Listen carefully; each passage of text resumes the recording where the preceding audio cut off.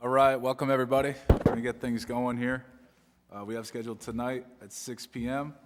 We're going to be interviewing applicants for appointments to the school committee.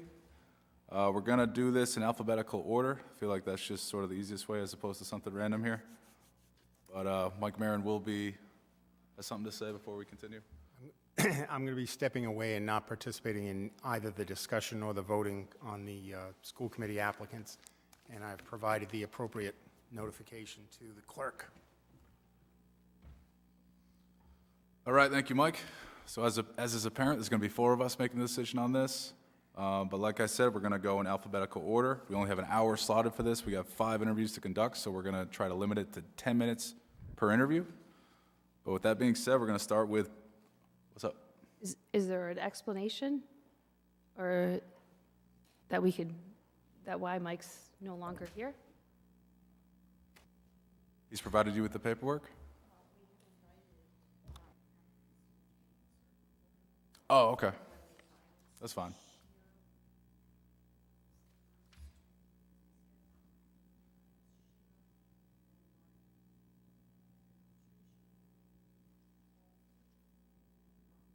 Got it.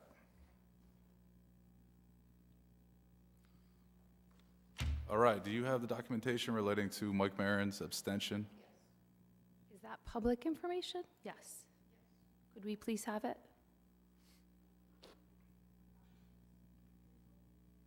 I don't.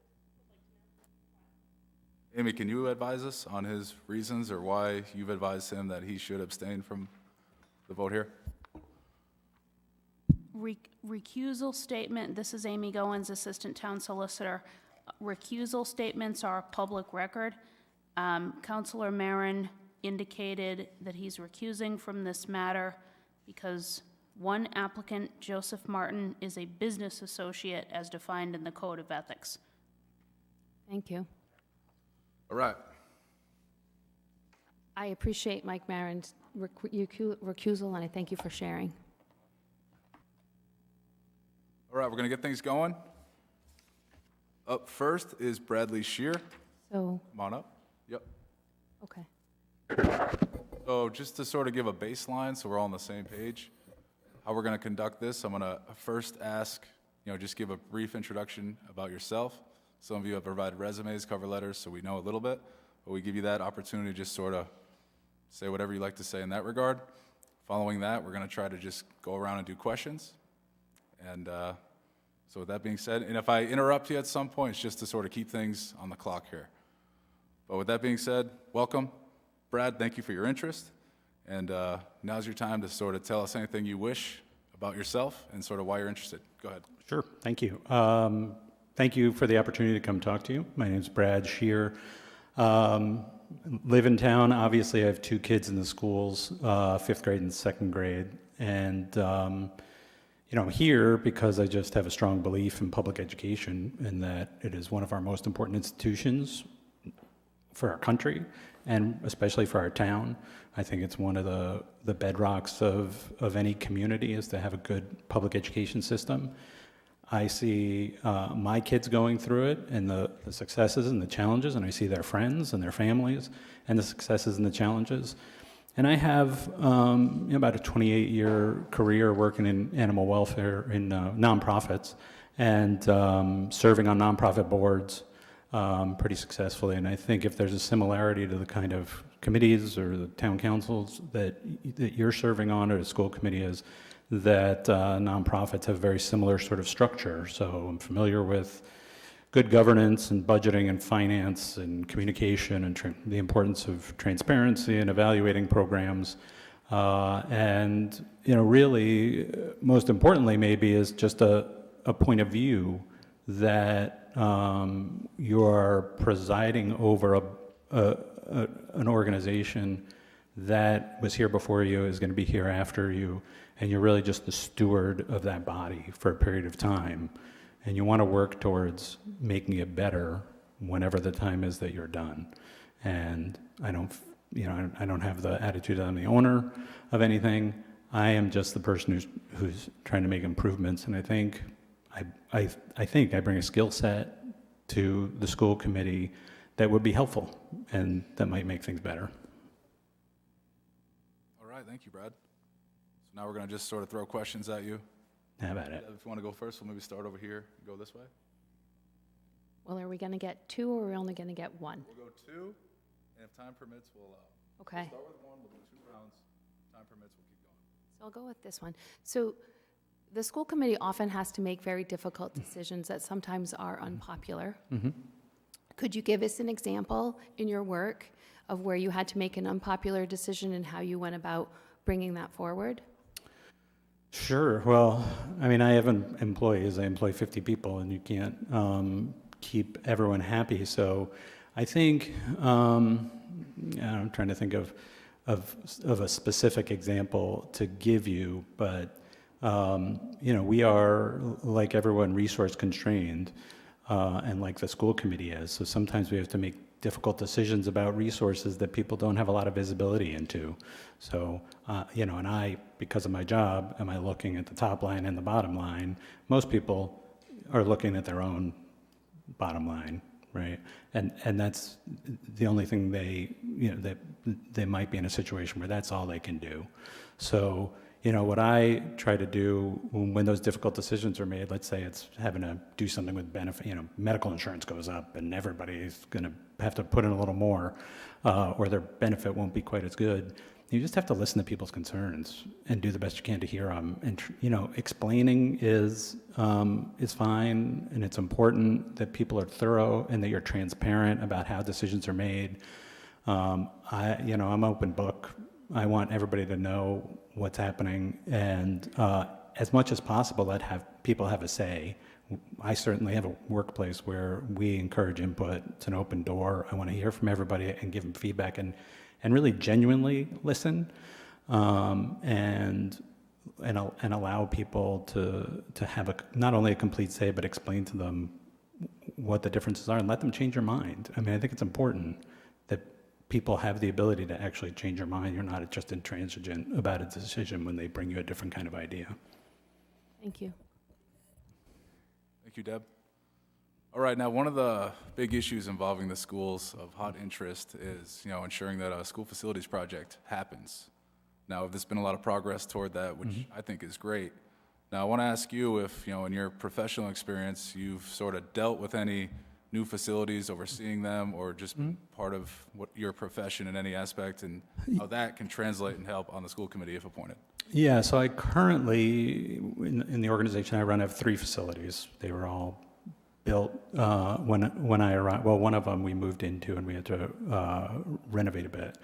I was involved in a building project. In my previous position, we built a $7 million facility, so not quite the scale of the schools, but starting from, I wish it were starting from flat ground. Wasn't starting from flat ground. The first thing we found out was that we had 8 feet of dirt that we had to remove and dig out because it was not buildable, and then had to go up another 7 feet. So first thing we did was bring in 15 feet depth of something that nobody would ever see or benefit from, which was a surprise partway through the project, right? Construction projects are going to deliver surprises to you.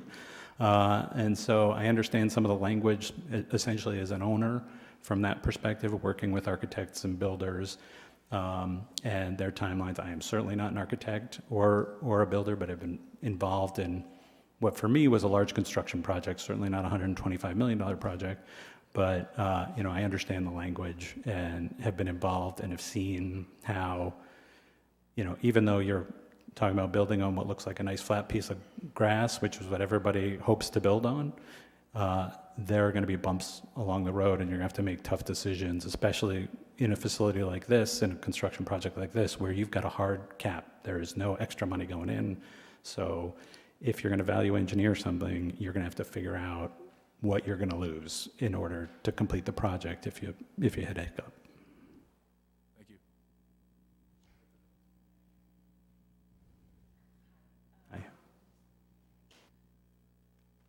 I just would like to know how, I'm sort of using the questions that were provided by the League of Women Voters to candidates earlier Nice. as a guide. So I'd like to know how you would ensure a diverse, equitable, and inclusive learning environment, and what are your thoughts on the teaching of African-American history or the history of marginalized peoples, like, for instance, the Narragansetts? Sure. Well, I should say I've been working with the beloved Community Advisory Committee. They're the folks who helped to write the anti-racism policy for the schools.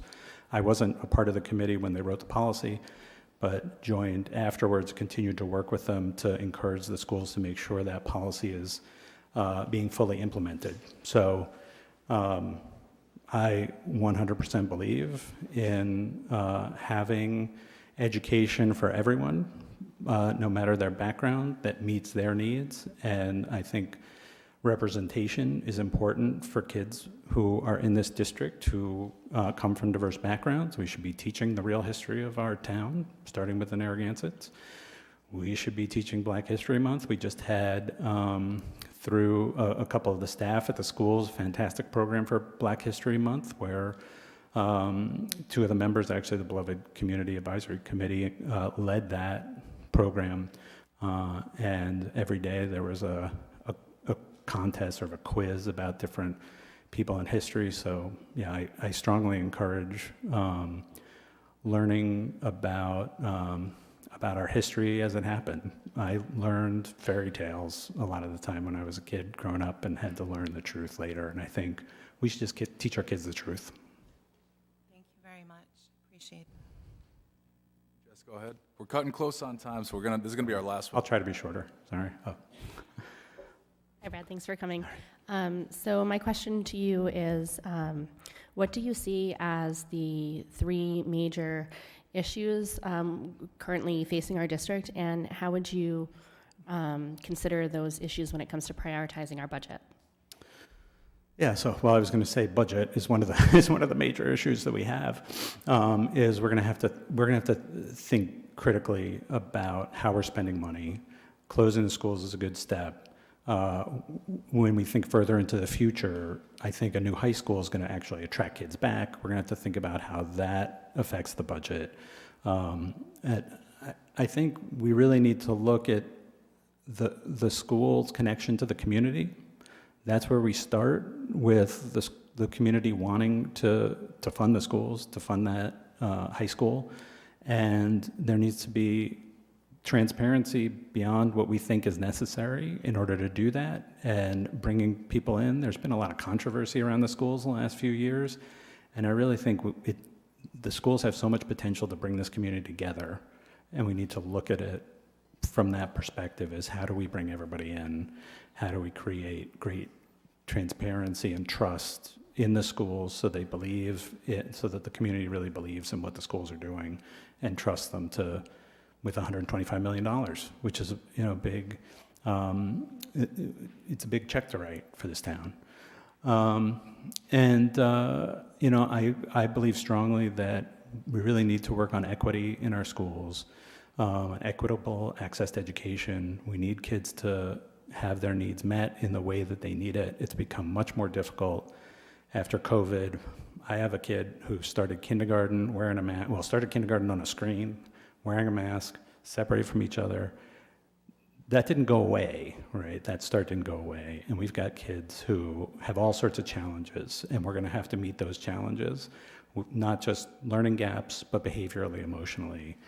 The kids who are going through our schools now have had a tough time. COVID hit them hard, hit a lot of us hard, hit them really hard. And the ESSER money is going away, but the problems are not gonna go away.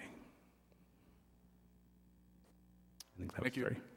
That's gonna conclude our interview, slightly over the 10, but thank you for your interest. Thank you. All right, next is Joseph Martin.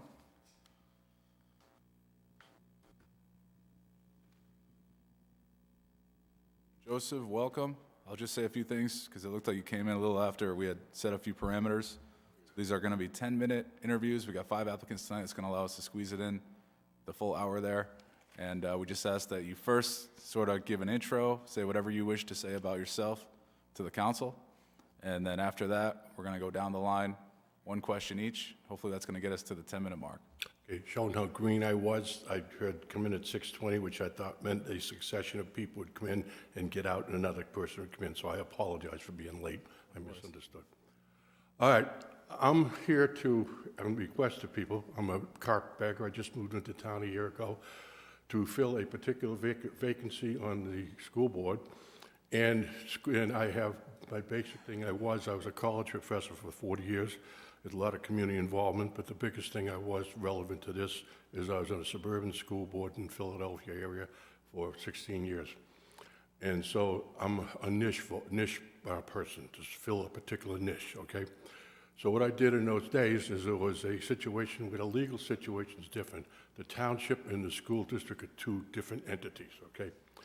But there's a lot of contention between the township and the school board. And the township had phenomenal amounts of control over the school board's activity through zoning and such like that. So because my wife has been a reporter, a lot of the township people knew me, as I did. And what had happened is the school district had done a very poor job of building a new high school. I'm an engineering professor, and a bunch of people had said, why don't you run for the school board? And there's different publics, okay? I want to harken back to my youth in South Boston where there was a Publix and the Catholic schools and so forth. Well, that still continued in Havertown, except the Catholic school community was collapsing. So over the 40 years I went there, it went from 40% of the kids in the Catholic schools to 10%. So there's different communities that didn't think they were being heard, and this is not a slur on anybody, but all of the school board members had come up through the PTAs, so they had no idea what the other people did. So that was me. I never actually had anything to do with that, but that was a community to represent. Now, what happened was that I would be working with the township all the time since they knew me, and I had a certain amount of stature as an engineering professor where a lot of kids were in my classes, to basically not supplant the architect at all, but to present our case to get stuff done as they went through. And that often did include some arguing, because now and again people would poke me and say, as opposed to a disappointed situation, you're an elected official, you're supposed to speak out of turn. That I learned pretty quickly as I came around. So I could advocate and argue with a particular township engineer in a way that the architect could not. And these are about larger, costly issues, like fixing environmental problems from the past, fixing traffic problems and so forth. And I would point out all the time, the Haverford Township School District and Haverford Township has exactly the same taxpayers. If you're trying to fix the problems on the past on our dime, it's your dime too. So let's go, let's that. So that I did for continuity meeting with the township, and a fairly easy thing to do, having been a college professor and an administrator there, working with true believers who were my friends for 40 years. Easy thing to do after you catch on to what the idea is, to make sure everybody gets heard, and then when a decision is made, everybody hears why that decision was made. Okay, that may not be always true. I'm not that familiar yet with the South Kingstown culture, but that's what we usually do, as long as people know it was rational. The other thing I do would be not to manage the construction. So I'm only here because a few people have asked me about getting the South Kingstown High School thing across to the voters, A, and getting it on time and on budget. So I'm not giving myself any credit of doing anything other than guiding, getting the right people. It seems like your architect last week, I heard, is fairly competent, but like I said, there's things that they can't say. But the whole trick is to carry the right people and fend off the bad guys. As far as education theory, I don't know anything about it. I'm not a professional educator. I'm an educator of professionals, okay? And so I would participate in all these discussions with the school board, but many of the people are infinitely more knowledgeable than me. So I'm not familiar with the details of the issue. I'm asking you to consider me on the resume, and that's it. All right, thank you, Joseph. Well, I want to applaud that you've only been here a year and you're willing to jump in and pitch in, so I thank you for that. So my question is, can you think about, so school committees have to make very difficult decisions a lot of times, sometimes they're unpopular. Can you talk a little bit about how you would bring a difficult decision forward in the community, how you would make? It's a lot, boy, I'm so ignorant. I don't know that the school board meeting's televised. Yes, they are. Okay, that's a lot about is behaving properly when you're being televised, to make sure you're not talking to each other, you're talking to the community. As I said, explain we've looked at every piece of the issue, and we come to it, and then sooner or later a decision is made. For example, is that we were tearing down one old school. It was defunct, okay? but people had a lot of emotion into it. And we had a site nearby to build a brand-new one. So we did spend the money and said so, to have 2 architectural plans, one for renovating the old school and one for building new. And they came out about the same money, but the old school, the 2 problems would be we would not have the layout that we wanted for the 21st century, A, and B, is what would we do with the kids while we're there? 2 years later, we redid the middle school with the kids in it. That was a logistical situation. And so I would spout in my school board my knowledge of traffic engineering just to get through the issue to say, we've thought about it. So a heck of a whole lot of that getting to the public is being honest and explaining it's an issue, and then making a decision. And if they don't back it, they vote you out. Thank There you. were term limits every 2 years. Thank you. A lot of what you say, I think we live in a bubble that we're the only community that has those things, and it's very similar to what we've experienced for the last 10 years. Thank you. Thank you, Joe, for submitting, throwing your name in the ring here. Now, I want to ask you a little bit more about your prior school board experience, particularly that when it comes to sort of overseeing and managing a school budget. Now, I'm guessing the budget there is a lot larger than the ones we look at here, but I just want to talk about sort of your general experience, maybe times when the school board had to make decisions to maybe modify programs or reduce because of spending limitations, sort of open-ended. Well, you would go through the cuts, which we did frequently, okay? I think we ended up 110 million when my last term was 6 years ago, something like that. And there are all reviews of whether programs are working. They have a life of their own. And I'm going to be politically incorrect for a minute. There was a Spanish language acquaintance one. It took a lot of the kids' time in the lower grades, took a lot of specialty teachers, and nobody could point at the end that it accomplished anything. So I was the first one to sit there and say, unless we can prove accomplishments, we're not cutting it, just cut money. We're cutting it because it wastes the kids' time. They got other things to do. So that's a different way to look at it and saying we only have so many resources, including time and availability, and the money kind of follows. So you'd be looking at things as simple as saying, how much are we spending per pupil? A perfectly logical thing to do in certain programs. And that allowed us frequently to offer pretty high, first time I spoke here was talking about the high school getting below a certain level of people so you can give all the opportunities to kids. I know that directly. I was a department head of an engineering school, that if we didn't graduate 60 kids a year, we couldn't offer all the options. Well, we were big enough and they had enough faculty who were sitting there and saying they were in semi-retirement, and I'm not sure how the union went along with this, but they did, and they'd offer specialty courses like dystopian literature, okay, whatever that is. I found out what it was at the time. But the idea is you're going to sit there and spend more time about what you get than what you pay for. And once you see what you get, and if you're not getting anything, the pay is irrelevant. So that was kind of my philosophy. We have to justify things that they produce something, because an awful lot of stuff in any kind of historical bureaucracy like a school is ingrained. And nobody can really say why we do it. So that's not really a direct answer, but it's close enough. Thank you. Are we getting something for it? I just want to kind of move things along here. We're kind of Sure. close to the time, so I'm going to move it on. Thank you. So, my question is more programmatic in nature, because I know my colleagues have excellent command of all the financial stuff. So how will you ensure a diverse, equitable, and inclusive learning environment? And specifically, what are your thoughts on teaching marginalized people history and/or African American history? Just like to know your thoughts on that.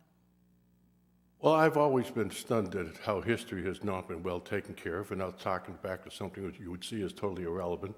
When I was in the Army 50 years ago, I was in Fort Bragg, and I'm sitting there and saying, why am I not in Fort Rommel? Why is this place named after a guy who was a West Pointer who aimed guns at me earlier? Okay, so I'd always been sensitive to it. I would have to say that I never had any specific. It was a middle-class suburban neighborhood. It had a considerable well-off minority population, a huge number of people from Asia and different kinds and so forth. So the most of the thing was to kind of acquaint these middle-class white kids with how the world really did work and how it will work. So it really wasn't, I just didn't have a whole lot of experience in serving marginalized people. It was to make sure that these kids didn't think that they had entitled to everything. Thank you. Hi there, thanks for coming tonight. So in South Kingstown, 76% of our property taxes go towards the school budget. So I'm wondering, what are your thoughts? How would you balance the need to provide a quality education with the need to respond to the local taxpayer burden? Well, this does not look like a community of renters. It's mostly a community of homeowners. Am I correct there? We believe so. Okay, there's nothing that raised the value of property like the schools. Okay? I mean, this is an anecdote, it's probably a wise-ass answer, but I'm sorry, I can't get around it, is that when I was listing my house in suburban Philadelphia there, I couldn't believe what the real estate listed it for, and she said, well, it's because of what you guys did in the school board. So if we don't give the value proposition to the people, then they're going to reject it. I mean, that's not a direct answer to that, but the point is what you get first, and then what it costs. If you don't need it, then a nickel's too much. All right, thank you, Joe. Appreciate it. Thank you for your interest. All right, that's now going to bring us to Alex Petrucci.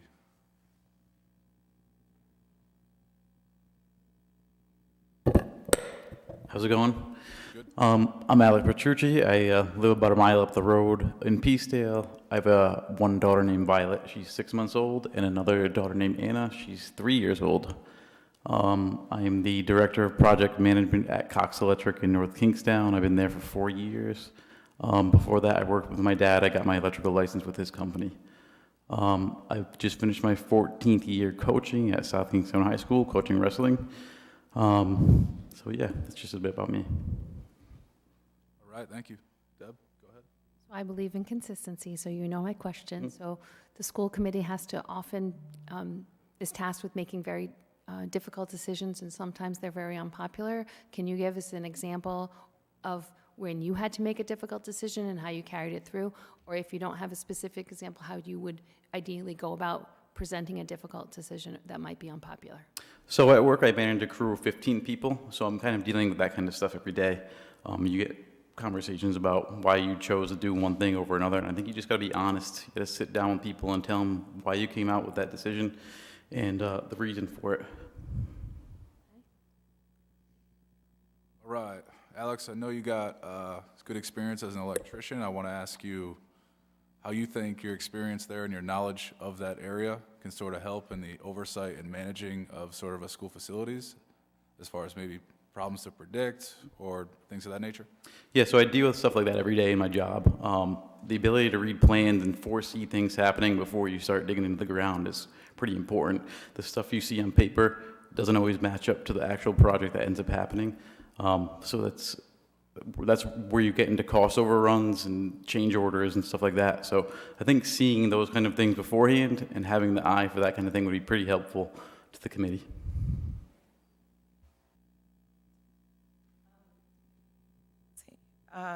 So Alex, how would you ensure a diverse, equitable, and inclusive learning environment for all students?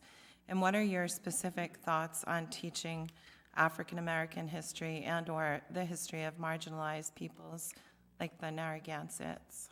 Yep, I think we should be teaching all history. I mean, history is history. As for equitable learning environments, I think we really need to start focusing on CTE programs. I know for me, I was not a structured student. I could not sit in a classroom and learn. I was not a straight A student. I was like a B or C student. And it was just more because of the structure of schooling. It's how I ended up into the trades. So there's a lot of kids involved with school that can't sit there all day and just sit there and write on a piece of paper or type on a computer. We need to focus focus more towards those type of programs for different kids, because not every child is learning the same.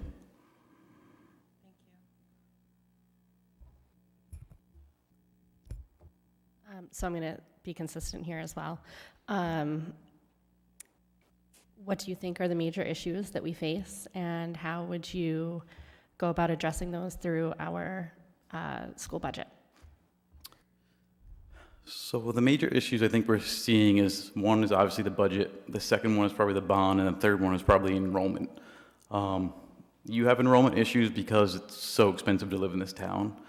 I feel like a very rare person to be 34 years old and have kids here. I feel like I'm one of the only ones around just because of the cost of everything.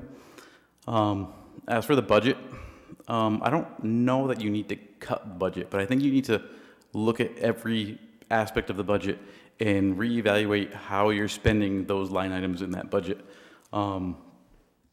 Things like transportation. Can we change transportation? Because we're always talking about why it's costing so much. I think this year it's close to $5 million. Can we get an opt-in program like East Greenwich does? A lot of people talk about East Greenwich and how their budget is $20 million less a year than our town with similar enrollment. East Greenwich has an opt-in program. Maybe that saves us $500,000, $1 million a year. We know the buses are half empty. We see the drop-off lines, pickup and drop-off are full. Just little things like that. Reevaluate every process that we're doing, every procedure that we have, and save money. If cuts come from looking at those, then that's the way it is. But if we're not doing each thing efficiently, then that's hurting the education for our kids and it's hurting the taxpayers. We have time for any other questions? We do, yes, go ahead. So can you identify any opportunities that exist for the school committee going forward? A very positive thing, like what do you think is going well, or? I think the school bond project is a good idea. I was really against that last one. I worked hard to not get it passed. I thought it wasn't really worth the $85 million that we were doing. I understand we need a new high school. I mean, I'm in the high school every day from Thanksgiving to the end of February.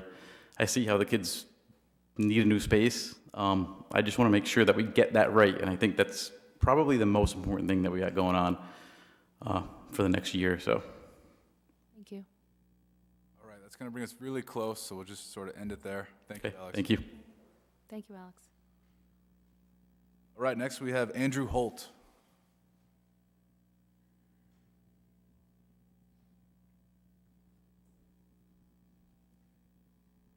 Hello, thank you all for having me. So just a quick introduction on myself. I've got 3 children. I got a 3-year-old, an 8-year-old, soon to be 9-year-old, and a 10-year-old. My 2 oldest are in elementary school at Matunic.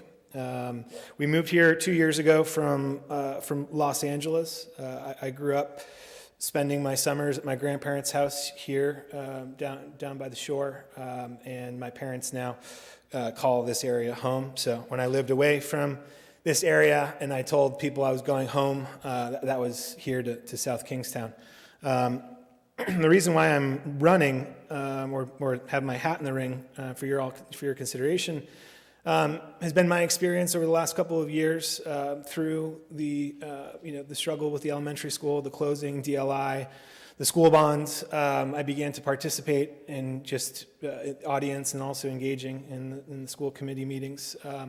We moved here from Los Angeles not only to be close to home, but to also have a community that we felt was a little bit easier to engage with, a school system that we felt was unique and different and had its own strengths and was really important to us in our selection. My sister moved back here about the same time. She moved up into East Greenwich and made her own choices from an educational standpoint, and we decided South Kingstown was best for our family. The other reason why I have my hat in the ring here is just my concern in general for the community and the community involvement in such things as the school committee, town council, town decisions. I also, as Brad mentioned, believe the education system is the bedrock of our country. It's challenged now. I think a lot of it has to do with financial commitments from towns. I think it has to do with community participation. One of those things that I see quite a bit are, my friends and the parents of my children's friends making decisions that I understand to an extent that are individually focused and choosing to find schooling outside of South Kingstown. I think there's been a lot of that recently, whether it be through neighboring communities, private school, through some of the religious schools that are available to the community. And I recently have gone through that process with my wife of trying to decide what was best for my family. And I had to kind of look in the mirror a little bit and understand that these decisions aren't just about myself and my family, it's about the community. And if I want the community to be stronger and better and benefit, I have to lean in and participate. Some of the negativity that I saw during kind of some of the school board, school committee meetings, not necessarily from the school committee, but actually from the community itself, was troubling to me. A lot of kind of the side conversations and parent pickup lines and elsewhere was troubling to me. I felt that people were quick to blame, weren't taking ownership in the issues, weren't leaning in to try to help solve problems. And that was something that I really thought was actually a big part of the problem, as opposed to some of the decisions that are being made. We understand that decisions have to be made. We understand restraints of budgets and other ways to engage. So that negativity and just the way the community is reacting and engaging has been a concern of mine over the last year, and a big part of why I'm here tonight. My background quickly, I'm currently in the media and entertainment business. I work for a media company, an executive at a media company that's actually based out in Jackson Hole, Wyoming. And I run the company of 40 plus people responsible for payroll, making sure people are getting what they need to feed their families. Individually outside of the company itself, projects that are multi-million-dollar projects for large media companies, television production and film production. So quite a bit of experience with teams of 60 to 80 people on one project. Those projects can be upwards of $5, $6, $10 million a project. And so have a very deep understanding of how to manage people, how to manage the budget, how to manage timelines, and also how to use creative problem solving to lean in and get things done. So that's a little bit of a summary of kind of all my key points. So I'll turn it back to you all for questions. Thank you, Andrew. Yeah. Go ahead, Deb. Hey, Andrew. I was just looking at all your content companies, and you really have worked for some big names like Ford, Toyota, so I was distracted for a second. I'm sure in your role as the chief content officer, you've had to make difficult decisions, and you know the question. So can you give us an example of how you've walked through a difficult decision that you had to explain to your team? They may want to go another direction, or it was unpopular, but you knew it was the right thing to do? Yeah, absolutely. I think in running any business, in any organization, leadership has to face. There isn't one company that doesn't face the challenges, and I think the biggest challenge you face is hard decisions when it comes to staff. I certainly have been in situations where we've had to do layoffs, had to sit across the table from somebody and tell them that they no longer have a job. Understanding what that impact is on them and their families, and knowing what we have to do it in order to make sure that everybody else is receiving their paychecks and that we're planning for the future and they're safe and protected. I've also been in situations where we've had projects, that people care quite deeply about, projects of, equity and diversity and things along those lines. Recently, multi-million-dollar project that got shelved based on our media partner, and I had to communicate back to the team what happened and why. It was, to an extent, a decision outside of my hands, but was a part of the process and then part of the communication back to our team. And I think some of my peers in the room have also said this. I think it's critical to manage communication, make sure people understand. If they were sitting in the same seat as I am, what those decisions look like and why those decisions are made, and just being honest. I think what happens is when people start to do things behind closed doors, quickly exit out the back door, a lot of questions, not only of why the decision was made, but the ethical nature of what went into those decisions start to get questioned, and there's no healthy environment for that to go on. And so I think it's critical to have good communication and not be afraid of making those hard decisions. Thank you.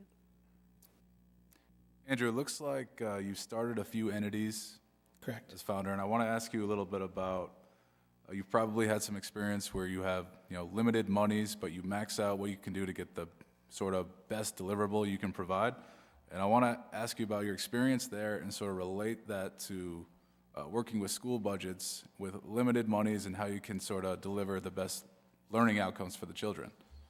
Yeah, absolutely. I think I think there've been very few projects where we've had all the money we wish we had to make them come to fruition. So I think a lot of that comes down to creative problem solving. I think it comes down to forethought, planning, but then when things go, in the wrong direction, using kind of creative problem solving to move forward. And that takes time to roll up your sleeves and figure out the right solution. I think it's not a defeat when things don't go your way, and you have to get creative. I think that's when things actually get interesting. And I think at that point it's just a matter of leveraging everyone's skill sets, making sure you're optimizing everyone's skill sets, making sure they're positive and they're excited and they don't lose sight of the goal, and focusing them, relying on your own expertise is, project management, in my case, producing, but then also relying on them and motivating them to step up and do the best they can, even though they may be facing some adversity on a day-to-day. So I think that pertains to the school system and what our kids face. I know there's a lot of frustration with communication and understanding from teachers and school staff on what's been going on lately and how things have been done. I think it's just reminding them of what their job is and the importance that they have with our students on a daily basis, and continuing to keep them motivated and energized and communicating effectively with them. All right. Thank you. Become sort of ground zero for some cultural discussions, and I'm just wondering how you'll ensure a diverse, equitable, and inclusive learning environment, and what your thoughts specifically are on teaching African American history and the history of marginalized peoples.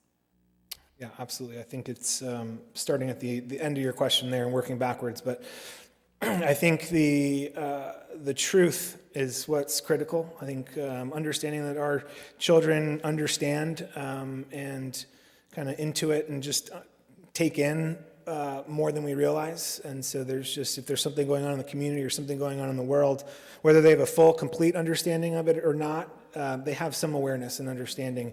And I think trying to hide them from that or keep them away from that information, is the wrong choice. And I think it's critical to make sure they fully understand all the aspects of, how we live in the world we live in, and how we came to be in this place, and all the things that were right that got us here, and all the things that were wrong, we could have done better, and that we can still do better. And so I think that's critical. I think as it pertains to diversity and equity in our school systems, I think it's absolutely critical. I think that's one thing, frankly, that I miss for my children moving from Los Angeles here to South Kingstown, is the diversity that they did see back there versus what they see here. I think it's important that we continue to do what we can as a community to diversify and to make education more equitable. I think the aspect of it is, is twofold. It starts in the staff, making sure the staff is diverse and that there's equity and balance across those that are working within our school system, so that there's an inviting and accepting, environment. I think there were certainly some issues and some concerns that came up with the loss of the DLI program that pertained to that. There was some good, positive, improvements when it came to diversity and equity in the school systems that we may have lost because of those moves. But I think it's critical, and everybody should feel like they have a seat at the table when it comes to education. But the actual fundamental aspect of diversity within the community, it's a school committee issue, but it's also a larger community issue that has a lot of layers to it as well. So I think it's a multifaceted issue, absolutely.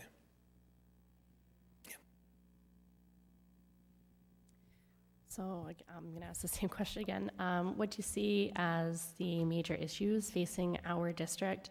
And then how would you balance the need to provide a quality education and address those issues while also responding to the taxpayer burden?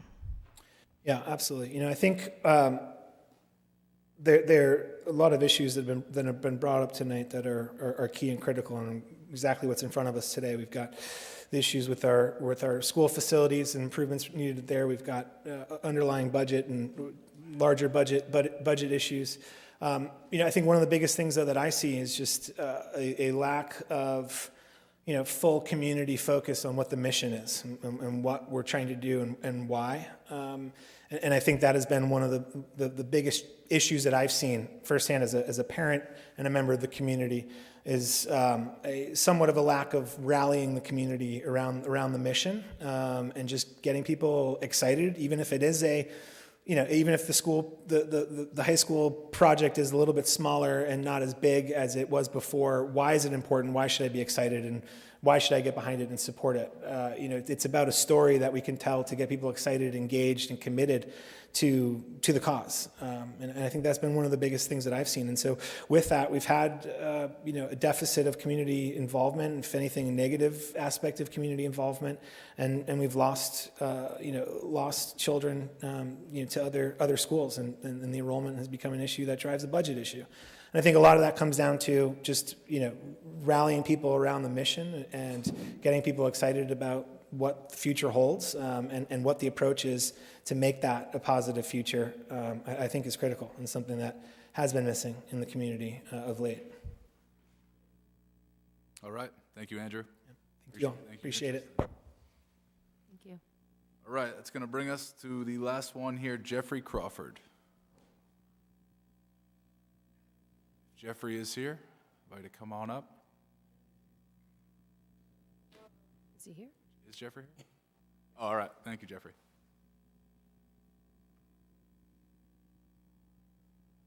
Come on up, Jeffrey. And since you just walked in here, I'll sort of give you a little outline how we're doing this. Okay. So we're limiting these interviews to 10 minutes. We ask you to sort of start by just giving us information about yourself, whatever you wish to tell us. And then we're going to go down the line and ask one question each, and hopefully that's going to get us to the 10-minute mark. Okay, very good. With that said, floor is yours. So I moved to South Kingstown in 2020. Went to school at Cheraho High School. Graduated URI in Bachelor of Science in Chemical Engineering, and then went to work for the Providence Fire Department for 27 years. Retired from there in 2010 as chief of EMS. Came back to URI and got another bachelor's degree in nursing. Was a nurse for around worked at a place called Anesthesiology Incorporated, which provided anesthesia to women at Women and Infants Hospital, both during labor and during operations. Stayed there until I moved here. And when I moved here, it was a little bit far to drive there, so I went to work for South County Hospital, and I worked there until I retired. So, right now I'm retired, have excess time on my hands, and decided to, saw that there was a vacancy for the school committee, and decided to put my hat in the ring just in case you needed extra people to help with that thing. And it seems like there have been problems with the school committee and budgets and building schools and demolishing schools. So I'd throw my hat in the ring and see if there's anything I could do to help there. That's it in a nutshell. Awesome. Thank you, Jeffrey. Thank you for coming and interviewing. So my question for all of the candidates has been the same, that school committees often are tasked with to make very difficult decisions. Sometimes they're unpopular.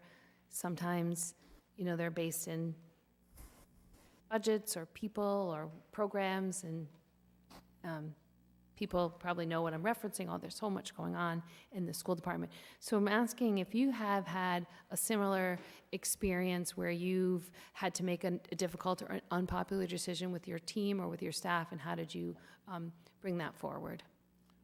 Well, we had to work, let me start by saying that the Providence Fire Department is an old institution.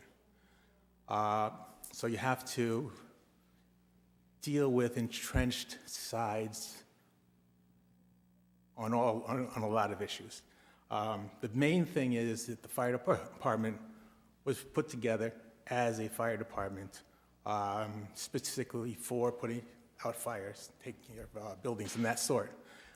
EMS came into it in the 70s, and is looked at as sort of a stepchild to the fire department.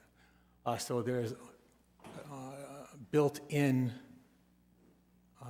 antagonism between the two sides, and that happens throughout the country because all the stories are the same.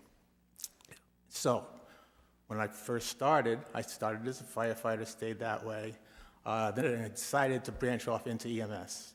Not a popular decision with most people. Most people would rather stay on the fire side. But I was drawn to EMS. So all during the career of EMS, there are a lot of tugging at you. And I found that the best way is to discuss the differences, because at the end of the day, most people do not want to be antagonistic towards you. And if you can speak to the problem, not speak to the person as a enemy, speak to problem as a problem, you can, most of the time, figure a way to work forward. And I think that that kind of philosophy would transfer well into the town government, vis-a-vis the school department and the citizens, town council. So yeah, there have been conflicts that I've had to both overcome personally and with my peers and with my subordinates. So yeah, Thank you. you're welcome. Jeff, now you have some great experience. I want to ask you particularly about all the relevant experience you've had with respect to budgeting and managing financial statements or working within a limited sum of monies to sort of run an operation, whether it be EMS or something similar. You just talk about that experience and how you think that could translate to being on the school committee? Well, budgeting is that's a tough one. Everybody wants services and nobody wants to pay for services. The old adage in the fire department was nobody wants to pay for a fire department until their house is on fire. And within the city, so the fire department has to work with the city council. There are a lot of things that the fire department wants, a lot of things the fire department needs, a lot of things the fire department needed yesterday. So what we had to do was just prioritize the things that we could do, the things that we could work out with the budget, within the budget, with the town, with the city council, and work for there. You're never going to get 100% of what you want. It just doesn't work that way. There's not enough money to go around. So yeah, we had to compromise, and the whole thing is based on compromise. You have to determine your priorities, what's most important to you, what's most important to your constituents, and fight for those things. The things you want get pushed down the road.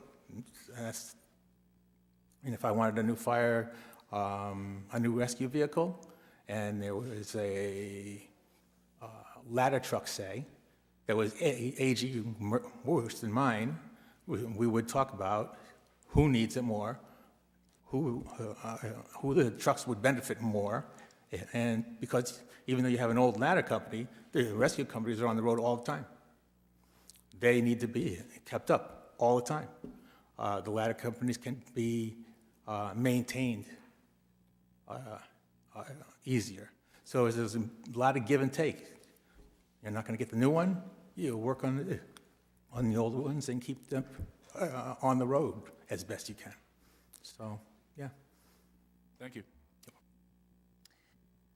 How will you ensure a diverse, equitable, and inclusive learning environment? And what are your specific thoughts on teaching African American and marginalized people, the history of that in our schools? That's good. That's a timely question. I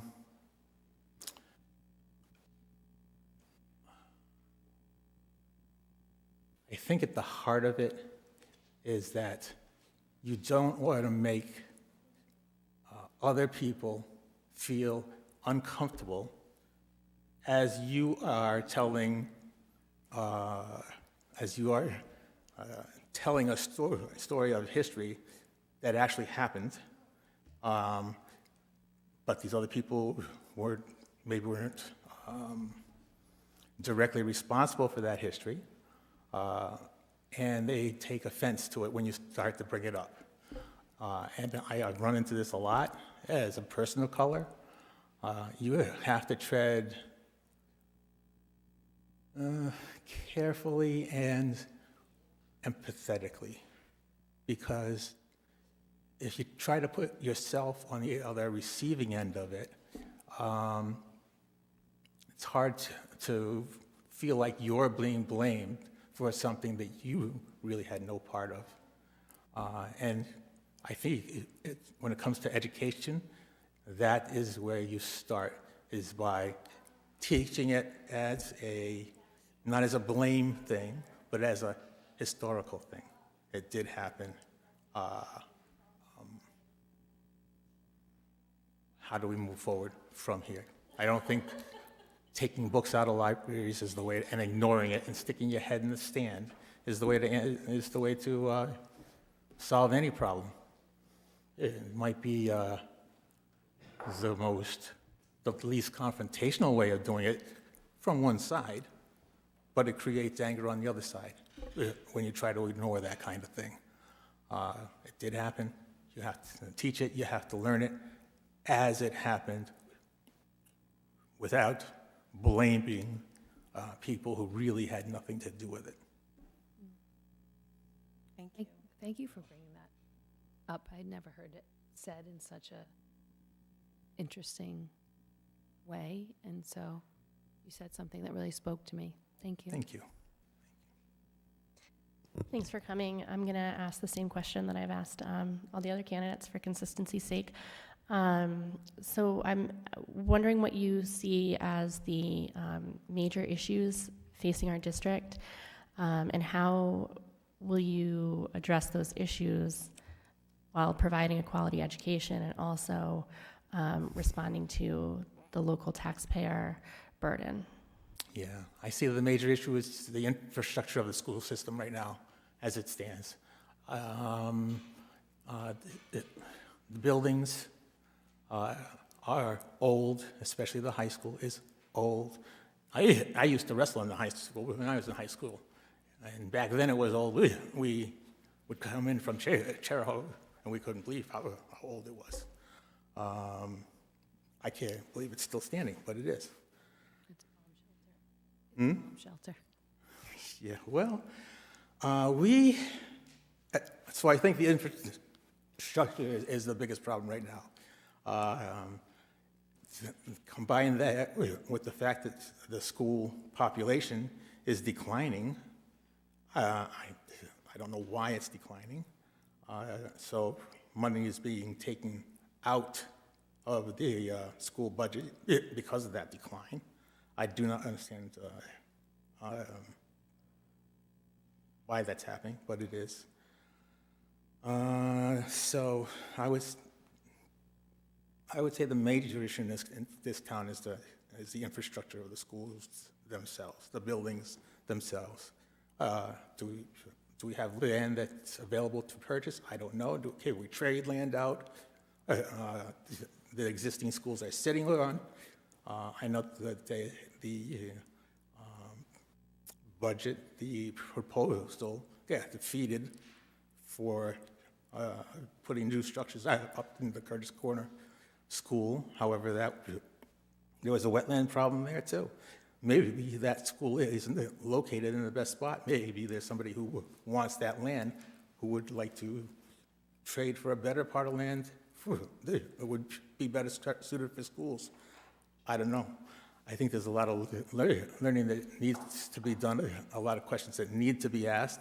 I don't think that the schools as they are should be carved in stone, where they are should be carved in stone. So,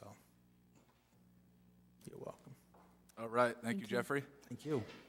And that's going to conclude our interviews for the school committee positions. Thank you all for your interest. We appreciate your willingness to throw your head in the ring here, and you should find out relatively soon.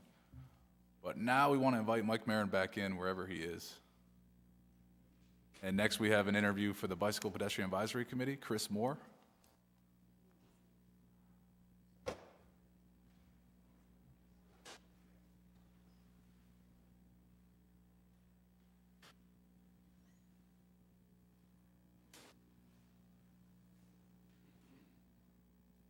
Chris, come on up. First off, welcome. Thank you. Thanks for having me. Interest in wanting to join the BPAC. Use this opportunity to sort of tell us more about yourself, why you're interested in joining the group. Yep. And maybe some questions will arise from there. Okay, sounds good. So yeah, I've lived in South Kingstown for just about 2 years, so fairly new, but we are kind of getting established here. I have a young family. I'm a cyclist myself, and looking for ways to kind of be involved in the community. I am acquainted with Kenny Burke on the committee, and he was telling me about the project and some of the work that they're doing, and it seemed like an opportunity to kind of get involved, help out, and it intersects with some of my experience and interests, and just kind of being involved. Excellent. Any questions for Chris? All right. You're off easy tonight, Chris. Perfect. Thank you. All right, we're now going to turn to our work session here. At this point, I'll turn it over to Town Manager Jim Manny to walk us through the agenda.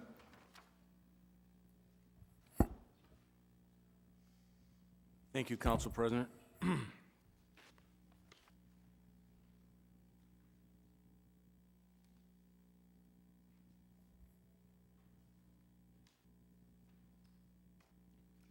Go to page 3, section 7, public hearings. We have 2 public hearings this evening. One's been continued since the last meeting. It's related to the creation of a cannabis overlay district. We have Director Jamie Rabbit, the planning director, here this evening to discuss really 2 options to the council. One that was presented to you 2 weeks ago, and then one that has been modified to give you the second option. And that will be presented to you when that public hearing comes up. The second is a cottage community zoning ordinance, which really is just, it would extend the sunset provision for 2 more years from when it was passed before. On the communications, 8A, it's a letter from a Mr. Richard Youngkin, the acting chair of the Historic District Commission, requesting the town council to seek enabling legislation in support of a local demolition delay ordinance. My first question was, well, what does that mean? And really what it means is that if it would prevent a building in this town from being knocked down or demolished prior to a study if it was truly in the historic district or if it had any historic value. B, the Charleston Town Council would like support through a resolution for the full funding of a categorical transportation aid regarding in Rhode Island general law. In reading this correspondence, it appears that Charleston's budget was cut drastically through the General Assembly on transportation of students, and that they're asking this town and other towns to support a resolution against that general law. C, once again, it's the Charlestown Town Council regarding support, a resolution for support, an act relating to waters and navigation. In the past, there's been some issues with the clarity of where these boundaries are on our coastline, and I think this CRMC Act relating to waters and navigation would provide relative to identifying the shoreline access that the public can use. So it's really for clarity of what this shoreline is and the rights for people to go onto the shoreline.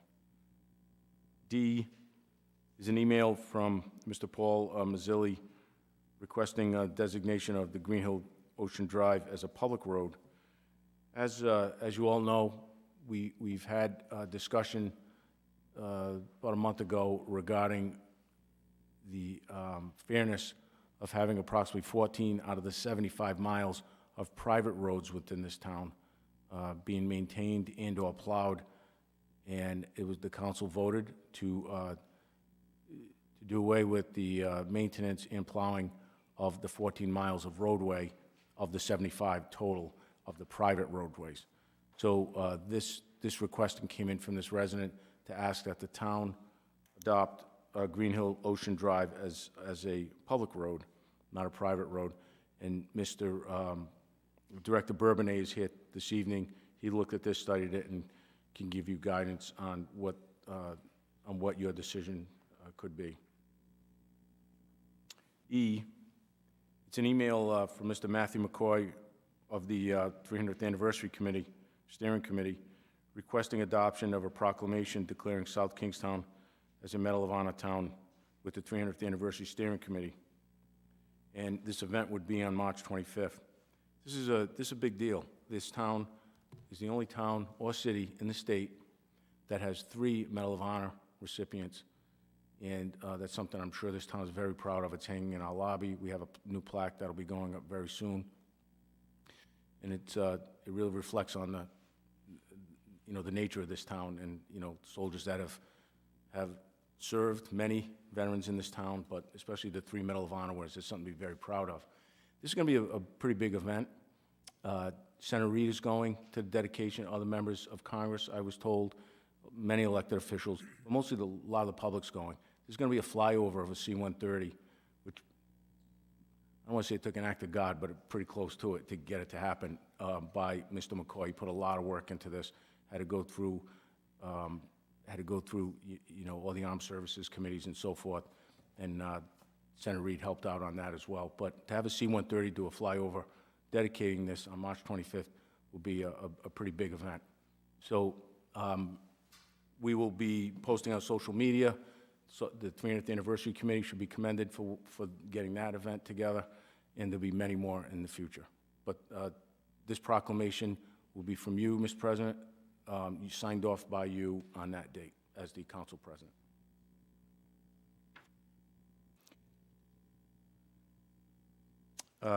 New business. It's Girl Scout Week, March 12th to March 18th. We're on section 12. And, well, let me back up. I'm sorry. Section 9, the town manager report. We have the school building committee, which I'll give very brief on what we're doing this week. Thursday is a school building committee meeting. Saturday is a forum to discuss the high school specifically on what. Now we go into the design phase for the second phase of this project that the council, has voted on, 5-0. So that'll be Thursday this week, school building committee. Saturday will be a forum at the high school. I'll jump ahead to new business again. Girl Scout Week, March 12th to the 18th. They're here this evening to lead us in the Pledge of Allegiance. I would respectfully ask that that be brought right up to the front to get these young ladies home in this bad weather.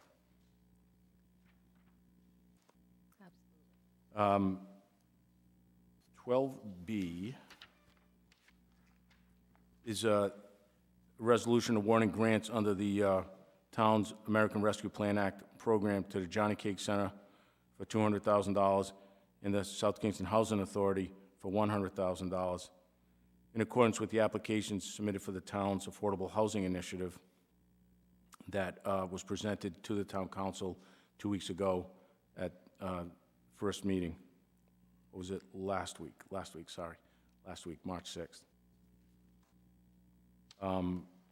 C is, once again, awarding grants under the town's American Rescue Plan Act for human services to outside agencies, as it was discussed by the town council last week as well.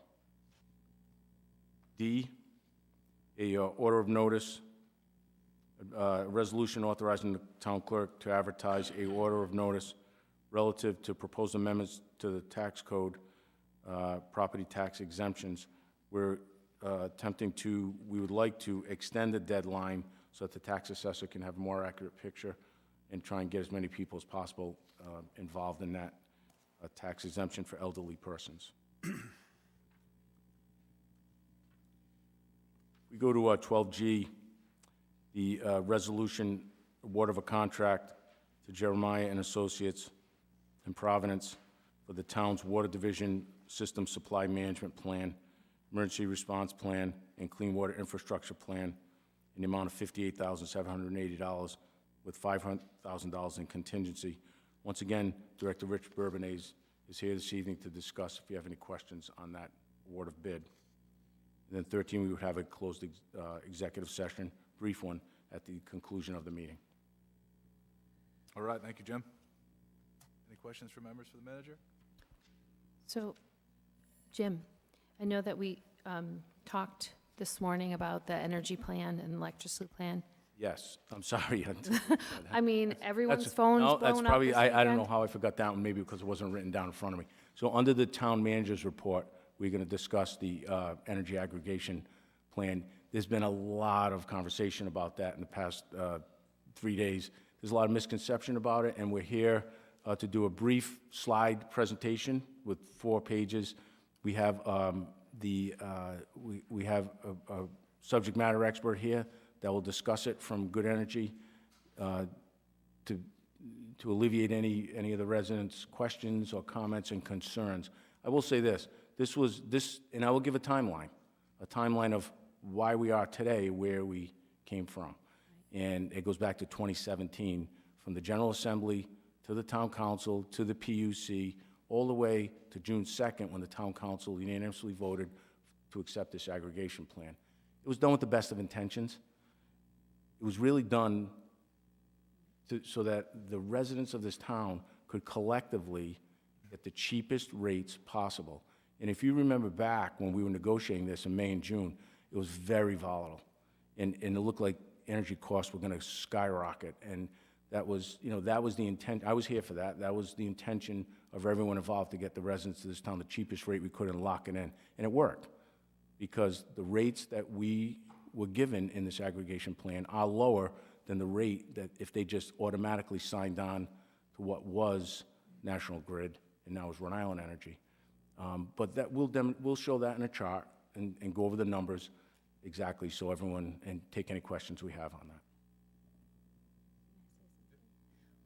First, I want to thank you for pulling together a PowerPoint, because I do think we started talking about this Friday, and you were out of the office, and we've spent the weekend talking about it, and then this morning, and I really appreciate it. I was able to forward a few questions from people who are asking questions.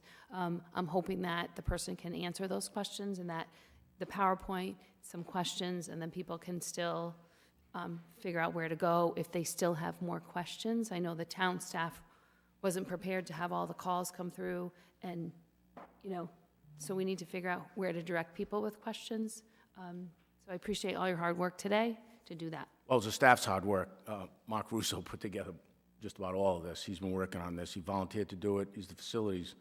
His new title will be Facilities Director very soon, but he's a superintendent right now of facilities. But he worked on this hard. I can be honest with you, we caught off guard by it. We had a forum last week, about 70 people went. We thought we answered all the questions. A lot of mailers went out, a lot of questions went out. But once you really saw that here it is, here's this new plan, many questions came up. And I think once they hear from the experts that are going to be here tonight, they'll feel more comfortable. They can opt out of this at any time. They don't have to do this. But once again, this was done with the best of intentions. 6 towns came together under this aggregation plan. Narragansett's one of them, Providence. And, we were strength in numbers. By putting together these 6 towns and cities, we were able to negotiate a very reasonable electric rate. and there's 3 options they can pick, and they can opt in or opt out of any of the 3 options that are offered by this company. So just a question, is it okay? Go ahead. So we are moving up the Girl Scouts to the beginning. Are we also going to be able to move up the energy presentation? Because I think people are, it's hard to predict when to tune in if you're not here. So is it possible to I'll move it up? defer to the town council president on that. So we'll move the Girl Scouts up, then we'll move right to the town manager's report. You can start with the school building committee, that'll be quick. Move to the energy aggregation, and then we'll get back on track after that. I think so. Sounds Work? fine. Appreciate it. Any other questions for the manager? No. Did I see that we had a meeting on Wednesday, or am I just imagining? We do, okay, good, okay. Cool. Just want to make sure, okay. Budget meeting. Jim, just one note with respect to item 12C and for Amy. When I had talked with Mike Ursillo about carving out the Chamber of Commerce as for separate consideration, because I'm not going to participate in that, and I gave Susan the recusal form. Thank you. We did discuss this today. Thank you. Any other questions? All right, we'll take about a 12-minute recess.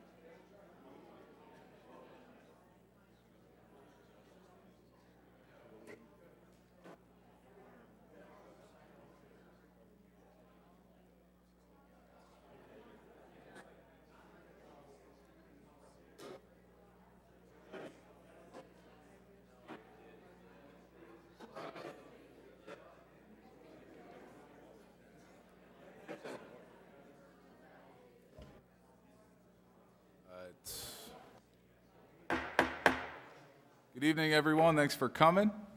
I just want to welcome you all to Town Hall. This is a regularly scheduled Town Council meeting today. It's just after 7:30, and we always start with the Pledge of Allegiance, but we do have the Girl Scouts here tonight, so I invite you to come on up, and they're going to lead us on this one.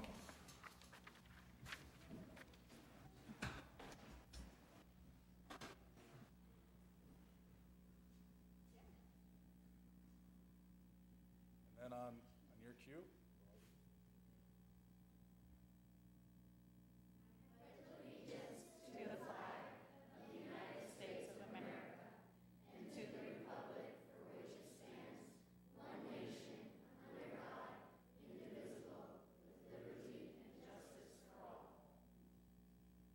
Then you guys want to take a picture together?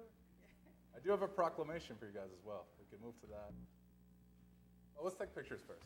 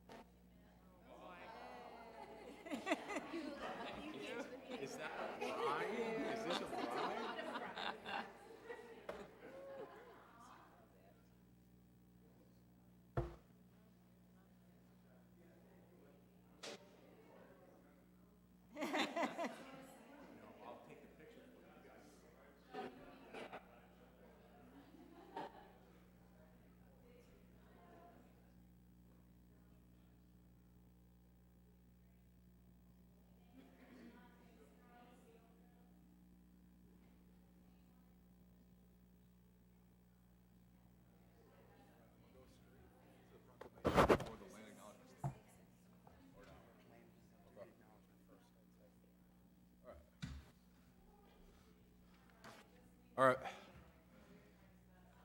Next, we have the land acknowledgement statement, so I'm going to read that first.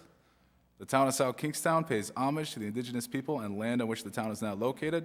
Let this acknowledgement serve as a reminder of our ongoing efforts to recognize, honor, reconcile, and partner with the Narragansett tribe, whose land and water we benefit from today. All right, next we're going to move to item 12A. That's a proclamation here.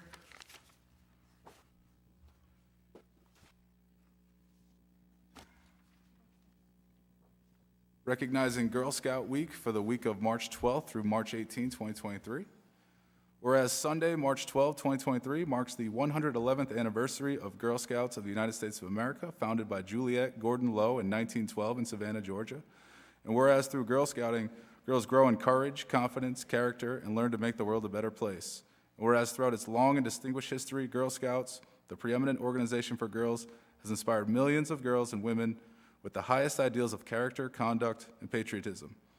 And whereas Girl Scouting takes an active role in increasing the interest and skill levels of today's youth in math, science, and technology careers, and to fulfill our country's economic needs. And whereas through participation in Project Undercover, a council-wide community service project, every girl will learn that she can make a change for the better in her community. And whereas the Girl Scout cookie sale is the world's largest girl-led business, teaching financial literacy to girls of all ages.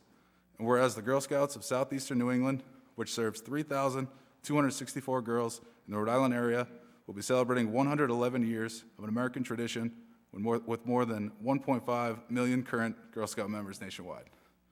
Now, therefore, we, the Town Council of the Town of South Kingstown, do hereby proclaim the week of March 12 through 18, 2023, as Girl Scout Week in the Town of South Kingstown, and urge our citizens to support Girl Scouts in their endeavors. So thank you. There you go. Thank you, guys.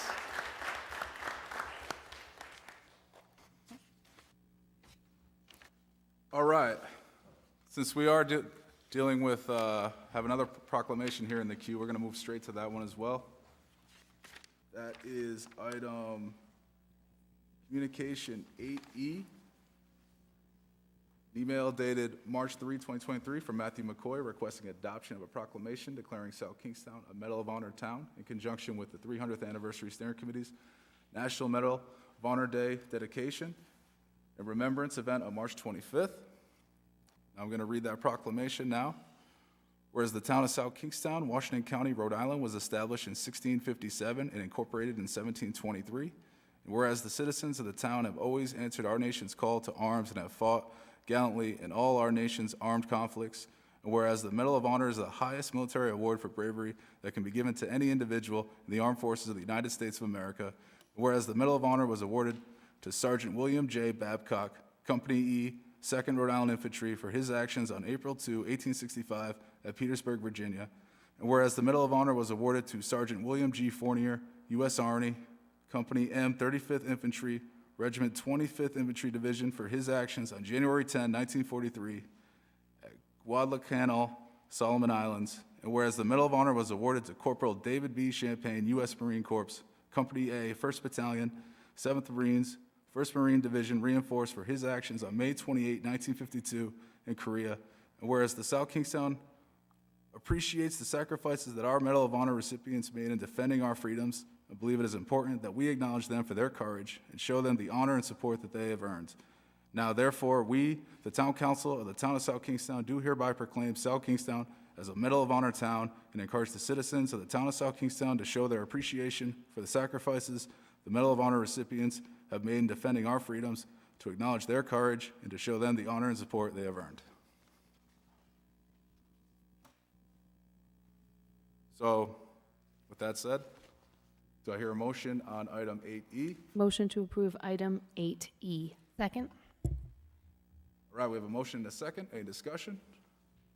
I will just say that we are the only city or town in the state of Rhode Island that has had 3 Medal of Honor recipients, so something to be proud of here in SK. But, So go ahead. I just want to make sure that we said it quickly, but we want to just make sure everyone hears that on Saturday, March 25th at 9:30 at the Contemporary Theater, there'll be a large event recognizing all of the recipients. I think it will be live streamed. I know one of the co-chairs of the 300th anniversary is here. Hopefully, maybe she'll do a commercial during the comments from interested citizens as well. But I just wanted to make sure that everyone is either invited or can participate by watching. All right. Thank you, Deb. And we have a couple of representatives, veteran representatives to receive the... Yeah, I invite you to come on up, so I can hand you this proclamation. Good evening. My name is Mark Phillips. I'm a 30-year Navy veteran, retired. And our March 25th event is going to be a huge event. It's going to be a national event, I think. And we have 3 Medal of Honor recipients from the town of South Kingston, which is more than most towns in the whole U.S.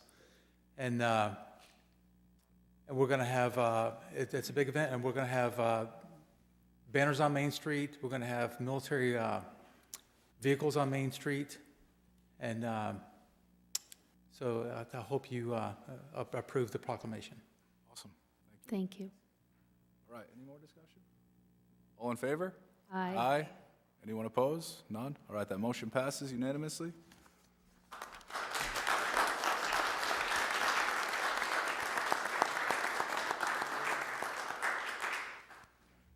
All right, that's going to move us to item 3, roll call. Sorry, we should have done that at the beginning. It's all right, we're doing everything out of order tonight. Council President McEntee. Here. Council Vice President Marin. Here. Councilwoman Bergner. Here. Councilwoman Alley. Here. Councilwoman Rose. Here. All members are present. Thank you. All right, that's going to bring us to item A, approval of minutes of previous meetings. Motion to approve item, sorry, I lost my place, 4A, B, and C. Second? All right, we have a motion and a second. Any discussion? All in favor? Aye. Anyone opposed? No, that motion passes. All right. For the sake of interest and those who have shown up here for certain issues, we're going to move the town manager's report right up. That's going to entail an update on the school building committee as well as an update on the energy aggregation plan. So with that said, Jim, go ahead. I'll have Director Murray just come up to go over the school building committee. Basically, we have 2 meetings this week. One is Thursday night, which is a standard school building committee, and I'll have them discuss that, but Saturday's a forum that I'd like Luke to talk about the time and the location. Sure. So Saturday, we will be having a community forum. We invite anybody in the room or watching around town to come join us at 9 a.m. in this high school cafeteria. Should be a great event. Phil from Studio Jade has an interactive presentation on workshop plans, so everyone can have a part in helping design the new high school, which we know is looking to be at Columbia Street, and really looking at the building, campus design, and what's going to go on there. So we're encouraging people to participate and get engaged in the project. This is the first step. As everyone knows, we are moving in the direction of a referendum. I have met with bond counsel. They are drafting legislation that is moving forward, so we're on track there. And I encourage anybody here to attend this week's meeting of the building committee on Thursday if they want to get updates and the latest information. Anyone have any questions? I just have one question. The school building committee itself, will it be expanded as we move into the next phase? Because I do believe that there are some talented people in the community that would like to participate. Is it possible to add? Because I do believe it's lacking in some areas that would be helpful if we put some additional skill sets on. So my only advisement would be to wait through the stage 2 report, because essentially the core typically has to remain intact through the process. Because RIDE has specific requirements, you can move members off. I would defer to the solicitor as far as expansion of this committee. I believe you could, but that's a charter issue. I'd need a moment to review those RIDE regs. My understanding is the membership of the school building committee is set partly by RIDE regs and state law, by our charter as well, but I can't speak right now to the adding members. I'd need some time to review that. That's fair. Thank you. RIDE typically falls back on the charter, so I know RIDE wouldn't be the limiting factor on that one. Right. I think it's more of the minimum members. I think if we wanted to, I'm not proposing this, adding lots of people, but there are some people that we could potentially add, and I think it might be, I just didn't know when that would be. So if you're recommending adding in stage 3? Yes. So in June? Thereabouts, yeah. Okay, thank you. Thank you, Luke.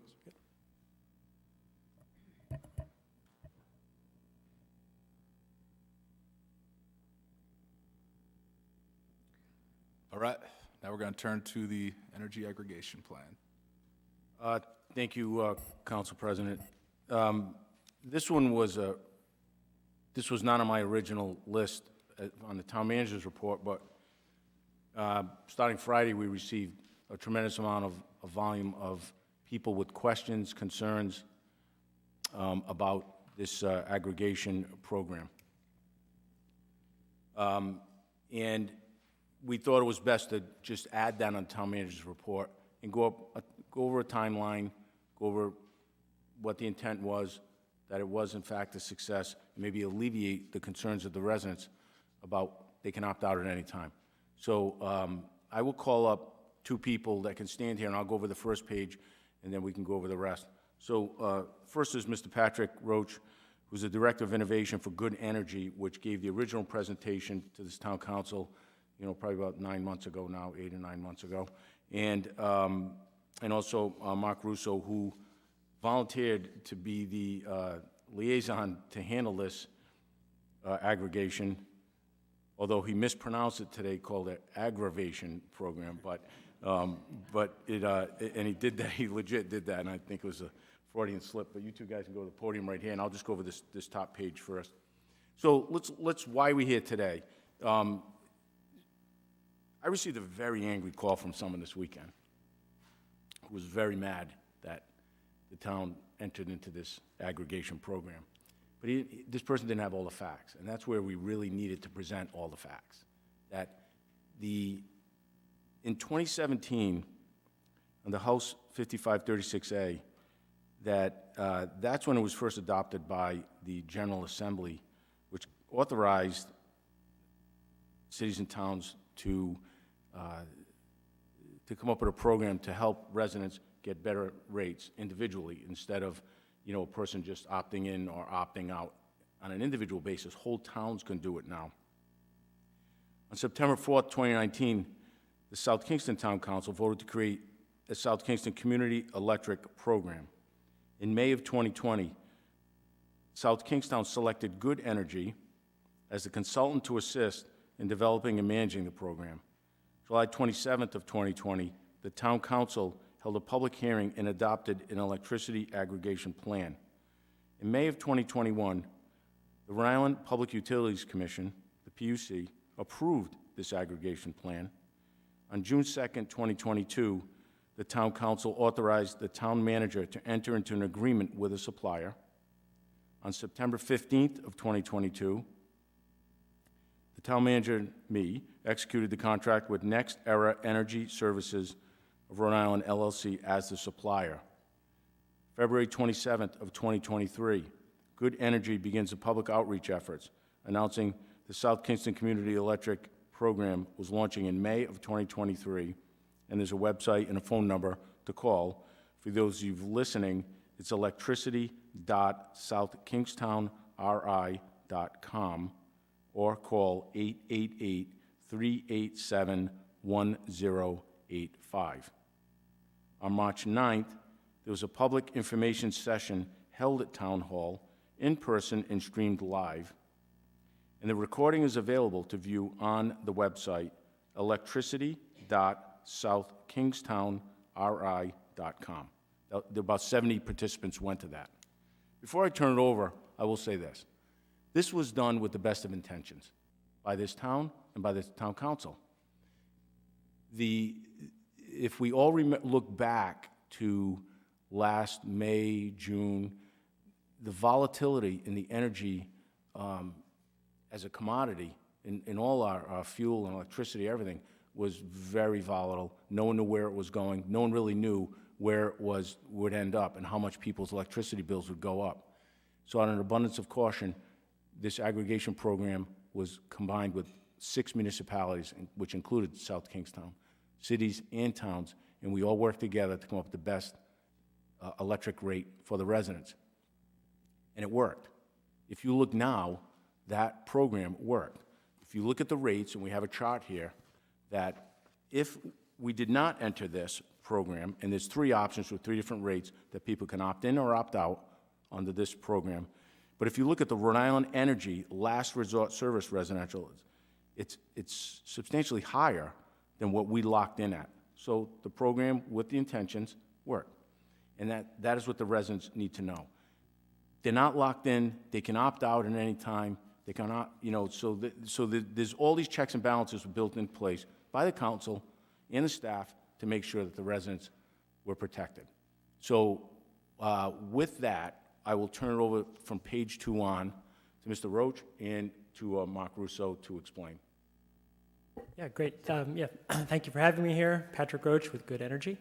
So I just wanted to touch on the timeline that we just walked through. That does go back pretty far. And one of the, I think one of the reasons for that is South Kingstown and these other 6 communities are part of the first wave of communities to implement this in Rhode Island, which I think is really groundbreaking. It's really tried and tested just over the border in Massachusetts for many, many years, and we run many programs up there. But part of what you see with this timeline is a process of, when you're the first, sometimes things take a while. So, between you approving your plan locally and the PUC approving it, that was a pretty long time. But that was the first ever time the PUC approved a plan. So things take a while. Similarly, once you were approved, we had historic market volatility, but also we were attracting suppliers to the market for the first time. So it's been, I think, a slow and steady kind of consistently making progress. And I think the other thing you can really see from that is a lot of public involvement. The plan is a public document, and trying to just move that along as fast and as responsibly as we can. If we go to the next slide, we have these are the products or the electricity choices that are offered in the program. What we're showing here are the residential rates, and you can also see on the far right is just a comparison to the utilities price, which was, they were National Grid, now Rhode Island Energy. What I want to highlight first is that the plan that was approved highlights that what the town is looking to do with this program is to both get more competitive electricity rates, as well as bring renewable energy on board faster than the state standards. Looking to do those two things. So the plan has 4 products or 4 choices, but there's one that is the default for automatic enrollment. So that's the one on the far left. It has the one green leaf. The idea here is it has a little bit extra renewable energy, and we're able to make it cheaper than the utility option. So the idea is that that's sort of a win-win for people, and that it's accomplishing both of those main goals of the plan.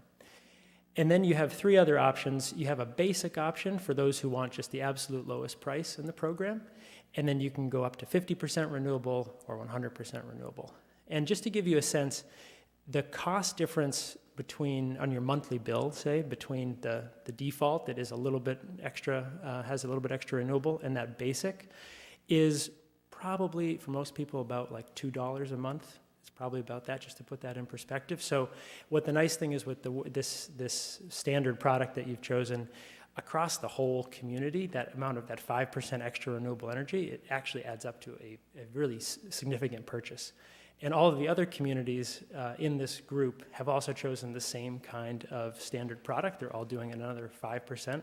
So there's some really powerful environmental impact there, again, while being lower than the utility. And it'll be about 12% lower when it launches. So that'll be providing, somewhere in the order of maybe $9 to $10 of savings on a monthly bill compared to the utility. So that's, I think, just a little history on why there are those rates and how they came to be. So we can go to the next slide. And yeah, so we'll just to back it up a little bit. Some people, it's been years since the plan was approved, so you may be good to go backwards here a little bit. So it's an electricity supply program, South Kingstown Community Electricity. And the graphic here just shows how this program fits into someone's electricity bill. So you get your bill from Rhode Island Energy, and it has a delivery services section and a supply services section. So Rhode Island Energy has to do delivery. They have to maintain the wires and the poles. They have to respond to power outages. They, by default, provide you with electricity, but you can choose your own, and that's where this town's program comes in. So the town's program is sourcing the electricity supply, and so if you participate in the town's program, you'll still get that bill from Rhode Island Energy. The supply services section will have a new price to reflect what is in what the program's prices are, but it won't affect the delivery services portion. And if you get things like a low-income discount, or you get solar credits or net metering credits, those are all unaffected. Your billing, you'll continue to get the bill and pay the bill in the same way that you have been. So many people may not even sort of notice that difference unless they're really looking at that supply services section. And to the question of sort of why are we doing this, this adds a new option for people, so they can still stay with Rhode Island Energy if they want. They can still go out shopping for all sorts of other options that might be out there, but now there's the town option as well. Then we can go to, yeah, that's great. So the program is starting in May 2023, and the way the legislature designed these programs is that prior to anyone being automatically enrolled, there has to be at least 30 days of notice so that someone can consider whether to opt in or opt out. And so we'll have even more than that, which is nice. In the letter that went out, that's the start of those 30 days. So I would actually say this is pretty typical in terms of how these programs roll out. We don't really do all that much outreach before the letter because we don't have the price, we don't have the term, we don't have the specifics of the program. But the letter is the first time we say, here, community, we now have the details for you to evaluate whether you want to be in or out of this program. So the postcard went out that's sort of meant to be kind of a soft launch. It says, hey, this is the town, not a supplier, we have a program. And then you get this very detailed letter, which has all the rates. And now we're into the outreach period, and this is where we do expect lots of questions, and that's why we're doing public meetings, forums, the more the better. But this is that period of trying to, meet people and answer questions and help them decide. So the letter that went out has a deadline of April 3rd for people to opt out. That would be a deadline to never be enrolled in the program. But the nice thing is with this program, you can always opt out at any time. So if you were in for the first month and you decided this isn't for me, you could then opt out. And it always just takes effect on your next meter read. And there are 3 ways to opt out. The letter had a card. You can sign and return that. You can go online, or you can call the number. And for anyone who didn't get a letter, that would be because you have chosen your own supplier already. So the automatic enrollment only affects people who haven't made that choice and are with Rhode Island Energy. But of course, those people can join if they want. They can call up, they can fill out the online form, so they're welcome to join. But since they've already made a choice, the legislature didn't want to override that choice. And just in this, I know there was a meeting last week. I think Jamie from Good Energy presented at that. And we did some outreach on Facebook. We also did place ads in the online versions of the Narragansett Times and the Independent to get the word out there. I think it sounded like there were some really good questions and good dialogue there. There's also going to be a community meeting in Narragansett on March 15th and then again on March 29th. So if people are interested, that also exists. And as was mentioned, the recording of the meeting that happened last week is on the website, so people can view that. So yeah, I think overall we're really excited that we've been able to secure a rate for the community that is lower and is greener. Particularly this last year or so with the volatile energy markets, it's really been a wild ride. So I think we're particularly thrilled there. And I think this final slide, I think we kind of covered most of this here, where you're still going to get that bill from Rhode Island Energy. It's just going to be a change in the supplier services section. And if you have a low-income discount or budget billing, that's going to continue. And if you have solar on your roof or getting net metering credits, that's not affected either. So this really isn't messing with any of the existing arrangements that are out there. What we'd encourage people to do is, the supplier's number is up there. They're the ones who can enroll you or opt you out. If you want to change if you want to say, I want to be in the basic or I want to be in the 100%, they're the ones to call. But on the website, we do have a comment form too that goes right to Good Energy. So if you have more of a question about how does this program work, or tell me more about the renewable energy or something, those comment forms we'll get back and work with the town on those responses. So I think maybe I'll leave it there at the moment, and happy to answer lots of questions. Thank you. Yeah, go ahead. From what I understand, can you tell me if this is true that Rhode Island's proposed energy rate for spring and summer is 9.125? That's the new rate that they've announced. Yeah, there's some different messaging going on. The way there's an approval process for their rates, and there are some adjustment factors that happen.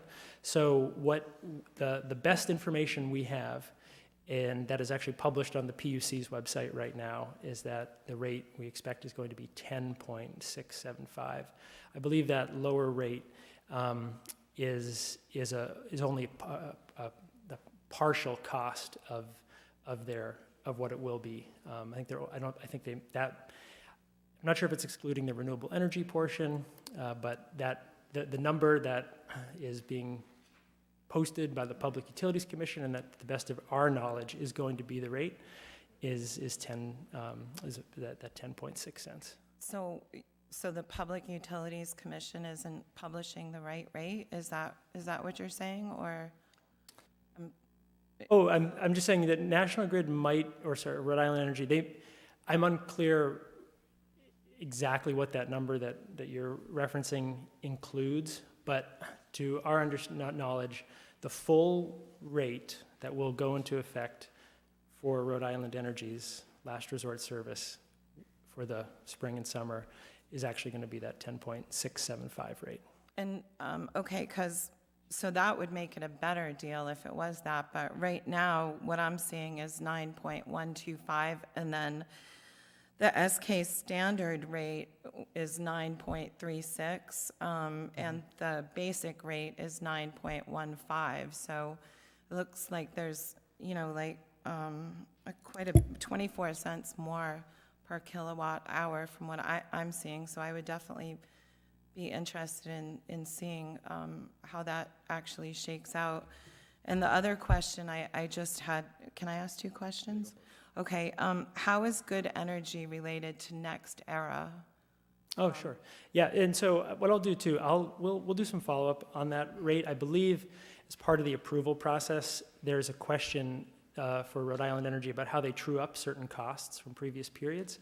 And I think that lower number is their base before they include some of the true up. So we'll follow up, but we feel very confident that the number that you're going to see from Rhode Island Energy is definitely going to be above where the program default rate is, and it's probably going to be that number in the 10 cents. But we'll follow up on that. And so Good Energy has no, related to the supplier NextEra, we have no relationship with them. We're an independent consultant, so when we help cities and towns procure a supplier, we're acting as an independent entity to help them find the best supplier and to help you find the best supplier. So we have no, the relationship, there's a contractual relationship between the town and NextEra, but there's no relationship between Good Energy and NextEra. Okay, because there's been a lot of disturbing things in the media about NextEra recently. Yeah, no, I've heard that they are a large company. They have different subsidiaries, particularly in Florida, that I think there have been some questions about how they manage their operations there, but that is completely separate from the entity that the town's contracted with. And for what it's worth, NextEra, this same company is qualified and licensed to bid on the Rhode Island Energy contracts as well. So just to say they meet that standard as well. The one thing you would see in the contract between the town and NextEra is that NextEra pays Good Energy our fee. So when we signed a contract with the town, when you selected us as your consultant, there's a per kilowatt hour fee it's in our contract with the town, and whatever supplier gets chosen remits that fee to us. So we're agnostic on who the supplier is, and that actually comes from our contract with the town. What is that fee if you? It's $1 per megawatt hour, or 1/1000th of a kilowatt per kilowatt hour, 0.001 per kilowatt hour. Okay, so a kilowatt is how much of a megawatt, or? 1/1000th. 1/1000th, so, right, 1/1000th is a kilowatt. And so it's $1 per megawatt, or? Yeah, yep. Okay. Yeah. And So- that's 1,000 kilowatts. Yes, yeah, and so actually, if you were back on the pricing slide, just as an example, the price here is shown in cents per kilowatt hour, so say the South Kingstown standard, 9.361, that last decimal point, the 1, that's our fee. Okay. So that's where it is, yep, and that covers all of our work to run the program on behalf of the town and do everything that needs to get done. So, may I go? So that was my question. First of all, I wanted to thank Mark Russo for scrambling to get this done today. Appreciate it very much. And I would hope that the brief slides could go back on the web page, because I think people might be able to look at them quickly. So thank you. But my question to add would be, what is the relationship between Good Energy, how are you compensated? That was exactly my question, Patty. How are you compensated, and how long are we in this contract for? So it's 5 years? Correct. Okay. Yep. So that's what people are asking. Someone asked about your consulting fees. Someone asked if they opt out now, will they have to opt out every 6 months? The answer is no. Once they opt out, they won't have to think about it again, Correct, unless they want to join. correct. And if they want to join into the co-op, for lack of a better word, is there a fee? No, there's no fee. So but the one thing I would say is if you opt out and then you want to come back into the program, the supplier, NextEra, has the right, the option to offer you what would be called a market rate. The idea is that they're not looking to have people do wholesale, large numbers of percentages of the program, switch in and switch out, because if they allowed that, the price for people who are in would have to be much higher for that risk. So effectively, they retain that right. In reality, when we look at our programs in Massachusetts that have been operating for years and years, you really only see that with the large industrial customers, like, you know, if there's the factory that's on competitive supply now or something, and says, I want to get in the program, just because they represent so much load on their own. But each month, there are people who are moving into town and out of town, so there's some natural churn anyways that the supplier is expecting. So for residential customers, they don't bother with a market rate. But technically, that they could offer that. Okay, thank you. I might have another question or two. There was a number of questions that people put on social media. So someone asked about the consulting fee. Oh, sugar. Someone asked a lot of questions about next era, and I got over the weekend election deniers. I got DeSantis contributions. So I think people didn't realize the political pieces behind the corporations, and so I think that's concerning to people. I think it would be very helpful if somebody could explain why it was an opt-in and not an opt-out in a very succinct way. I know it's been said many times. I just want to try it one more time. Sure. I think people do feel uncomfortable that they're in something they never wanted to join. Sure, yeah, happy to. Yeah, and I would just say also too, with some of the questions around NextEra, some of the primary focus of the selection criteria was to make sure we were getting a supplier that could reliably serve the town and deliver on its contractual promises. That wouldn't have Texas Polar Vortex going out of business overnight and suddenly the whole community has to go back to the utility on whatever rate that is. We're looking for someone who and NextEra has a great track record. They've actually been doing a lot of these aggregation programs in Massachusetts for many years. They serve the entire Cape Light Compact, that's all of Cape Cod, as well as 23 other programs in Massachusetts. So, and they're also the largest owner of renewable energy in the nation. So they have a big commitment to clean energy, which was, of course, a focus of this. So just going to the opt-out piece. So I guess the first piece would be that the state legislature authorized this as an opt-out program. The reason they did that is that in order to run a bid and get good pricing, favorable terms, we need some level of scale. And if we have an opt-in program, we don't have that scale. We don't have a price until we can go out to bid, and so it's kind of a chicken and egg thing. So the legislature said, we'll do this grouping for everyone who hasn't made a choice of a supplier. They wanted to respect that. So that's really the main idea. And they built the opt-out in so that, unlike many town policies that once it's voted on, you're in, right, if it passes, this is one where you can still get out. So if you could just maybe add a couple more questions to that slide so that people, because those are the most common questions, I think, opting out, why this connection to NextEra. And then just, I understand the co-op needed to be large to get the volume. And I know Jim did mention in June when we did talk about this, we forget now the gas prices are at three change, but last summer they were at $5 and $6 and heating oil was up. And I do remember that meeting, and we decided it was too volatile. We approved that you could go for the contract, but then you came back and said it was too volatile and we wanted to wait, and we pushed it out 6 more months. Not only did we want to wait, we could not get anyone to bid on this. It was that volatile. And be quite honest, we were all very worried that these rates would be sky high by this time, you know, on winter. But it leveled out, it worked out, but for about 2 months, we could not, no one would bid on this total aggregation plan.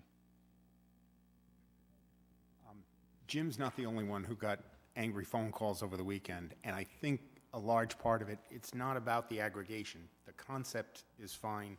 I understand the legislation. Coming as someone who wasn't on the council last year or before when this was started, but the rollout has been problematic, and I watched the presentation on Thursday, and I've gotten calls from people who did not have their letter inviting them to the presentation on Thursday until Friday or after. And you've explained some people wouldn't get a letter at all if they've already contracted with somebody other than RI Energy, that's fine.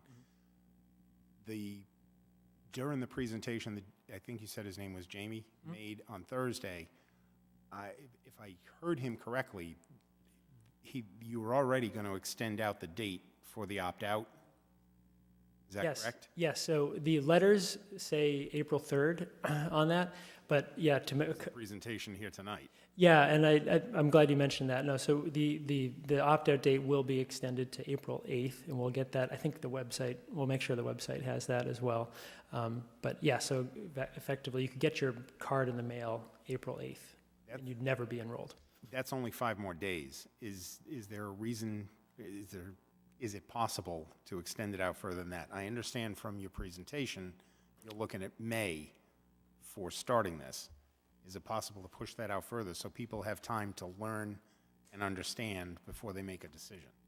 Yeah, unfortunately, it's not, that's really the last day. So just to give you a sense of operationally what has to happen, once all those letters come back to the supplier, they're processing all of that. And of course, this is across these 7 communities, making sure that people who want to opt out are not submitted, and then they have to get all the people who will be enrolled submitted to the utility, and the utility can process so many a day, and we need to leave enough time to get those in and processed and work through any potential issues.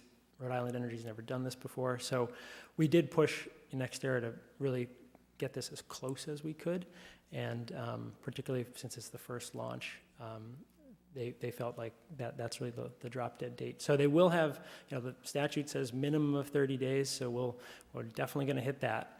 And again, if somebody, if April 8th passes and you still want to opt out, you can opt out at any time, and they're going to process it as soon as possible. It's just that after April 8th, they might hit that first meter read, but then you're out the next month. So just a simple question, because my neighbor asked me this. So we're automatically enrolled in the one that, automatic enrollment, what do you call that? Standard. Yep. So the standard, that is the rate, 9361. My neighbor and I debated this morning whether it was that plus 5% or that was the rate. Oh, yeah, good to clarify. That is the rate, which includes the extra 5%. Because so I thought it was the rate, but they were like, no, the way I read it is an additional 5%. So I wrote an email to the town manager this morning asking exactly what it is. So that's the rate. I do personally have a reaction to last resort option. I don't know why that's there. I just feel like it's just sort of a euphemism for Rhode Island Energy, right?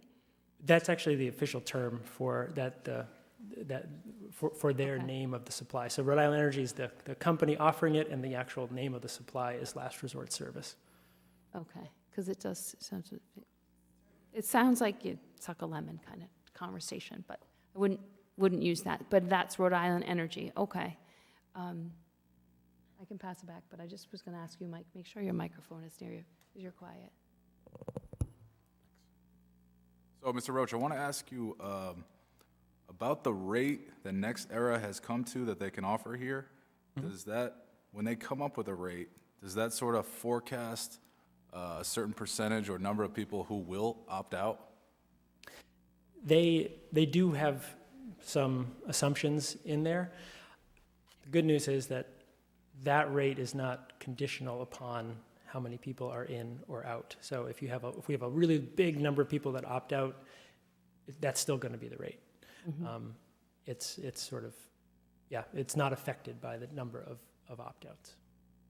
And then the rate that they'll offer sort of the next cycle maybe will be a little bit dependent upon how many people have used the plan while it's in place, and that'll help factor into what's the new rate that they have to offer for the new cycle. Is that correct? Yeah, and what they're doing is as this, so when I think the contract was signed back in, was it August or October of last year, they began doing procurements to essentially build up the price that is now being offered. So they will be doing procurements as well along the way to build up the price that will be offered starting in November 2023.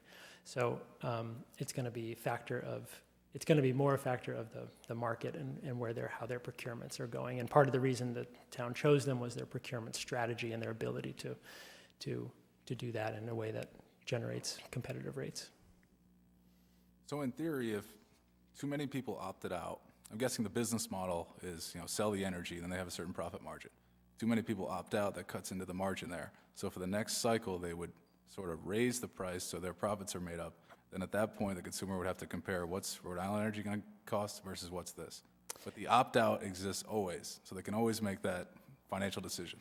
Exactly, yep. And before, again, another 30 days before the new rate goes into effect, we'll work with the town to do broad-based outreach about a new rate going into effect. So again, people can, like you said, always make that decision to opt out. One of the issues that concerned me on Thursday night was how are we going to let people know that this introductory rate is going to expire in November? And some of the things that I heard said both the other night and also tonight is that there's been some challenges in getting the word out. I personally think it would have been better if we had met with you guys first before the public meeting so that we would have known what to anticipate over the weekend. Because I think all of us have experienced a lot of questions.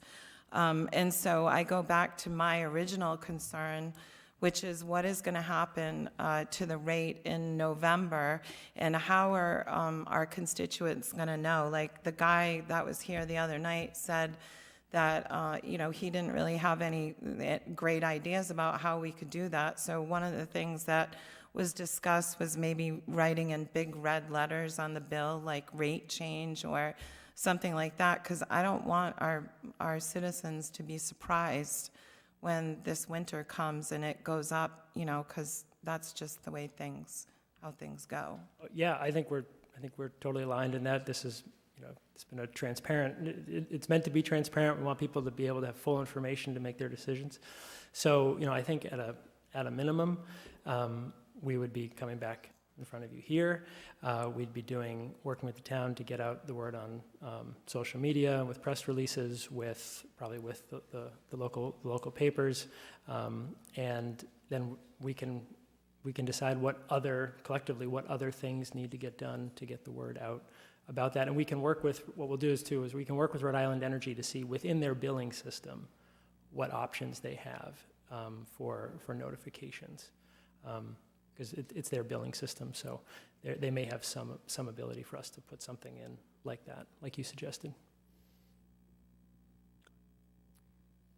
So if people aren't excited about next era because of their whatever political activities for whatever reason, potentially the next round you could potentially bring in a different supplier like Apple 123. Well, the contract is with NextEra for 5 years, so they'll be doing, yep. So they're the supplier for the next 5 years. That's a good point, because I thought you would go out to bid every 6 months and get a different supplier to give you a better price. Mm-hmm. Thank you.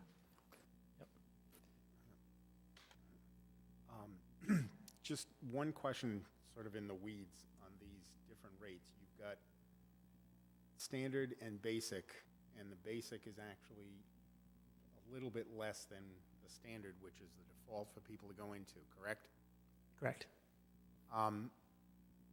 how does someone choose basic over the standard?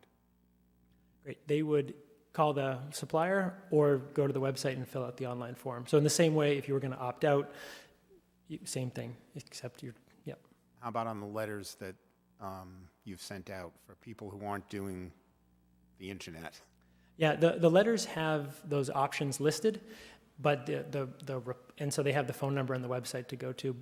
So phone would be the main way for someone to do that. But that's, basically, I want the public that's either here listening or watching, they have both of those options. They can opt out of the program entirely if they want and have the Rhode Island Energy rate, but they can also choose basic over standard, which is, the basic is a little bit cheaper. It's just that the choice of wording is confusing in and of itself.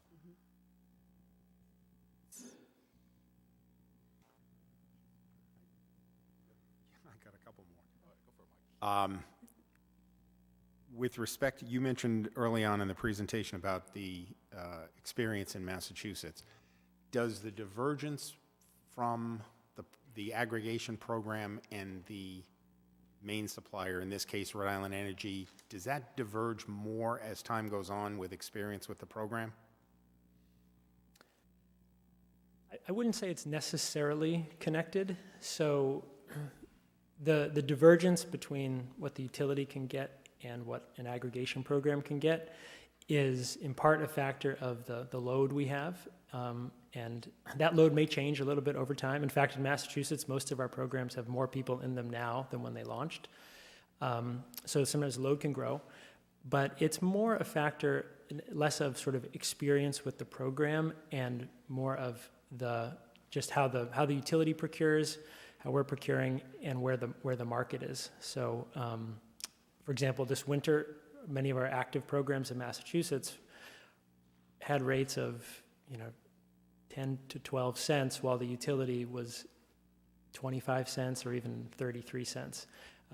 Because we had procured for them a couple of years ago when the market was we were able to lock in at a great point. So I would say that as the community gains experience in it, you tend to see more about participation increase, but not necessarily like a growing gap between the utility and the program necessarily.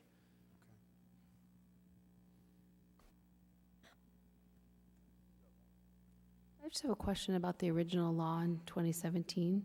Could you just tell me the name of the bill? And I'm just curious if our elected officials supported this in 2017. Does anyone know if they did? If you could just tell me the bill, the House bill and the Senate bill, I can look it up. Is that 5536A?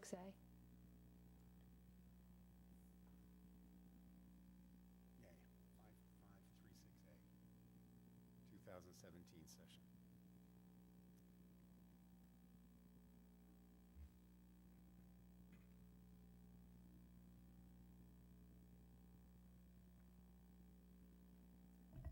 I have the Senate bill number as well. That's from 2017, S0877.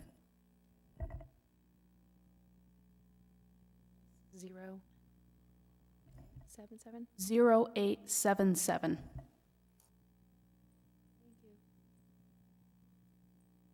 All right, any further questions here? Just to go back to Deb's point from a little earlier, we're locked in as part of this group for a 5-year period with NextEra as the supplier? Correct. And is our aggregation group just the town of South Kingstown, or is it the 5 or 6 that we're working on this all at the same time? So it is the entire group that's working on it, each has a contract with NextEra. It's an identical contract for the identical, but it is ultimately your program. So say the choice of products, for example, that is South Kingstown's choice. And essentially the base pricing is all the same for everybody, but you could make different choices along the way. But what you do with your renewable energy, for example.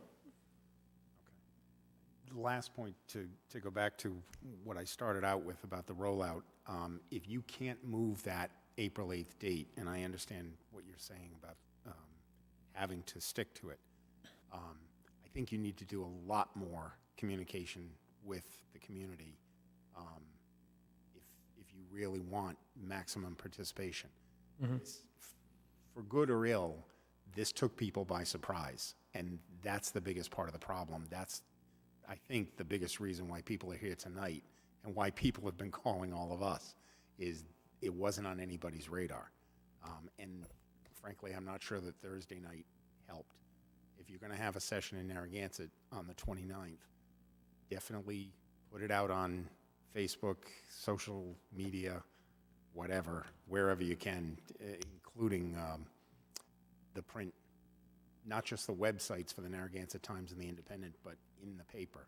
Yeah, it's a great idea. I think we have that already in the works, but we couldn't, the print deadlines we couldn't hit. But I totally agree with you, and message received for sure. Well, some of us are dinosaurs and still prefer paper. Totally get that. Thank you.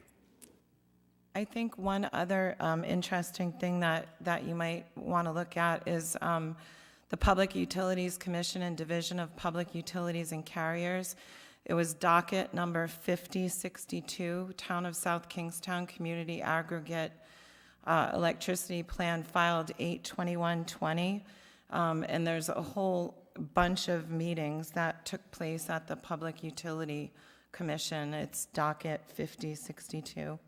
I can forward that if you guys haven't seen it. I would put these things on the website so that, This is a whole, and there's, yeah, just link to it. I don't know how, should I send that to Jim? Yeah. Or I'll send that to Jim. Or that's fine. I think I'm actually going to check our timeline. We might have already linked to it, but that is the It's not on that timeline. right. It's not there. I think the website. Anyways, we'll there's, make sure it's on like, there. A whole ton of stuff, which explains kind of how we got here. Yeah, exactly. And that is from Jim's timeline here, the between the summer of 2020 and May 2021 when they approved the plan, that was the docket where everything that was happening at the PUC related to your plan was happening in a public forum. Basically, so they're documenting that. So that's great. And I'm going to check. We do have a timeline page on the website that I thought linked to that docket. So, but of course, I'm going to double check that. And the plan that was ultimately approved is also on the website, so people can read that plan. And that plan's also in the docket that you referenced. So I'm glad you brought that up. And there's public meetings in there too with comments. Not many. There was, meetings in there where there was just one person that came. So it's, I'm not really sure how well we've gotten the word out over the years on this. Yeah, I think we tend to find that most of the public engagement happens also at the local meetings. When the PUC has their meetings, not that many people choose to, go down there, so. And a lot of this preparation work was done in the middle of the pandemic, and people had other things on their minds. Totally fair. Hindsight is 20/20 anyway, I know, but. I think the summary, Jim, just to try to move this along at this point, Jim, there were really good intentions to pass along savings to the community.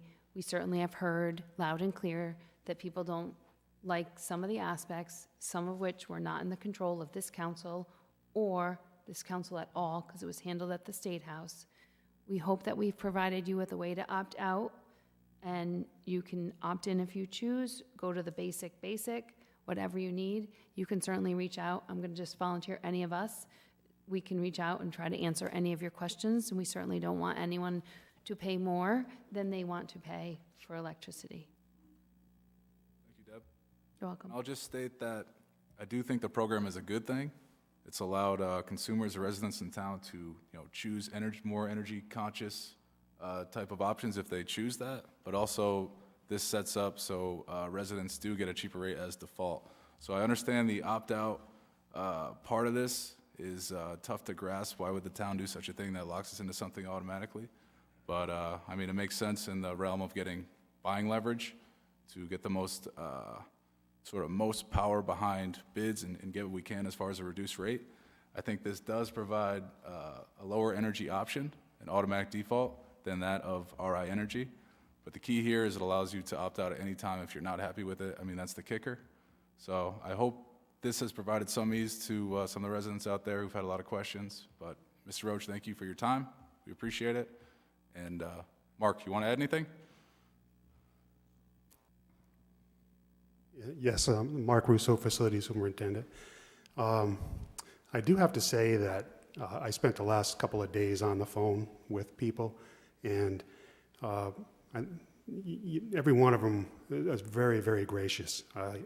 Some conversations start out adversarial, but after I talk to them, and they appreciate that. They were going to opt out at the beginning of the conversation. By the time I got done speaking with them, they're going to say, most of them, well, I'll check with my wife, but I think we'll opt into that program or stay in that program. And you're right, Vice President Marin and Councilwoman Alley, the rollout and the advertising wasn't enough. And that did come up in a Thursday meeting, and Jamie did take some notes, because future rollouts for other programs, which I guess there's 2 other communities now that have just passed through their councils to join this group. And I think that the ultimate goal is all 39 cities and towns, correct? Yeah. So, you're right. We need to do a lot better job at advertising, and I'm always willing to take the phone calls at my desk if you pass them along to the town manager. I'll call them back. I make it a point to call everybody back. And Good Energy should come back and see us in October so that we know ahead of time what's happening in November. Absolutely. Thank you. Thank you for everything, Mark. You're welcome. Thank you, Mark. I should say, though, this presentation wasn't just me and the town manager, but Colleen Camp really put a lot of effort into it as well. Colleen did the slides. I failed to mention that. So she did the slides. Mark was looped in over the weekend on this, and but we learned a lot from this, right? So we will stay on it. It's all about the residents getting the best rates they can. Right. And we'll stay on it. It is a really good program. It really is. It's not much, but you can give Colleen my cookies. Okay. All right. Thank you, Mark. Colleen. Thank you. Mark. Thank you. All right, we're going to get back on track here. We're going to move back to item 7, public hearings. A is a public hearing continued from February 27, 2023, relative to proposed text amendments to the zoning ordinance associated with the sale, cultivation. Do we want to do the consent agenda first? Oh, yep. Good call. This is like the backwards meeting. Sorry. Just keeping All Susan right, on item track. 5, Throwing you consent off, agenda. Lori. Motion to approve consent agenda. Second. We have a motion and a second. Any discussion? All in favor? Aye. Anyone opposed? None. The motion passes. That's now going to bring us to item 7, public hearing. A is a public hearing continued from February 27, 2023, relative to proposed text amendments to the zoning ordinance associated with the sale, cultivation, and/or manufacturing of recreational cannabis to include the creation of a cannabis overlay districts within the town's existing commercial highway and industrial 1 districts, and to consider a proposed amendment to the town's zoning map to create the 3 new cannabis overlay districts as shown in Exhibit 1, attached year 2. We have Jamie Rabbit, Planning Director, to give us a presentation here. Thank you, President McEntee. Again, my name is Jamie Rabbit. I'm the Director of Planning for the Town of South Kingstown.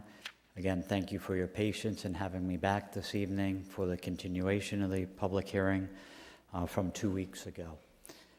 You had directed staff to look at the questions that were raised during the public hearing, as well as the question the council members had. We took a hard look again over the past 2 weeks and have modified the proposed maps that will be before you. You do have hard copies as counselors, and I will just briefly walk through a number of items associated with those changes. As originally discussed, there were 6 areas associated with the proposed zoning map amendments. Those were associated with industrial and retail areas in the community. There were 4 primary industrial areas that were associated with the proposed amendments, associated with cultivation, manufacturing, and testing, and 2 areas in town associated with retail sales. Those areas in red were existing commercial areas. I'd like to talk briefly about the 4 industrial areas that were subject of this public hearing. Those were, in essence, associated with cultivation, manufacturing, and testing. Those were 3 areas located in West Kingstown near the Amtrak station, Railroad Street and Church Street areas, as well as Main Street and High Street. And those are shown in green and in blue. Again, 3 areas for cultivation, manufacturing, and testing, 1 area for manufacturing and testing. The key to those is those 4 areas have no proposed retail sales. Retail sales in any industrial cultivation, testing, or manufacturing endeavor is not allowed. The first area, again, was the industrial area associated with Fairground Roads and Waits Corner. No retail sales. The second area is associated with the manufacturing and old industrial complex across from the pump house, where no retail sales would be allowed. The third area is associated with Peacedale and the old manufacturing facilities there. Again, no retail sales. And then the last area that is zoned industrial would be only associated with manufacturing and testing. That's on High Street, just north of Main Street. And again, no retail sales. So those 4 areas that I briefly went through are shown in green with the yellow dashed lines around that. The next 2 components of the discussion at the public hearing were the retail components. There were originally a few months ago, 1 retail area associated with Old Tower Hill Road and 1 area associated with Route 108 near Tony's Pizza. In those discussions, the Route 108 retail area was dropped, leaving 1 existing area being proposed at Tower Hill and a second new area being proposed at South County Commons. Again, those are 2 proposed overlay districts for retail sales. The first area is associated with Old Tower Hill Road. Based on the public hearing discussions, we have modified that zone and proposed overlay. The existing highway commercial is the purple line. The proposed overlay district of 2 weeks ago was kind of the red fuchsia area. And we have modified that based on testimony during the last public hearing to encompass the yellow area. In essence, that's the northern portion of Old Tower Hill Road by the intersection with CVS, all inclusive of the Shaw's Shopping Plaza and stopping just short of the Mazda dealership. The initial areas on the southern side of Old Tower Hill Road have been eliminated from the latest proposal. We have also shortened the proposed district to just be the south side of the post office and then the southerly limits of the Belmont Shopping Plaza. Headed north, we have the Ocean State Job Lot Plaza and then the office and commercial space located 1 property north of that plaza. Based on some discussion about proximity to the high school and potential for pre-K and kindergarten being there, and the provision contained within state law regarding 500-foot setbacks, we have eliminated the parcel that contains the bowling alley. So that is roughly 650 feet plus or minus away from the southerly most property line of the town's school properties. The next area that was discussed at the public hearing was associated with South County Commons and the town's special management district on Tower Hill Road. Based on those discussions, those lines have been modified. The southerly portion of the original district that included the Fairfield Inn and Suites and 2 out parcels presently approved for restaurants was eliminated. And in essence, you just have South County Commons commercial area proper, and that is highlighted in yellow. So again, back to the areas we've discussed this evening, the 4 areas proposed for cultivation and/or manufacturing. The 3 cultivation areas are in green, the 1 testing and manufacturing in blue, and then the 2 proposed retail areas. Again, those are the 3, the 1 and the 2. No retail sales in any of the industrial areas for manufacturing, cultivation, or testing. Retail sales would be permitted in the 2 proposed retail areas. Based on the discussion at the public hearing, I laid out 2 alternatives, kind of as discussed by the council in your questioning of staff. Alternative 1 would be associated with industrial, would be cultivation and cannabis overlay districts for manufacturing, testing, and cultivation. Those are highlighted in the green areas. The 4th area would be manufacturing and testing only. Alternative, again, no retail sales in any of those districts. Alternative B would be cultivation, manufacturing, and testing only in West Kingston. The other 3 industrial areas would just be testing and manufacturing. So that would be a change from alternative A. And again, no retail sales at any one of those industrial sites. With regards to retail, you had the 2 proposed areas on Tower Hill and South County Commons. Under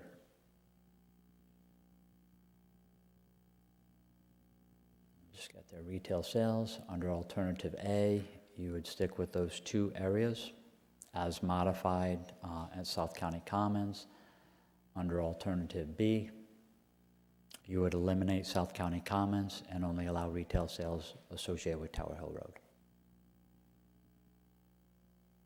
And going back to an overall picture of the alternatives, eliminating cultivation and 2 additional overlay districts. So you would have 3 for manufacturing and testing, 1 for cultivation, 2 retails, and again, the potential to eliminate South County Commons.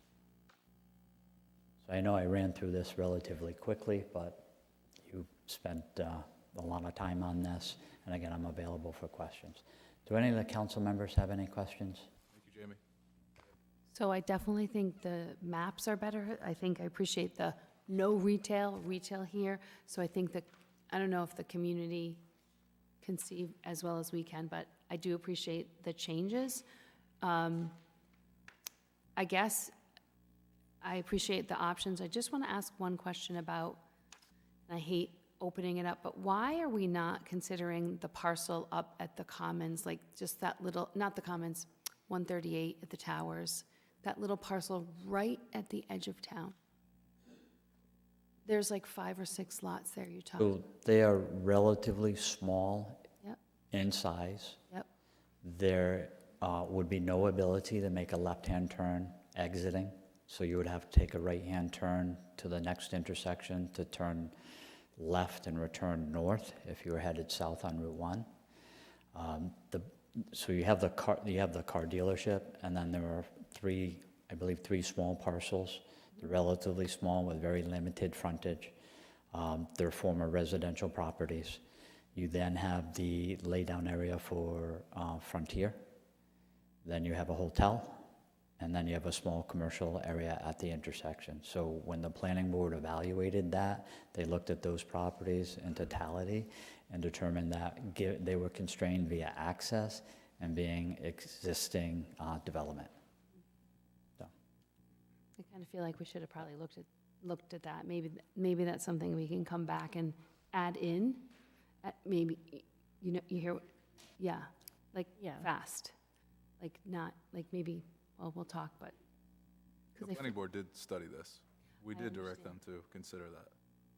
Yeah, but I think, given what we hear from the community, I think we need to look at other places that aren't going to impact lots of people's living space. And I think too, the thing that you just said about taking a turn, like that's the same for the commons, right? Like in order to You go have a- north, you have to take a right and then make a U-turn to go north. You have a four-way controlled intersection, stop controlled with a light. So Jamie, I want to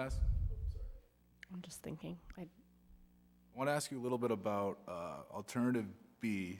First off, when it comes to the industrial, I first want to ask you, when it comes to medical marijuana, the only industrial zone that allows for cultivation is West Kingston, correct? Correct. And alternative B here would allow, is the only industrial area that would allow for cultivation, and that as well would be in West Kingston. Correct. Okay. And that would be the only area that allows for cultivation in that plan. If that language was adopted, you would allow for both recreational growth and cultivation and medical in West Kingston. In that Can I industrial just area. clarify on something really quick, what you said? So currently, in that same area, medical marijuana is allowed to be cultivated right now. Correct. Okay, so it's already being cultivated there. I think that's important. One existing facility already exists in that area, and it was permitted via a special use permit. So one thing, and again, we're trying to refine and be clear. The adoption of the regulations as language and the adoption of the overlay districts as a modification to the maps does not give any single individual company or corporation the ability to go into business. There is a permitting process associated with the special use permitting in town, requires the zoning board to make application to the zoning board. Zoning board has to refer to the planning board under development plan review, and they have to meet the criteria contained in the special use permit, plus the additional criteria contained within the language associated with either medical or recreational cannabis. So it's not, the final action by council is the creation of language which allows someone to apply, but is not the granting of a permit to any individual or company or corporation. And they have to go through the DBR process. They also need to get a license from DBR before they even can entertain coming to town. Right now, that's literally hitting the lottery. But it's not out yet. I had asked about that. It is? No, it's, So it is not out, right? Because I asked Jim,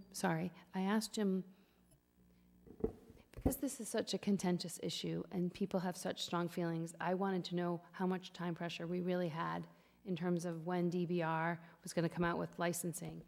They still haven't come out with anything, correct? Right, it's eventually, all the state authority on licensing is going to be transferred to the Cannabis Control Commission, which hasn't yet been constituted and hasn't yet promulgated regulations. I don't think that licensing process can really start until we have the regs in place at the state level. So that was my question. So they haven't formed the commission because when we began this in November, there was so much pressure that we had to get something done fast, and we were February, and we were very thoughtful and said, we need more time. Here we are in March. They're still not done what they need to do. I feel personally, I don't like being pressured to make a decision when there's no reason to make a decision. I think we hear from many, many people about doing this correctly. We hear their concerns. I don't, even now, personally don't feel like pushing forward with a solution is where I'm at. So remember in November when they were like, you need to have this done for February. They don't have a commission. So is it just going to drop, or is it going to be, we're going to have some breadcrumbs to know it's coming? Either. I have no idea. They have no idea. We've asked the questions.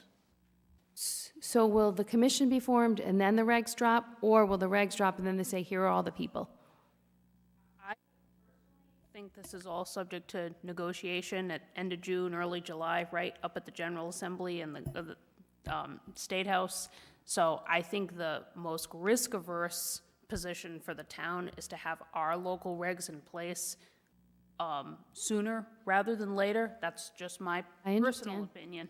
But you're now saying June, so we do have, and it's March, right? So it's not imminent. Well, if I can just clarify one aspect associated with timeframes. Whenever you're amending the regulations or you're amending the map, you're required to do public hearing notices and you're required to notify all abutters. There were almost 600 roundabout letters that had to go out. There's timing associated with that. Yep. So you can work under the existing legal notices and letters that went out, so you can retract from the boundaries of the areas, but you cannot add or contemplate adding another district or substantially deviating from the language you have within the proposed regulations. Because that, if you said restart the process or to the point, let's reevaluate Upper Tower Hill Road, that would require almost 2 to 2.5 months of restarting legal notices. So we're in March, you'll be April, May, you'd be holding a hearing in June, potentially. Thank you. I appreciate the explanation. I would like to add, I truly do think this would be dropped on us at some point. Okay. We would be on our heels trying to figure it out. And if we don't have a cannabis commission, it may just be. Right, so I think out of an abundance of caution, I agree with the solicitor, come up with the best option that you see near future, and it would protect the town from just something being that we would not be able to regulate at that point. I understand. I just,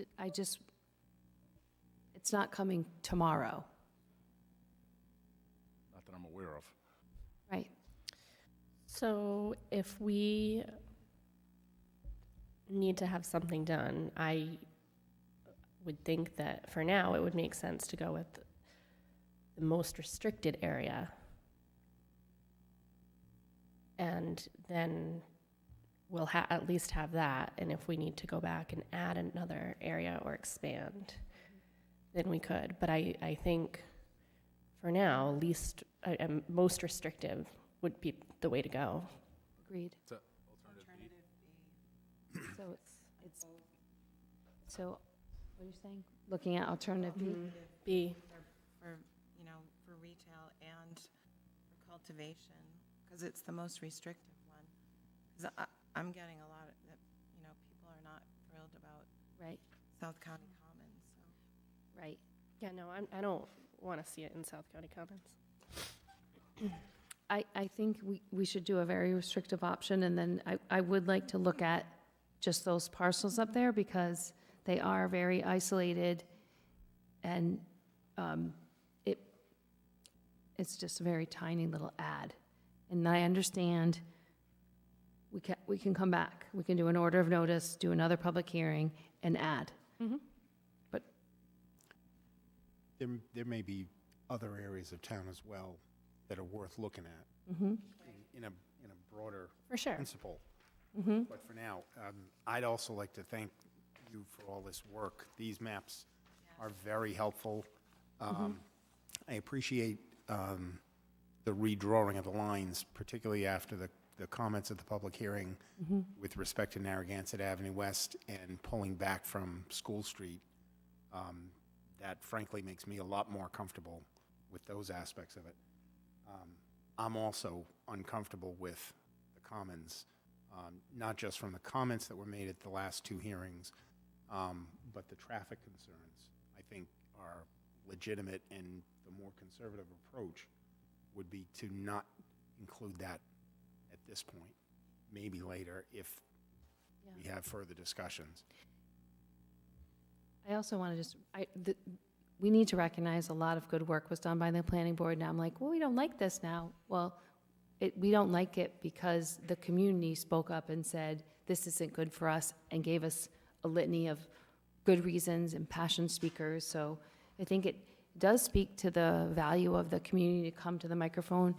Each time we've tweaked it and improved it, and so we should always be mindful that the community knows better, and we should take their viewpoint in and respond. And I want to recognize the planning board, but also it's really good citizens. I mean, Veronica Thompson was here last week when that's how we shrunk it off Tower Hill Road. So I'm fine. Well said. I do have some specific questions about the ordinance, just to sort of clarify more understanding of it. Okay. So, as we were saying, the alternative B offers one industrial zone for cultivation, and that's the same zone where medical cultivation is allowed for. And there is an existing facility for medical. So it wouldn't add anything that hasn't already been there. Hold on. Can we, the public talk? Do we? Oh, well, we're going to open it up. Okay. Just for clarity, and I'll go back to that zone if you give me a moment. Are these maps on the website for the community to see or anybody watching at home to see? No, they are not at the present time. Okay. Thank you. Can they eventually go up? We will have them up tomorrow. Thank you. So what you see in this slide is the existing limits of the industrial zone. And I'll point out one difference. You'll see in the top left, or top right, is one additional kind of appendage. That is actually zoned IND1. So medical marijuana cultivation, manufacturing, processing would be allowed in that area under the current regulations. Under the proposed amendment for the overlay zone, you are only looking at the area in green. So they are very similar, but slightly different. So the area for cultivation of recreational, termed as cannabis under Rhode Island law, would be the area in green, which is, the elimination of that northeasterly property. The existing medical marijuana grow facility is located on Frank Ave. It's in a building a little over 10,000 square feet.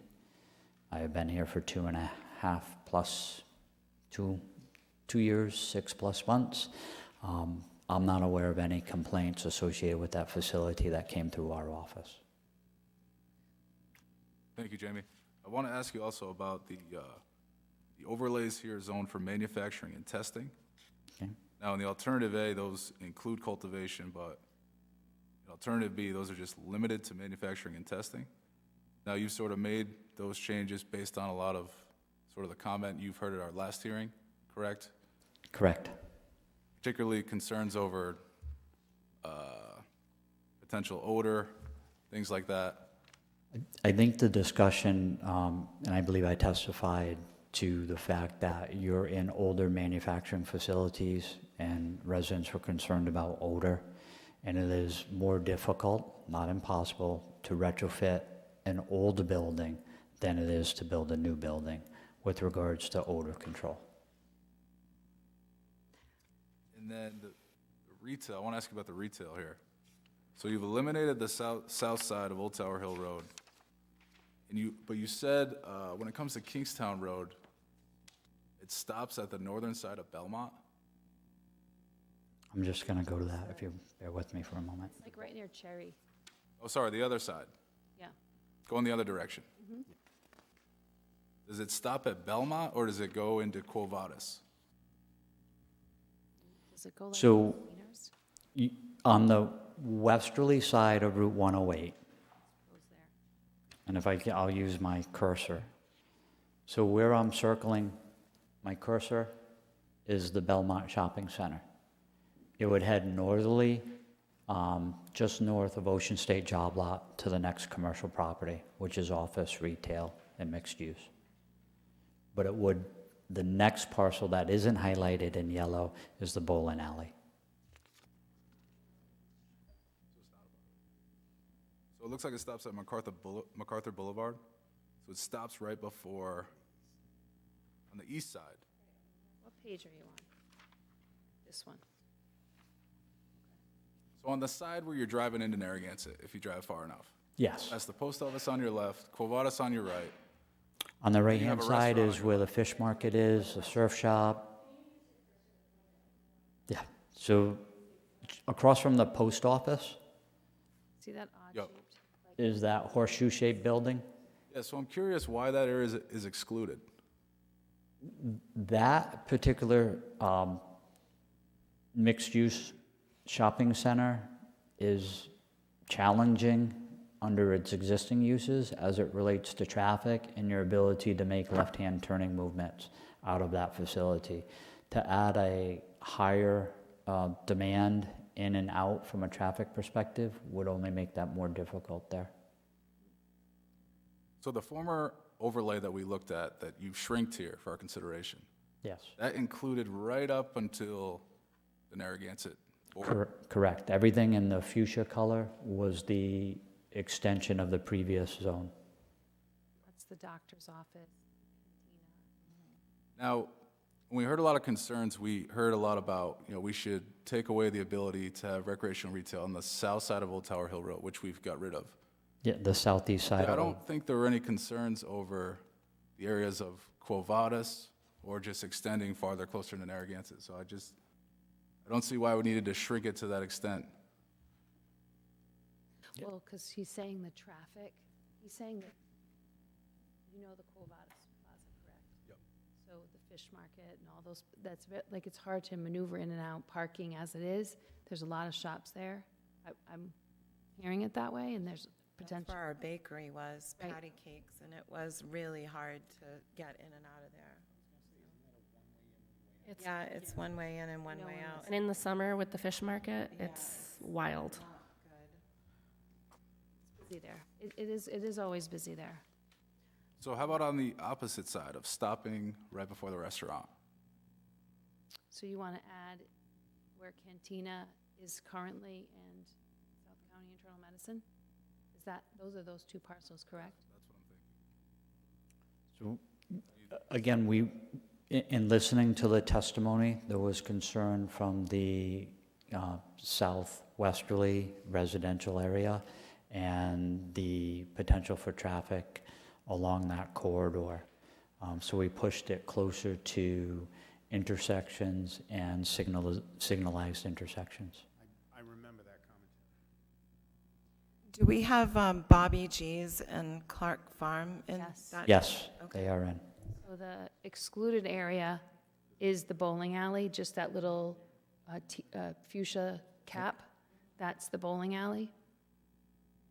And so it goes, I guess it's Clock Tower. Correct. I feel like it's trivia night. Clock Tower. Yeah. So Bobby G's, the former nursery, all of that's included on the east side of Route 108. Bank of America property, and then heading east on Old Tower Hill Road.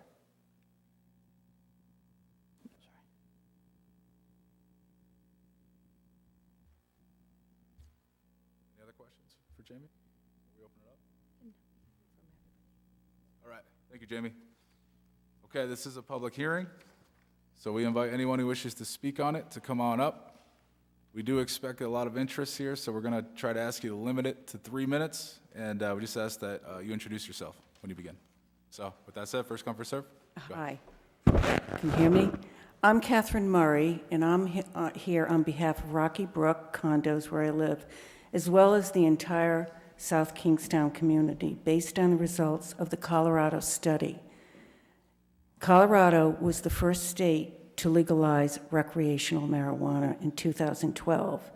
It's a 48-page document, which I have a copy, and I have for you folks. I don't know if you want it now or not. But obviously, in the essence of time, I'm going to try to go as quickly as I can, just highlighting some of the major results. Now, I know you've done a great job trying to reconfigure the things that came up at the last meeting, but we need to know about these facts. They legalized it in 2012, and they started tracking the results in 2013, a year later, because it took time to get it up and going. And they tracked it every year until it was published in September of 2021, so it's recent. Number one, traffic fatalities and accidents. Traffic deaths, where drivers tested positive for THC, marijuana, increased 138%, while all Colorado traffic deaths increased 29%. Big difference.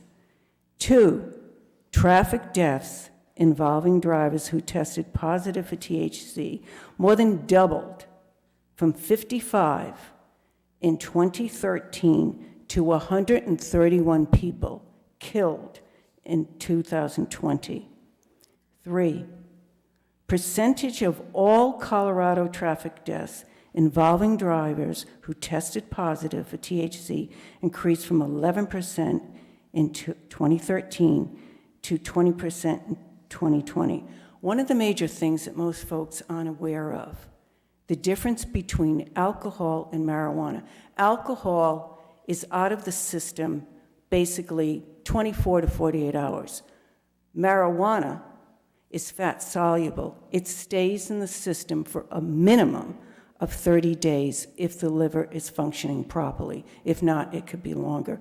Thus, these facts tie into and support why the dramatic increase in accidents. And the thing about marijuana is the external symptoms of being high only show for like a day or two. But what happens, because it's in the system for 30 days minimally, they're still high, they're still impacted, especially the reflexes therein for the increased accidents. So this is something, obviously, what Councilwoman Bergner was saying about the more we could put it to the outskirts, I think it's going to be, because we're all going to be affected by this. Second category, marijuana use. For ages, and this Councilwoman Rose brought this up, for ages 12 and older, it increased 26% and is 61% higher than the national average. 2, for ages 18 and older, it increased 20% and is 62% higher than the national average. Colorado is still like the 3rd highest in the entire nation. The next 2 pieces of data are the most disconcerting for me. I didn't even realize it was this high. The percentage of suicide incidents in which toxicology, those are urine, that's the only way that they can test for THC is a urine test. Results were positive for THC increased from 14% in 2013 to 29% in 2020. The one that really is serious. Suicide toxicology results for ages 10 through 19 was 51%, and ages 20 and older was lower at 28%. Some of the reasoning for this is, again, not everyone's aware of this. Brain development is not completed till around the age of 25 and 26. So when these children start taking this, what happens is the brain chemistry is actually rewired, and that's why it's so difficult for them to get off of it. And the rate of recidivism, where they relapse, is difficult, and if it keeps going on for the rest of their lives, that's serious. I don't mean to interrupt you. You are a bit over. I just want to... Oh, I'm sorry. Okay, I'm almost done. Okay, societal impact, 66%, after all this was said and done, of the local jurisdictions in Colorado have banned medical and recreational businesses. So, in conclusion, which is my conclusion, in addition to the other issues raised, this study points directly to our physical safety. That's why most law enforcement nationwide recommended not to legalize recreational marijuana, strictly for the increase in accidents. And most concerning is obviously the increased suicidal rates among adolescents and young adults. Einstein said, we don't have to think anymore, just differently. Unfortunately, there was a lack of information and understanding, especially around the medical science, on everyone's part. No one's to blame. We're all responsible for this. So whatever we can do to minimize the damage, because we are responsible, and to come together as a community, which I really appreciate all of you. You're opening this up and you're listening to us, is to do the right thing and for our overall safety and think outside the box. And one of the things, let's consider putting these businesses away from the high-density areas. You are getting a Okay. little over. I just want to ask you to sort of conclude, if you could. Okay, so that and what the South County Commons gentleman said 2 weeks ago, why not limit it to one of each? Start small, and then we could track it with our own study. I'm not an expert in this, but I have over 30 years of experience as a licensed chemical dependency professional. I've worked in all venues, human services and whatnot, but the last 15 years was spent in a public school system similar to SK. So thank you very much for all your efforts and for your openness. If you want to email me that information, I would like to read it. Yeah, is there any way we could put this on the website so everybody could read it? Yeah, I don't know, you'd have to read it first maybe, but it's, you can just Google Colorado marijuana study, because I'm looking at it. It's available online. okay, well, I'll give it to you. You want it? I see it. I can't send it to you. I don't know how. All right, thank you. Thank you. The legalization of marijuana in Colorado, the impact. Hi, my name's Carter Starr. I live at 296 Fairgrounds Road, West Kingston. And I'm just following up and to reiterate the email I sent to everybody this past week and to reiterate here in the public forum to get on record. Pretty much what I had said there was, yes, there is a medical marijuana facility building across the tracks on Frank Avenue. But the parcel that I was particularly concerned about is the one bordered by Waits Corner, Fairgrounds, train tracks, and 138. That is currently just agricultural. It's a turf farm. And I don't see why recreational marijuana most likely will be built within a building. It's not going to be left open. It'll be like the other one on the other side of the tracks. Having more building there on an agricultural field that has been there for a long time. And I do understand the council's position that the people of South Kingstown, I was in Narragansett before, that's why, South Kingstown voted to allow recreational marijuana, so I understand you have to make a decision, decide some way here. But I was just hoping that you could eliminate that portion from the overlay in West Kingston from the industrial marijuana, leave it as a turf farm. Also, light pollution that would come along with that, as long as, in addition to the potential effect on the aquifer that's out there. There are other buildings that can be used in that area, further down in Fairgrounds, across from, with the old Schneider Electric in that area. So I just hope you would consider removing that parcel. Thank you. Thank you. I didn't catch his name. Can you just read? Does anyone remember his name? No. Can you just say your name again, Mr. from West Kingston? Carter. What is it? Oh, okay. Thank you. I didn't hear in the beginning. Hi, I'm Helen Metterer, and I live in West Kingston as well. I voted for authorization, legalization, both at the state level and for the town. I voted for the Rhode Island Cannabis Act and the town authorization. And I did it primarily because I found the social equity argument very compelling. It's become a real reason, and I think when the state legalized marijuana, recreational marijuana, it took the social equity argument very seriously. Legalizing marijuana can address the inequalities that have been associated with the enforcement of cannabis-related laws that disproportionately affected people of color and people who live in high-poverty areas. And I found that very compelling, and that's why I voted for authorization or legalization. I was very impressed also with the homework that the state legislature did when they crafted the Rhode Island Cannabis Act. They learned from other states' experiences, including Colorado. And our law in Rhode Island includes a social equity assistance program and fund. The early adopting states created rules that ultimately favored large industrial scale growing, manufacturing, and testing, and large kind of retail establishments that wreaked havoc in communities.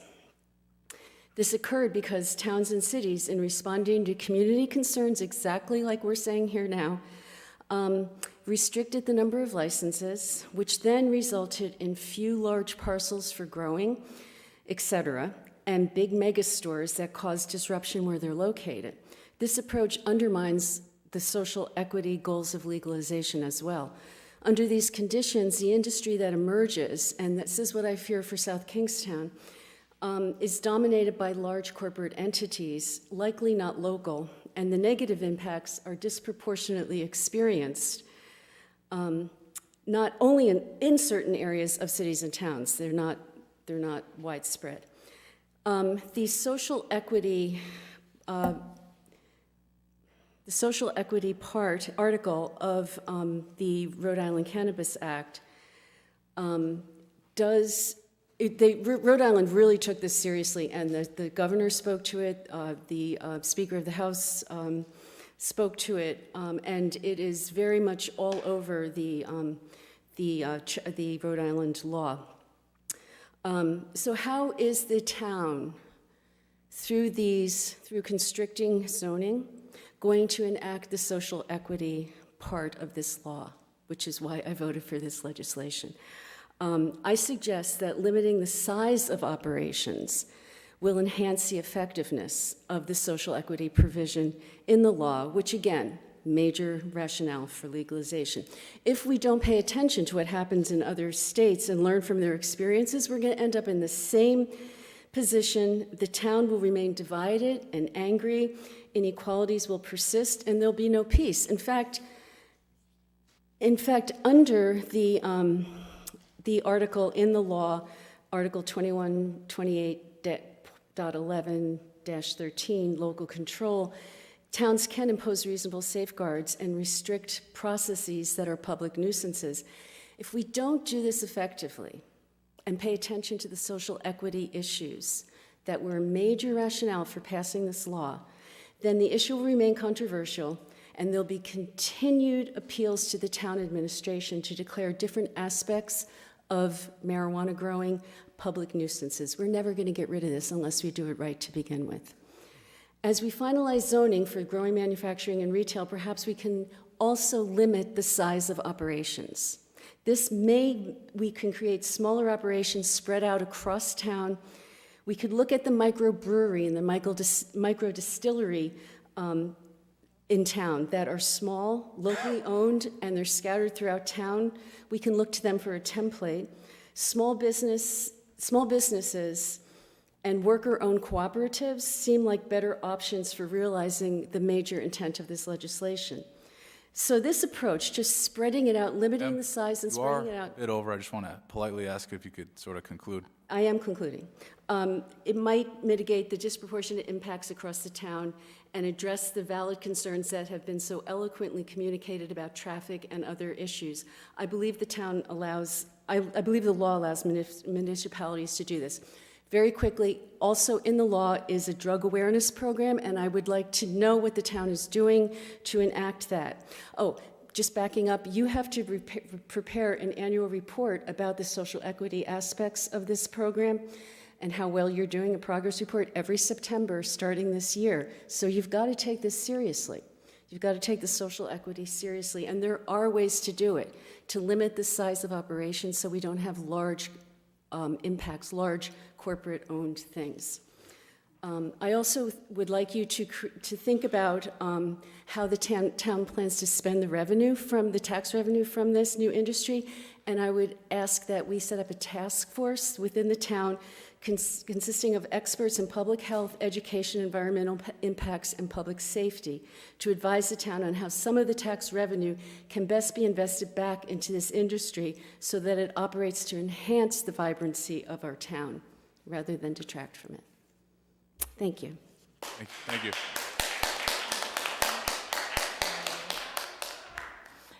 Good evening. Thank you so much for letting me speak tonight to you. My name is Linda Shearer, and I live at 13 Seagrass Drive, right in South County Commons. And I've been a preschool teacher and a kindergarten teacher and an elementary school teacher for about 30 years. And the Goddard School is right there in my vision. And there's quite a population that services parents and children coming and going, not only all summer, all winter, but also all summer. And these little kids are outside, and they do age from kindergarten to, I don't know, it's a preschool that has kindergartners there as well.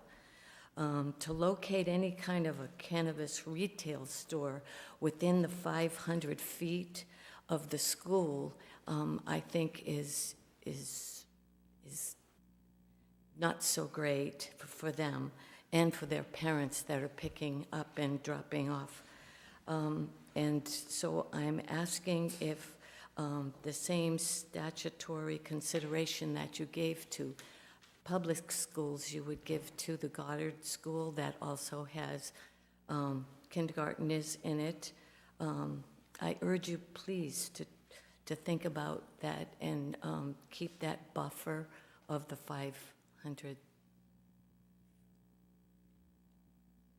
feet.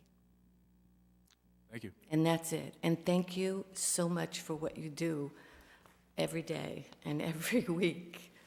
And good luck with your decision. Thank you.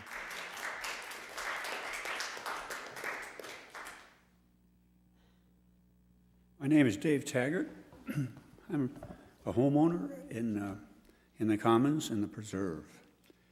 I'm here to talk about and represent elderly people, and many of them in our community, and many of them with infirmities and physical problems. And it's very difficult with the current traffic for many of these folks to get around, to get across the street and whatever. And for a focus of cannabis customers coming down the center of that thoroughfare just makes the problem worse and worse. It's a very, very difficult situation, and one that we're all concerned about. We have, as you know, we have lots of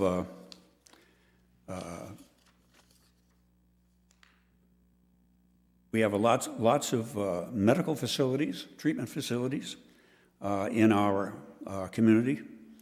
Brown Dermatology, Rhode Island Eye Institute, Lifespan Pediatrics, Coastal Medical, Lifespan Medical Offices, lots of physical therapy facility. It's not primarily a retail area down through there, through the center of the Commons, that would absorb an increase in traffic, parking, and associated problems that a cannabis facility would certainly bring. Now, within our town of 80 square miles, surely there are locations that exist that make a retail cannabis operation more compatible with the surrounding area than the Commons. That's a huge area. We just need to look further. And we're talking about that this evening, and I'm very encouraged to hear that. On busy weekend nights, more so in the summer, the existing traffic and parking in the Commons is challenging due to that narrow thoroughfare down through the middle. During summer evenings, Easter and Christmas, family events, even more traffic enters the Commons. Additional traffic created by a cannabis facility would be detrimental to the customers, business owners, and residents of the facilities that are currently there. There are 7 restaurants, the preschool, assisted living, the medical areas that I spoke of, numerous professional offices, movie theater, a hotel, and 300-plus rented and individually owned residents. It's a large, large community. We've talked before also of the fact that the roads in the common are private. And the maintenance and upkeep of those roads are on the backs of those of us who live there.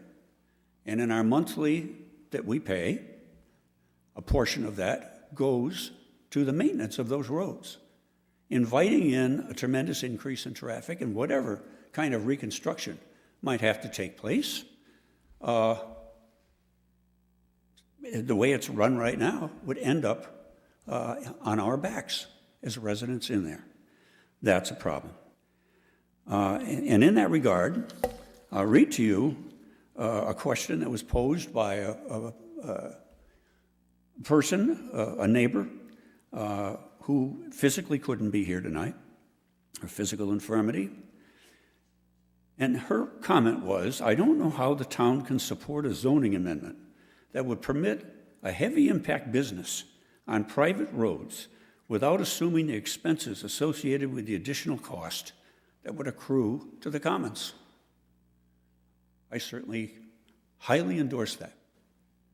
But keep in mind, those of us who take extra time, need extra time, not to promote and encourage even more of an issue. Thank you. Thank you.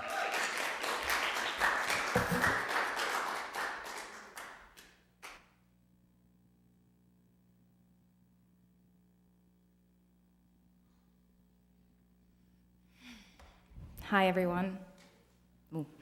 Thank you for having me. My name is Abby Dabrowski. Now that I understand how this works a little more and what you're looking for, I came to you with hopefully some solutions. But first, I do have a question, and it's for Jamie. Where are you getting the number 500 for, I guess right now we're referring to medical marijuana, as the distance from a school? Because the Rhode Island regulations say 1,000 feet, so I'm just curious on that. And if that's correct.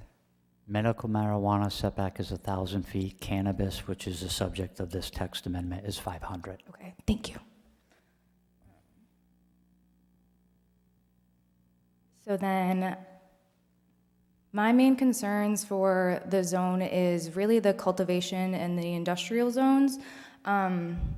I guess this might also be another question for Jamie. Do you know the definition that the legislation is using for manufacturing?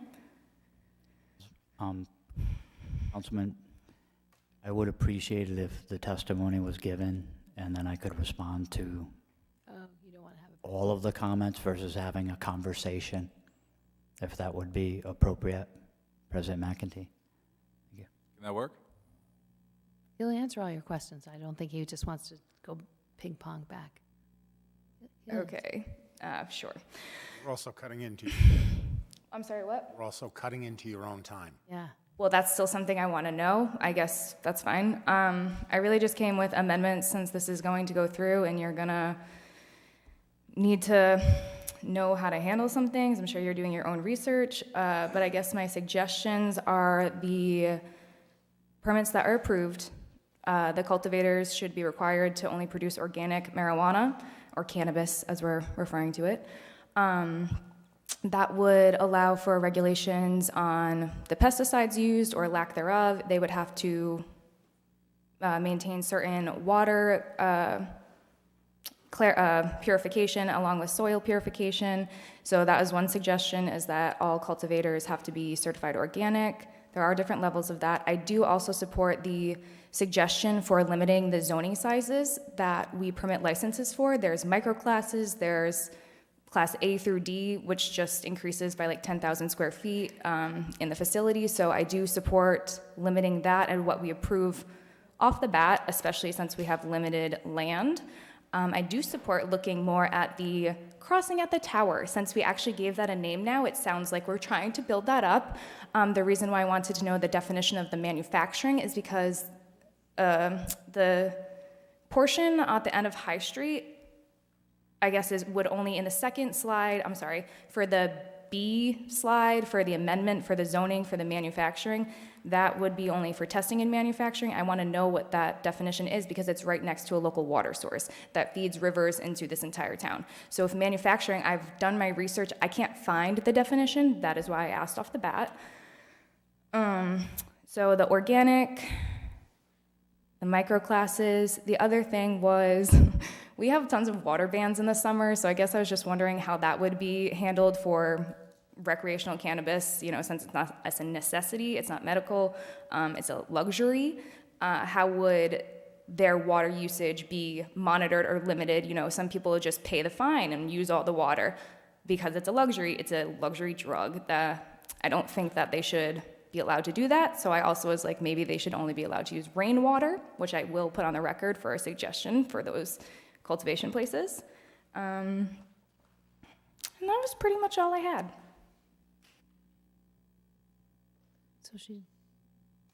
All right, thank you. Jamie, is that a defined term under the Rhode Island statute? So again, we do have legal counsel here. I believe the Rhode Island law refers to it as production, and within that language is manufacturing. So it's using the cannabis flower to produce a product other than the bud in its raw form. So it could be an extraction of one of the components. It could be the production of a baked product. It could be the production of an edible. In essence, it's value added to the flower. That is the production/manufacturing side. It is, you know, not the growth of the plant and the flower. It is post growth. So it is taking that raw product and then doing value added in a production or manufacturing process. Or, you know, and including in that is baking. I don't really have anything to add to that other than the citation for the resident, and that's Rhode Island General Law 21-28.11-3. That's the definition section for the Cannabis Act. Thank you. So I just wanted to add something if I could. So a number of times I've asked about, could we limit the size of the production facility? I think every hearing I'm like, is there a way to keep it small so we don't have these Walmart-sized stores? And we can't do that in this ordinance. However, I believe Jamie Rabbit has told me multiple times it's subject to the zoning restrictions related to the lot in terms of setbacks. So each parcel might have certain Different area that it size. could be. Yeah. So did I get it right? Yeah. Mostly? There are underlying dimensional requirements within the industrial zone which would limit building size, impervious surface areas. They need to manage stormwater, they need to manage water, they need to manage all effluent with it, and also meet the special use criteria. And just as a quick follow-up, under the term manufacturing within the regulations, means to compound, blend, extract, infuse, or otherwise make or prepare a cannabis product. So I used it in more layman terms in my explanation, but that's the terminology contained within our language. All right, thank you, Jamie. And just about the water question, I would believe that it's inside water versus outside water. We have outside water bans. I don't think that they apply to inside a building. So I hear you. And I don't know. Interesting. I don't even know about the organic question because I'm not a cultivator in any way, but I hear you. I don't know how you could do that without. All right, thank you, Thank Abby. you. All right, anyone else wish to speak on this issue? I invite you to just come on up. There's got to be a few more. So, obviously, my name is Oscar Yepes. I'm a resident at 82 Rocky Brook Way. I'm the secretary of the executive board of the association there. Obviously, understanding that there was a decision made and obviously trying to look for the best solution possible here, I think that we have other resources or recourses to appeal the referendum. If I'm not mistaken, there have been 2 cases in Rhode Island where a referendum has been repealed, but it has to be done through the individual taxpayers, right? So if we were to hire a lawyer that could take us through that process, That's an actual possibility, or Amy, we're going to defer to you on that. Are you asking about repealing the law allowing us, the ordinance? I was saying the referendum. Yeah, the referendum. yeah, the referendum. So in one instance that I read, a referendum was repealed because there wasn't enough information on the ballot when we voted on it. And so I think there is a case to be made. Obviously, I'm not a lawyer, but we could hire a lawyer that could investigate if we have a chance of repealing that based on whatever merits, right? One of them being not enough information because we don't know the implications. We didn't know the implications of having these installations here in the town before voting into it. Right? So his question really, I actually wondered the same thing. How does anyone in the community appeal something that passed by referendum? I don't, in my opinion, there would be no right to it. The Rhode Island court would not recognize such a lawsuit. Now, that's distinct from an appeal of an amendment to a zoning ordinance, right? Appealing a referendum, the results of a referendum passed by the voters, in my opinion, the only basis for such appeal would be didn't comply with the procedures for the referendum set forth under the Cannabis Act and any other applicable provision of election law set forth in the state laws or in our charter. That's my opinion. Laws change, 50 years ago, there were different laws, and laws have changed over time. So I guess my process would be asking, how could residents put something on the referendum if they wanted to appeal this and have it revoted? Okay. The Cannabis Act contemplates for the municipalities whose voters rejected the referendum, said, no, we don't want cannabis facilities. The Cannabis Act contemplates a second bite at the apple with the approval of the local council and with the approval of the General Assembly. It does not contemplate the opposite, whereby a municipality whose voters approve the referendum say, we changed our minds. So in my opinion, you would need an amendment to the Cannabis Act to allow for a second referendum. So it is possible, so it's not that it's impossible. It will be complicated, but it will be possible, right?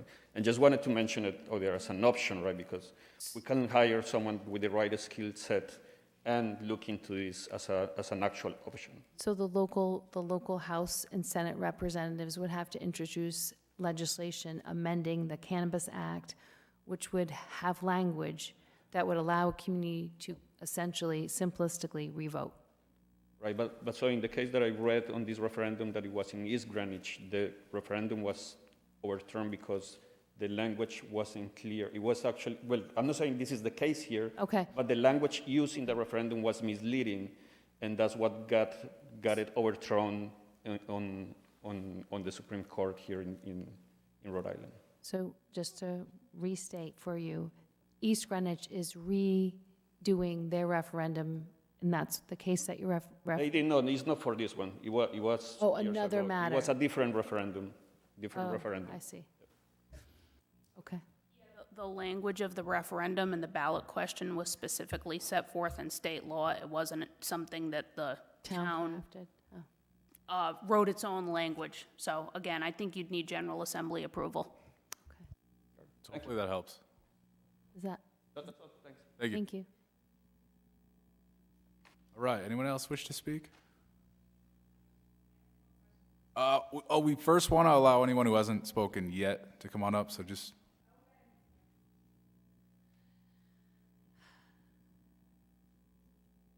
You have one of the signs.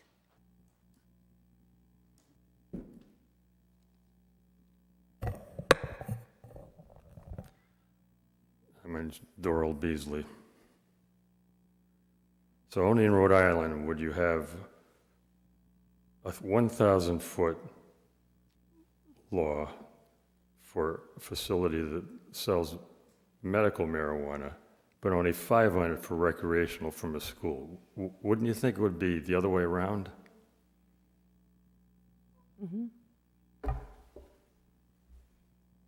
Okay, so back in October, November, I tried to get this thing voted down.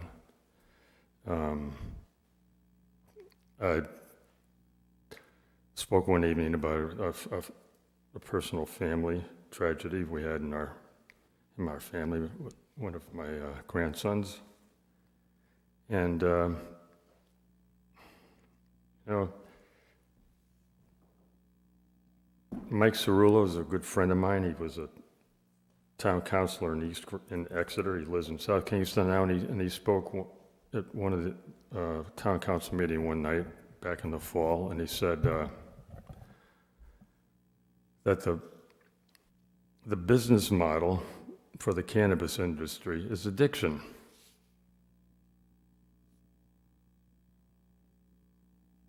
It's how they make their money. And their prime target age group are our children. I don't know what that report from Colorado said, but some of the statistics I found was 1 in 5 Colorado high school students are daily users of cannabis products.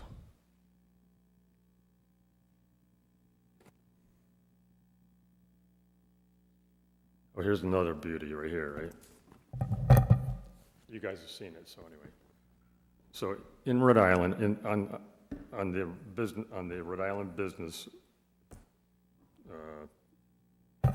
Authority website, when it talks about marijuana, it says when you package it, it has to have this item over here.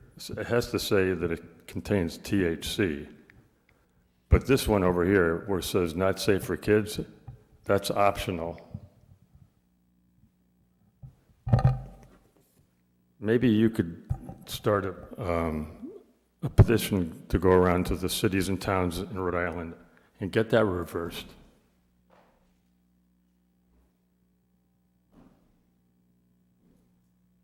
So now that you've had 3 or 4 months longer to figure this all out, how much annually are we expecting to get with a 3% excise tax? Doral, we are not even certain that someone will get a license that will be allowed in our zone to operate as recreational retail. So we don't know.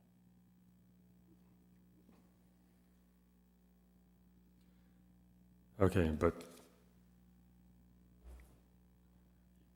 you couldn't answer the question back in the fall either. And wasn't that one of the main drivers for you actually said at least twice in sitting in that seat that the voters overwhelmingly approved, this were your words, overwhelmingly approved it. So you were expecting to get some kind of revenue from it. Revenue was talked about before the vote, about revenue was going to come to the town. You know, we may find out at the end that it's a problem created and you're going to get nothing back in return. All right, thank you, Doral. Anyone else in the audience wish to speak on this? One last time, anyone? Abby, come on up.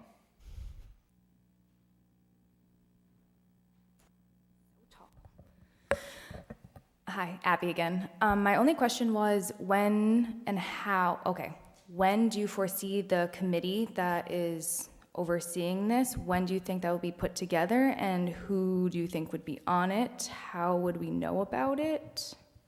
So the Cannabis Commission? Yeah, That's best directed at legal counsel here. thank you. I don't know. We were talking about it a few minutes ago, so we can't predict when that will happen? I don't have any inside information on that. I think a lot of people are wondering the same question. Maybe we can discuss like the act by the legislature created the Cannabis Commission, which then will promulgate rules and regulations sort of governing all this. If we could just talk on that quickly. Yeah, I guess that's my question, is how is it going to start? That's how it would start, at the yeah? state level. So I may be mistaken. I think the legislature may have given the governor some proposed names for appointments to the Cannabis Control Commission. So at this point, it's on the governor's desk and subject to negotiation between the General Assembly and the governor. So the Cannabis Commission is not going to be, I'm sorry, say it again? Bottom line is it's a state issue. Right. We have no control over that.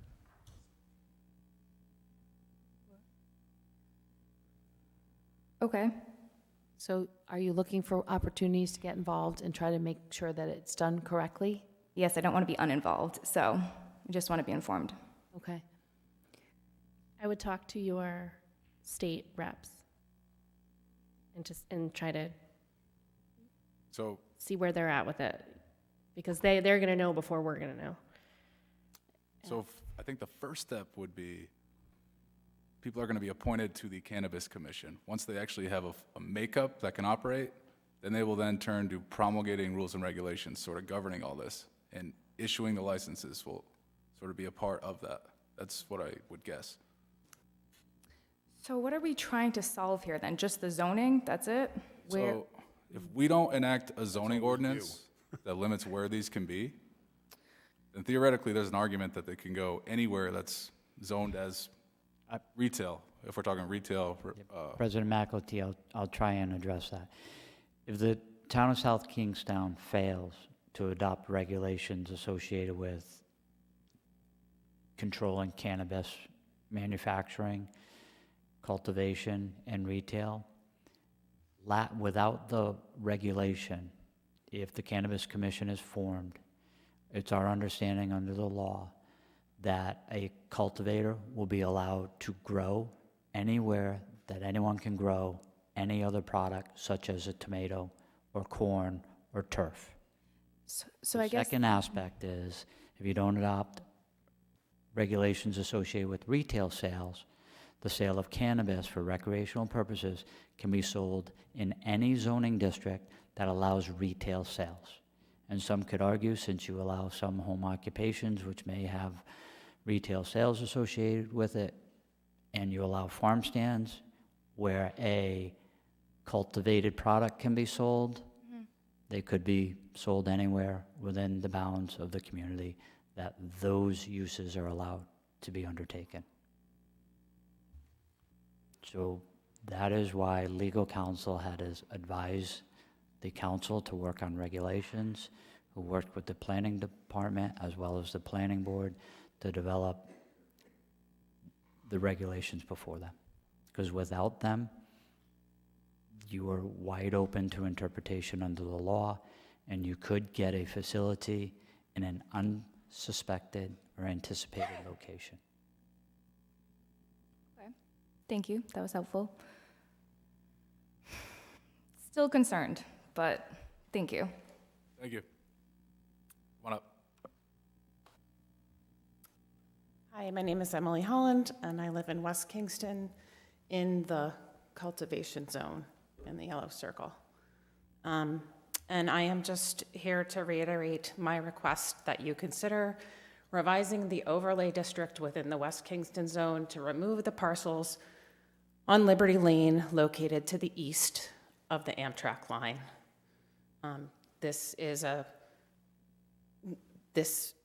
Those parcels require access through a residential neighborhood. There's only one way in and out. It's also the entrance to a major state-owned recreational area, the Great Swamp Management Area. It's the only way in and out of those facilities as well. And some of the major impacts, I don't believe you could develop cannabis cultivation businesses within those parcels without having a major adverse impact on the residential properties that abut those parcels.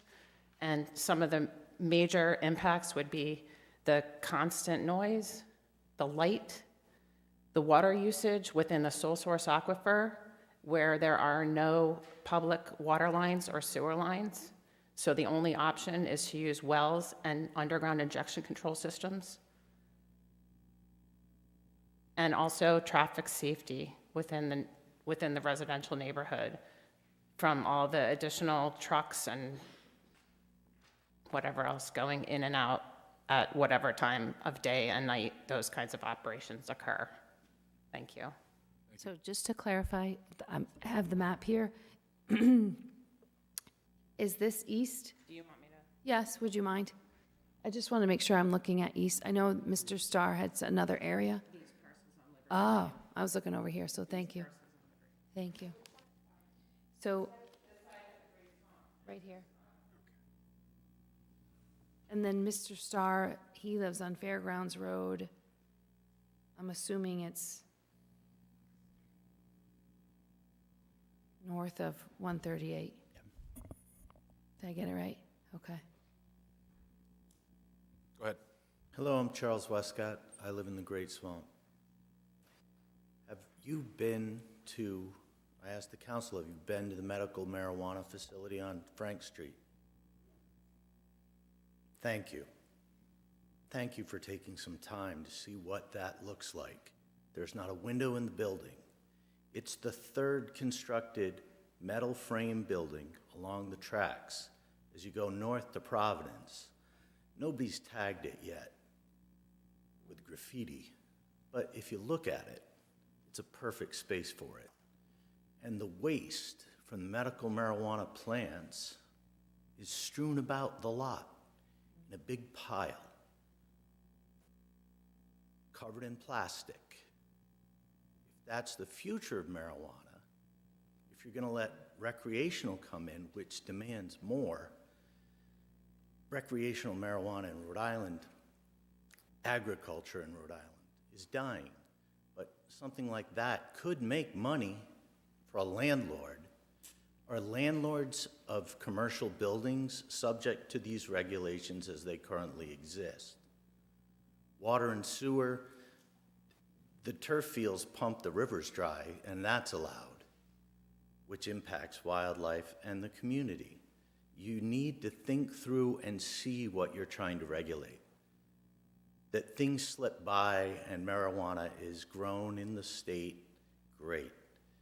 The constant hum of the fans, the smell of the building, and the refuse around it, and it's just aesthetically another large metal box. Have you seen it? Anyone on the council? How can you regulate it? Thank you.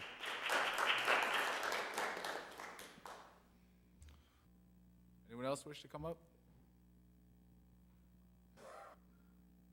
Anyone else? Anybody just come on up? All right, seeing none. We now have to take up whether we want to close the public hearing. So should we talk about that first? I think it makes sense, as you guys were saying, enact alternative B, but if you want to make further amendments to that based on what we've heard here, I'm open to that as well.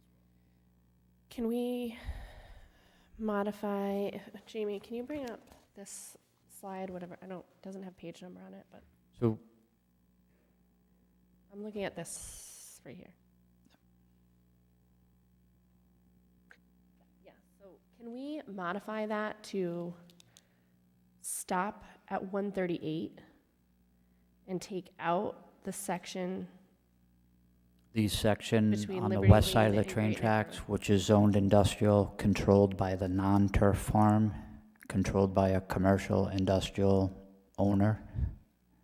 So just for clarity, everyone refers to that as the turf field. That is zoned IND1. It is not owned by a turf farm. It is leased to a turf farm. It's actually owned by a businessman in the town who has industrial, commercial, and retail operations in the community.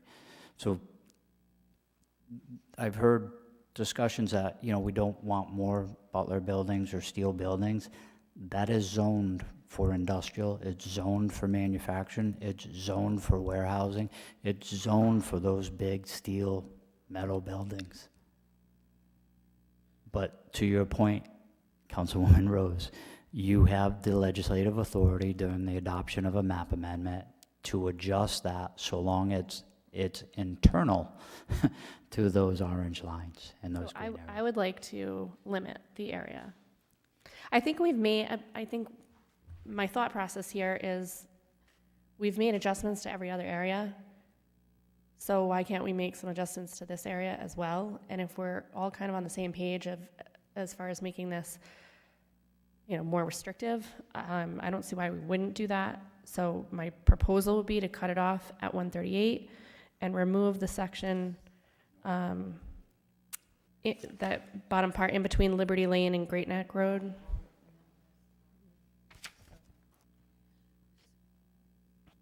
Did I just miss anything? Just that. I think that's a good point. I also, it's interesting to me that these are located where there's no water or sewer. President McEntee, just potentially one question for council. You still have a public hearing that's open, and to me, you're getting into council deliberations on what you may enact or not enact. I've always been taught that it's, when you get into that phase, it should be done after the public hearing's closed, unless you have specific questions or recommendations for staff to make amendments to the regulations before you, where you would intend to keep the hearing open. I think, is that what we're doing? I think it's why, we'll keep it open for now. We're going to continue to deliberate. So my question was about just hearing the concerns about access to water and sewer. Why would we, I wasn't on the council when it was located in West Kingston in the first place for medical, so I'm curious why we would repeat it. Just logically, why? Just because it was always done, sometimes people do the wrong thing.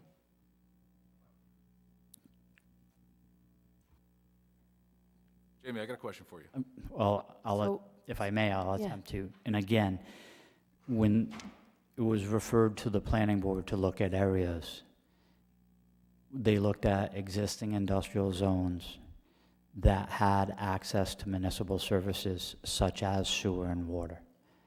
The IND1 in West Kingstown has access to sewer and water, and if it doesn't, it still resides within the sewer district. So it's not an expansion of an existing area.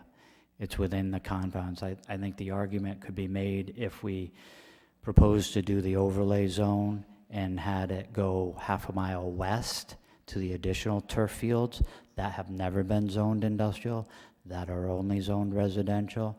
I think that would be very subject matter proper with regards to an expansion of an industrial zone. This is a use being proposed within an industrial district that allows heavy manufacturing, both wet industries, dry industries, and potentially noisy industries. But you have the special use criteria contained within the zoning regulations that attempt to mitigate those impacts on the neighborhood. So hopefully that helps a little bit, Ms. Bergner. And Jamie, this industrial zone that we're looking at right here, is that the same, is the zone that allows for medical cultivation the same as what we're looking at right here? It is the same with one exception. In the top right-hand portion of that slide, there's one orange appendage. That's not in this one? That's in the medical. That's not in the recreational. That's in the medical? That's in the medical because it's zoned IND1. So any sort of amendment we would have that would sort of cut back on Fairgrounds Road there, that would only eliminate the potential for cultivation of recreational marijuana, but it would still allow for cultivation of medical marijuana. Correct. And if you pull it back from 138, your medical marijuana facility could not enter in the cultivation of recreational at that facility. They would be prohibited by your amendment because they would be outside of the area where you allow recreational to be cultivated. So they're good questions. The planning board did go through a lot of the questions that you brought up this evening. Aren't they outside of it the way that this is proposed? Can you repeat that, Ms. Rose? Are they outside of it the way that this is proposed? Or No, so. As so on proposed Frank- here, they Frank still Ave can't. is just to the bottom right-hand side, to the top of the slide. I'm Okay. sliding the cursor back and forth on Frank Ave. The medical marijuana facility is just above the F in Frank Ave. Okay, gotcha. So this overlay zone contemplated the fact that that facility existed and that it could either continue as medical or expand as recreational also. I know they have limited they're not utilizing the facility to its extent possible due to the market conditions associated with medical marijuana. We could potentially keep that side of the road. Again, as I mentioned earlier, you can make any amendments to those lines so long as they don't go beyond them. Any other questions here for Jamie? Are we done? Are we? I'm just going to say, I personally would rather us, I personally would rather not see us shrink the industrial zone here for cultivation so it's smaller than that as compared to the medical cultivation. So I would like to definitely keep that area that already, where the medical cultivator already is.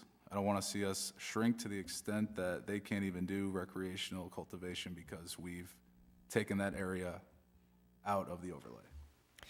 But we can leave that area and take out the other side of the road.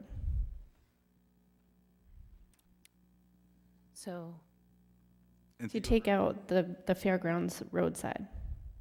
Yep. And Take that out, but leave. So even Frank though Ave that side. area currently allows for medical cultivation, you're suggesting we take it, reduce it when it comes to the recreational cultivation? Yes. so I'm inclined to reduce the area, Rory, just because we're hearing from the community that they don't want this. So I would actually almost want to put out an order of notice and have the medical begin to match as well. So if we're going to pull this back for retail, then we could do an order of notice, take 2 to 3 months, and then shrink the zones for medical as well. Because we really are hearing from people over and over in West Kingston, please do not do this, whether it's 7 reasons we've heard from. Just because we have medical in this bigger area, we don't have to match it. We can then try to do better and shrink medical. That would be my thinking. I don't know how you all feel, but there's a lot of people here who they already have something they don't enjoy. Why would we expand it and keep giving them more of the same? I don't know. But we are, responsible to all the voters. And like we've realized, that vote did pass 70-30. I don't want to see us, this is the only area that's available for cultivation of recreational cannabis that we're contemplating. I'd rather not see us shrink this to the extent where it's like, oh, it's such a small area where it just can't be done.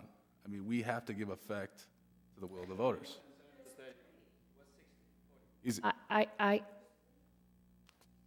There's only one district that allows cultivation recreational under what we're considering right now. This is the only, Well, what's on the table right now, is what I'm saying. so I'm still going back to what Jess said, and I think we have made adjustments based on you had me when you said, we've made adjustments based on community feedback 3 times, really. We had an original public hearing, and we removed a lot of 108, or all of 108. Then we had feedback again. Now we have another meeting, we've removed the commons. I think that we have to make another adjustment. We have to. So I'm for Jess. I'm with Jess.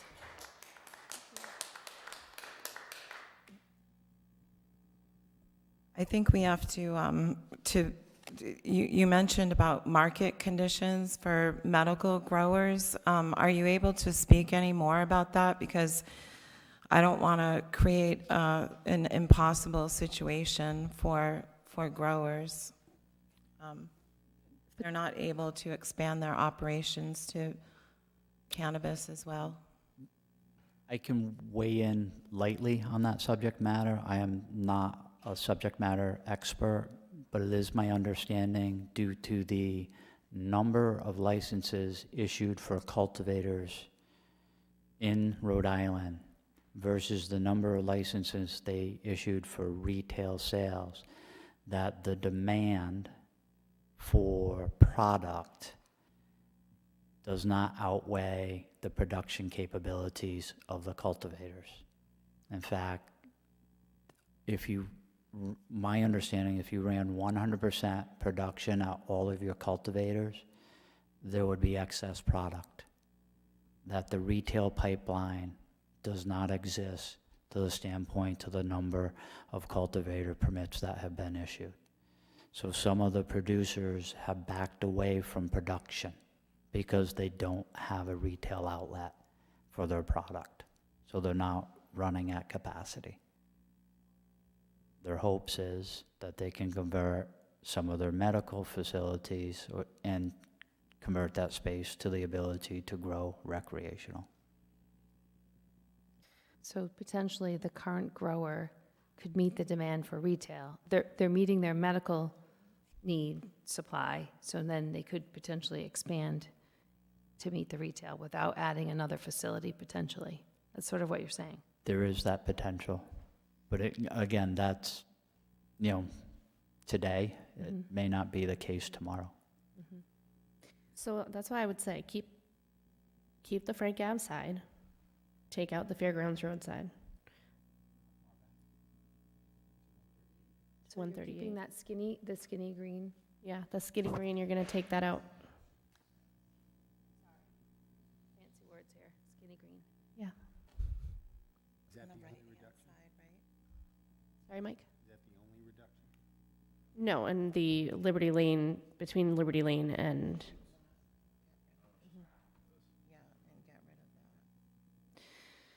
Okay, so. The little skinny.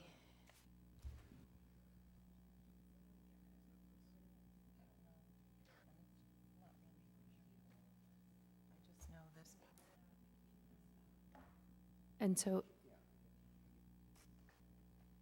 I just have a question, not related to this moving around stuff.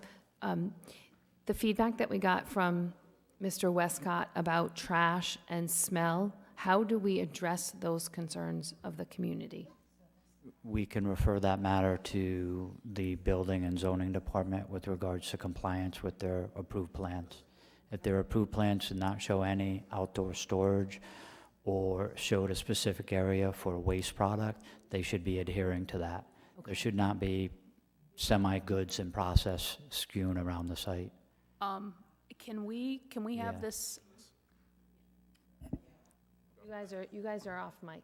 You need to be on the mic. I think you're doing something legally.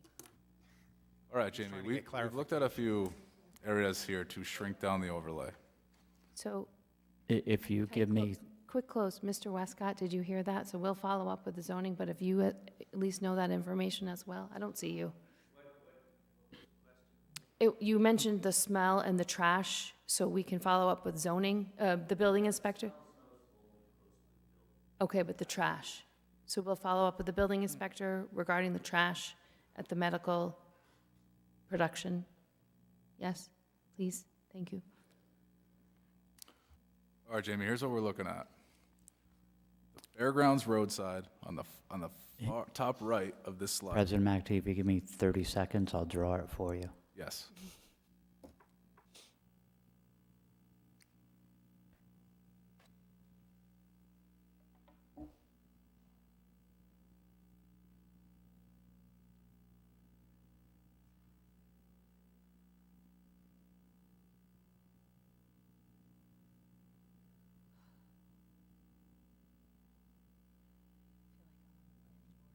like behind the scenes. Isn't he wild? So it's that lower, nope, to the right.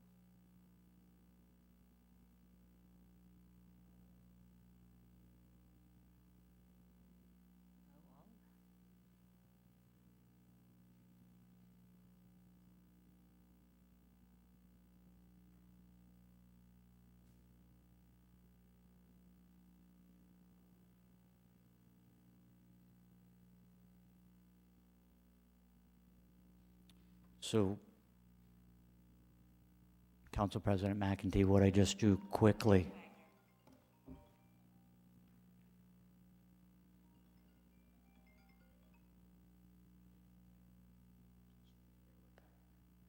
I set Brian to look for my phone and he found it in my briefcase. So, just for clarity, what you were discussing is the solid yellow would be an overlay district, which encompasses the existing medical marijuana facility. And then on the south side of 138, the yellow bold area, the perimeter, would also be part of the overlay district. But the green area towards the top of the slide, which encompasses the turf fields on Fairground Road, would not be part of the overlay district. But also take out the bottom left Right, see where the, portion. South of Liberty. yeah, where it says sale, that side of the, right there, yes. That's, No, that's not the Great Swamp side. No, the other side. I thought that's what. That's what they, I believe that's what they were That's what discussing. Emily Holland pointed out, is there's one way in, there's one way out, and it's residential. I thought she said the Great Swamp side. Want to come up and clarify? No idea what I'm looking at. It's the one he's working with?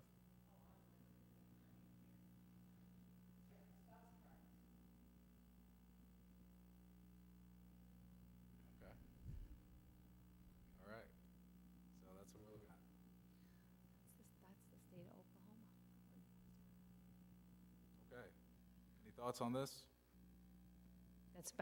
It's better. Better. It's very hard to get it right because we know that people don't want this located where they are. All right. So this takes the turf farms out in West Kingston out of the picture here. So they won't be permitted to have recreational cultivation. Takes the area of Liberty Lane near Great Swamp out of the picture. Won't be permitted to do recreational cultivation. And then everything else is right there as outlined. Right, and this is the only industrial zone that would allow for cultivation, manufacturing, and testing. There are other overlays that would allow for manufacturing and testing. This is the only one that allows for cultivation, just to clarify. And then at some future meeting, we will talk about an order of notice to reduce and match medical to more similar. I'll send an email. Okay. Now, we haven't talked much about recreational retail. Are we good with what was presented? We go back and look at that one time. I like B. I think we right, we sounded did talk like about that. B was good.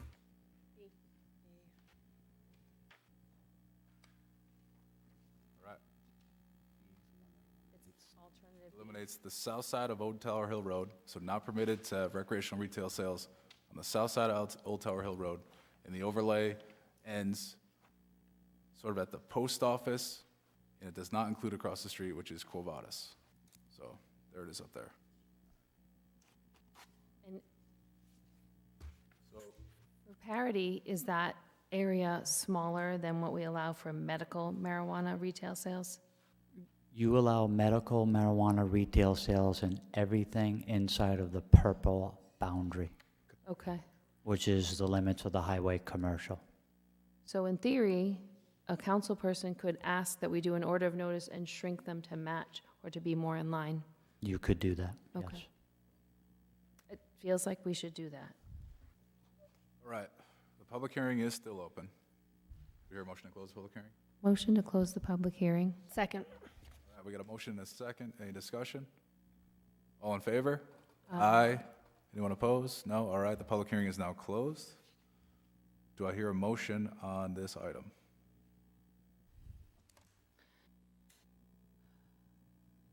So,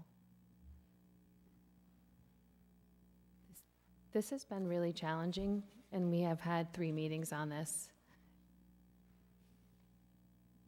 Oh, what is this? Okay, thank you. I know we just closed the public hearing. I just want to make sure we just talk a little bit about the area where Clark Farms and Bobby G's is before we make a motion. Is it too late to talk about that? We're discussion. Okay. All right, so I just, I don't know why that would be attractive as a location. I just didn't know if we wanted to shrink it a little bit more. So can I just have Make it- clarity on that, if I may? Yeah. As I was walking back. I Bobby read through G's and Clark Farms, I'm just curious. To exclude them? Yeah, like, is that, Why do you want that area excluded? because I feel like that's like crazy turn traffic on that side of the road, quite honestly. There's a lot I there. mean, I think we've addressed residents' concerns on the overlays we've looked at. We've shrunk this to the point where it solves most of the concerns. I don't want to see us keep shrinking. This all over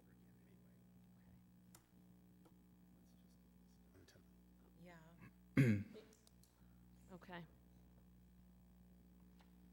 Good. Good? So, motion to adopt. So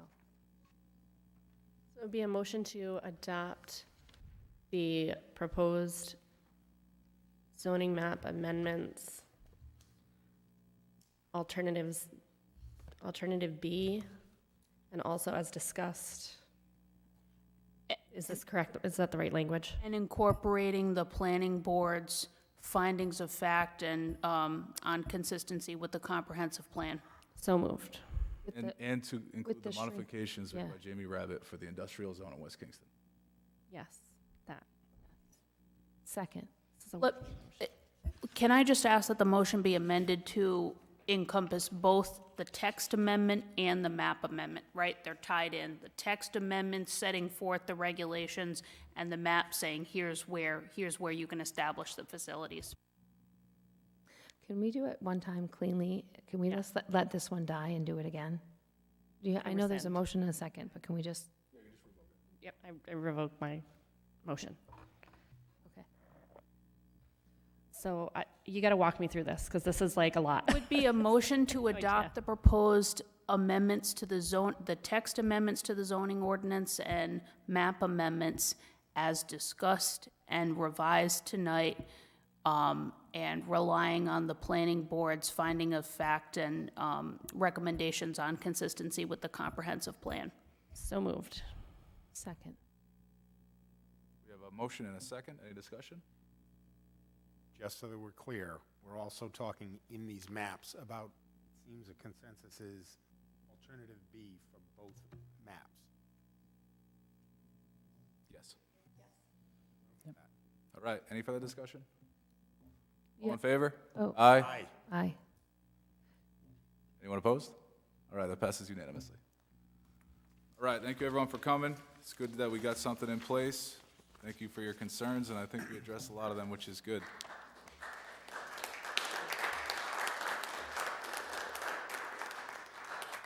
I just want to thank all the members of the public who spoke at 3 meetings and gave us all feedback. I want to thank everyone who wrote us emails and impassionately lobbied for changes. I said it earlier, I think that it helps us get it right. It never felt right. It still doesn't necessarily feel perfect, but we want to continue to move forward in a way that matches the needs of the community, and I want everyone to stay engaged and pressure us all the time for what you want. Thank you. I want to echo what you said. Sometimes it's really, really, really hard to make decisions without community feedback. We need to hear from the public. I wish that everyone was as engaged as the people in this room. I appreciate you, and please continue to stay engaged, not just with this, but with other issues, because a lot of times what happens is things get through, and then until somebody is actually affected by it, they don't realize. So it's harder to undo something once it's done. So please stay engaged. Everybody watching, everyone in the community, our agendas come out prior to the meeting. Our meetings are typically on the second and fourth Monday. The agendas are posted. Check those, because it's hard for us to get out all of the information to everyone in the town about everything that we're doing. So if people could follow along with us and give feedback where necessary, that would be really helpful to us, because we don't know what we don't know. Thank you, Jess. All right, with that said, anyone who showed up just for this, you can exit if you wish. Otherwise, you may get stuck here a while. So we'll take about a 1-minute recess, allow people to exit who just came for this issue. We feel like we should give them cookies. Thank you, Kathy. Thank you. Thank you, Kathy.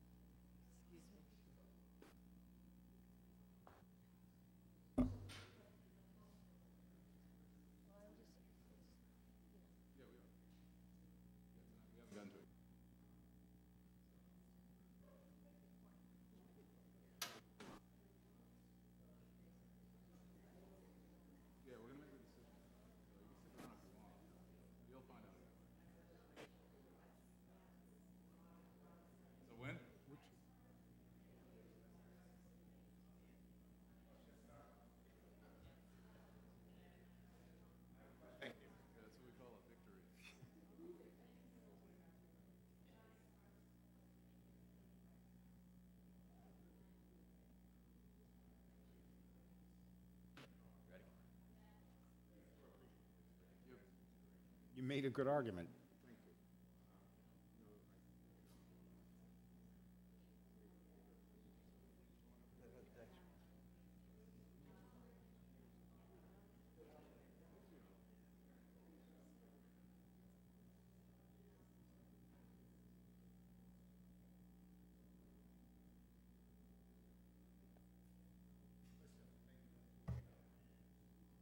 Thanks. Yeah. Thank you for coming out.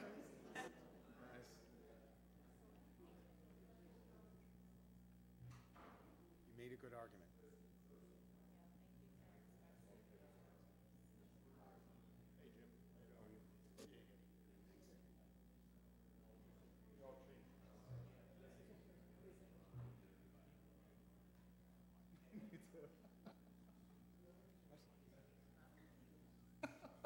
You need a little something? I'm sorry.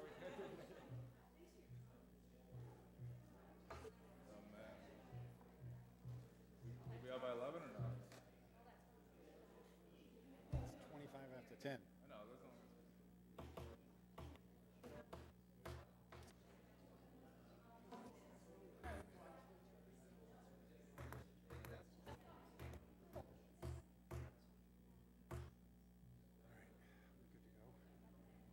Yeah, we're good.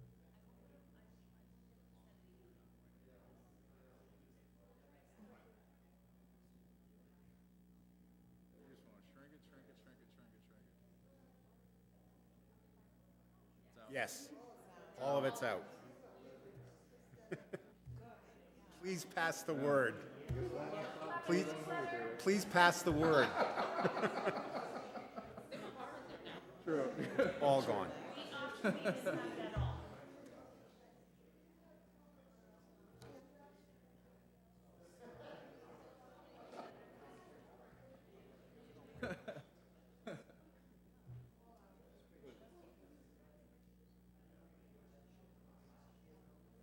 Set forward. Okay.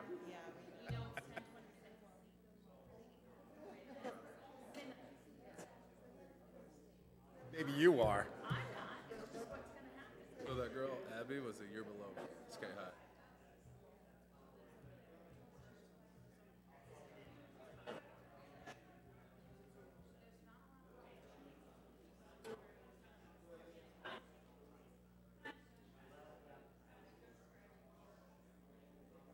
rubber stamp all people for commissions that are young people. All right, let's get things going. Yeah, we gotta get. All right, everybody, we're going to continue on here. Next on the agenda is public hearing 7B, a public hearing relative to a proposed amendment to the zoning ordinance, Article 5, Supplementary Regulations, Section 502.7, Cottage Community, that would extend the sunset provision for 2 years, as shown on Exhibit 2 attached here too. Jamie? Okay, me again. I will promise you this one will take less time.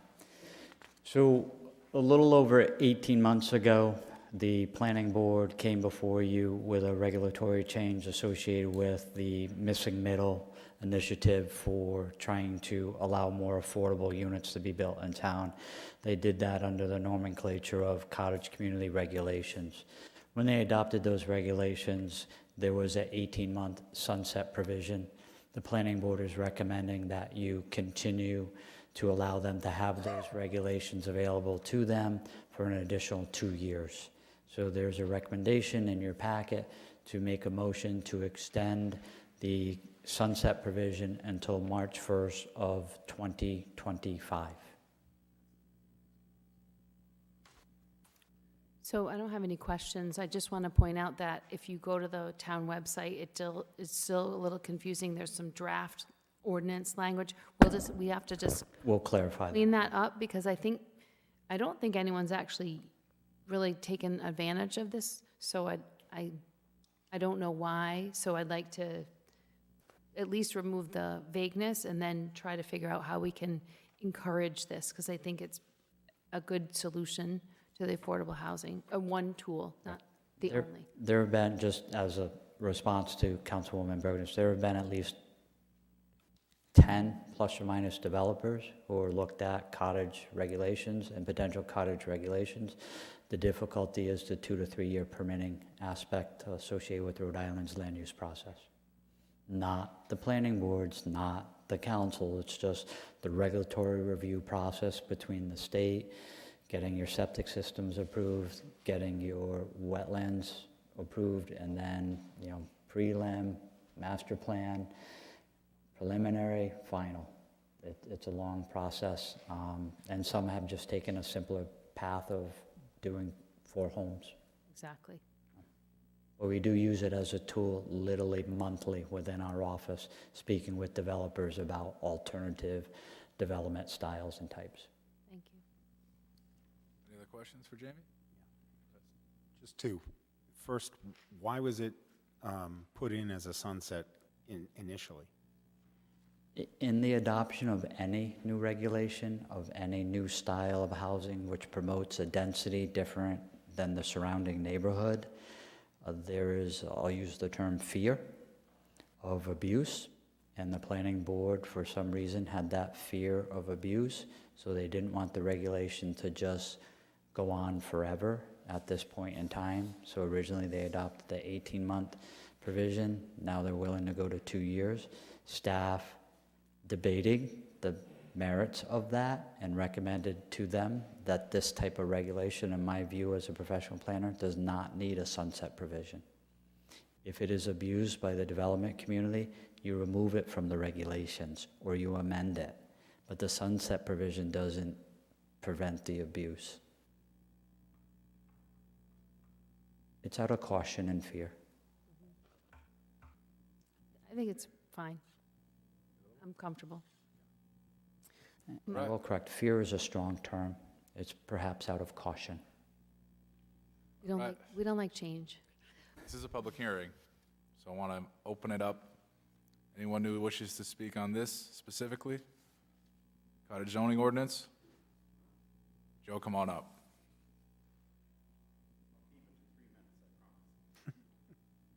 Been a long night for you all. My one question was going to be, has anybody asked to take advantage of this? So In the purpose section, it says, provide more opportunities for low to moderate income, which I really read to be workforce housing, which is badly needed. But I think one thing that needs to be considered, or at least I think needs to be considered, is, and I want to respect all the work that the planning board did to put this together, but in the section I1 and 2, there are design standards that add costs. And that could be one reason that people aren't jumping forward. I get that the permitting and the state regs probably are a barrier. And again, I sat through 1 or 2 planning board meetings when they did this. So there was a lot of work. I know a lot of thought was put into it. But if you read that I1 and 2, there are some design standards in there that add cost, and it may be a barrier, just a point. And I don't know how you fix that, because if you extend it at this point, I think you have what you have for 2 years. But just my observation. Thank you. Thank you, Joe.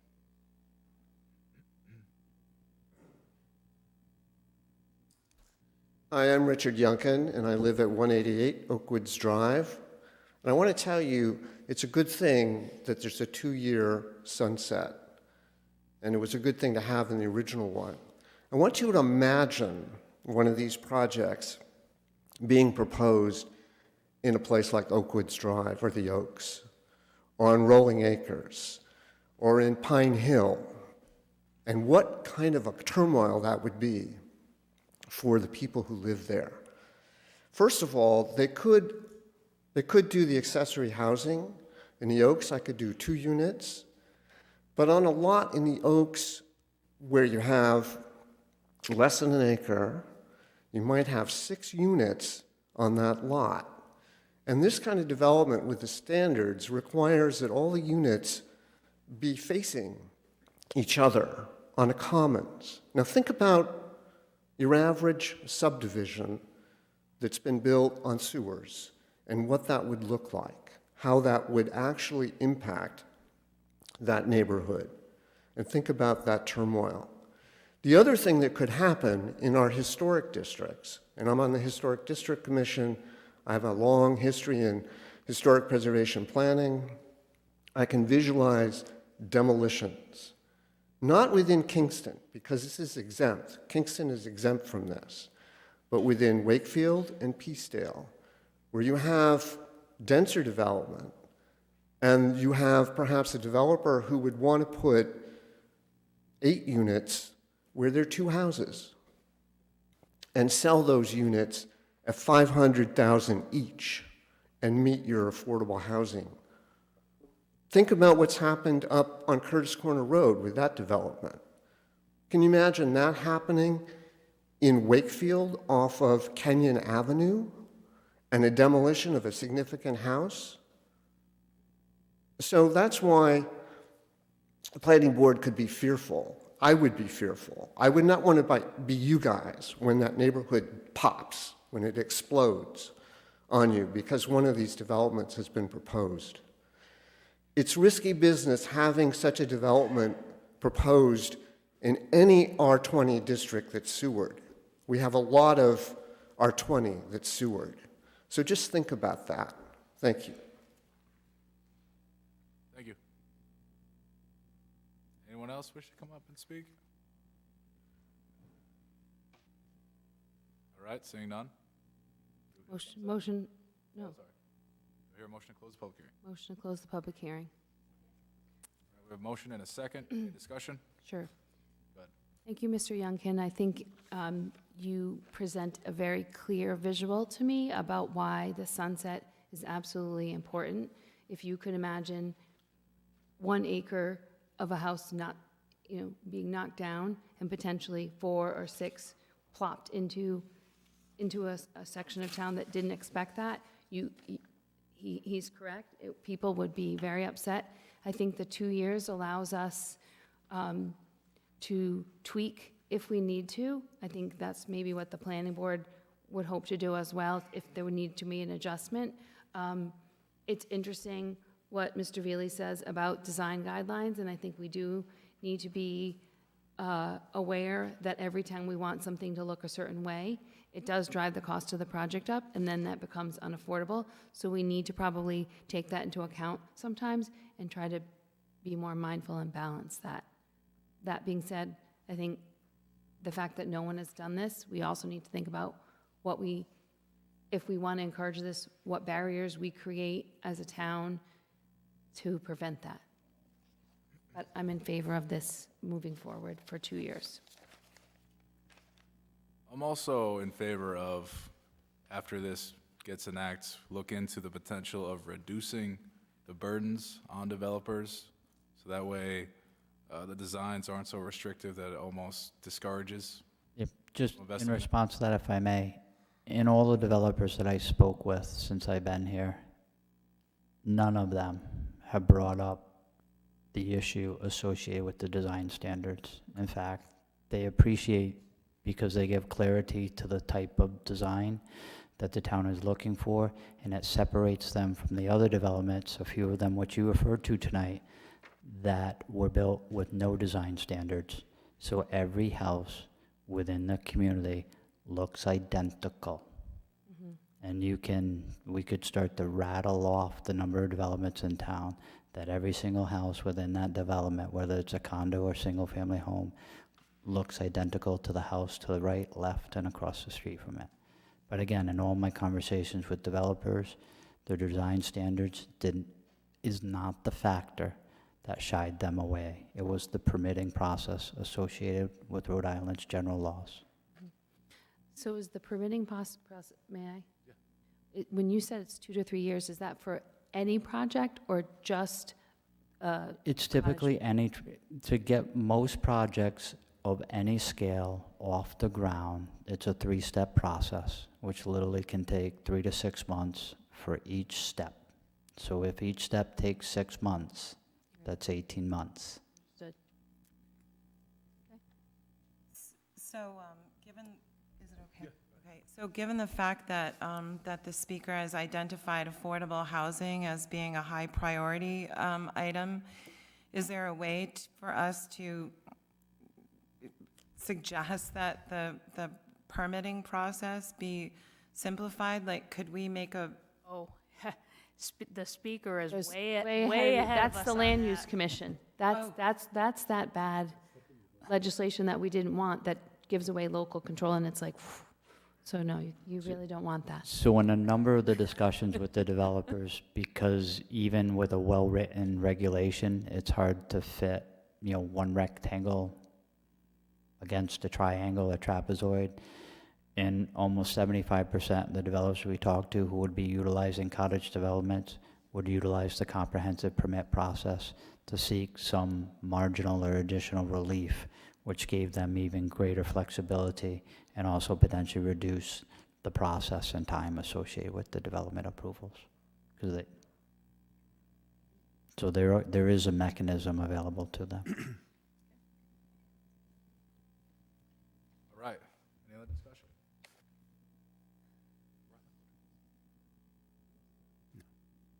All right, right now there's been a motion and a second to close the public hearing. All in favor? Aye. Anyone opposed? No, or the public hearing is now closed. Do I hear a motion on 7B? Motion to adopt amendments to the zoning ordinance, Article 5, supplementary regulations, Section 502-7, cottage community, as presented, incorporating the planning board's finding of fact and findings of consistency with the comprehensive community plan as originally contained in a letter from the chair dated July 19th, 2021 as follows. Section 502.7 cottage community, M sunset provision. The provisions of 502.7 of the zoning ordinance shall expire at 12 midnight on March 1, 2025, unless renewed by the town council in the same manner as enacted of a new ordinance. Second. All right, we have a motion and a second. Any discussion? All in favor? Aye. Anyone opposed? No. All right, that passes unanimously. All right, that's going to bring us to item 8, communications. 8A is a letter dated February 15, 2023, from Richard Youngkin, Acting Chair, Historic District Commission, requesting the Town Council to seek enabling legislation in support of a local demolition delay ordinance. Richard? No, Brian. Brian Wagner, senior planner and also the liaison to the Historic District Commission. I know I have both Mr. Youngkin here and our current chair, Mr. Gates, here, so I'm going to turn it right over to them. I just wanted to let the council know that the work that was done here was done in close consultation with Attorney Andy Tights. We did get his feedback and support and input in putting this together. And I also just want to lay out from the front, nobody is suggesting here that we're trying to ban or prevent anybody from demolishing any structure in town. This is merely a request to put a pause in order to help us look for alternatives to losing what might be a significant structure in town. So at that, I will turn it over to Murray. Are you going? Okay.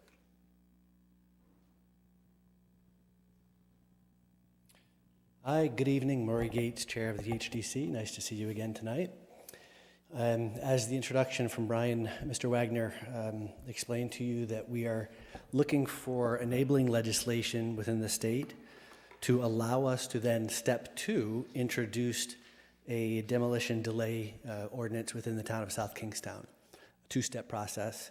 We're not coming to you tonight with the details of what that ordinance would look like. We can certainly answer questions and give you a flavor of where we're going with it.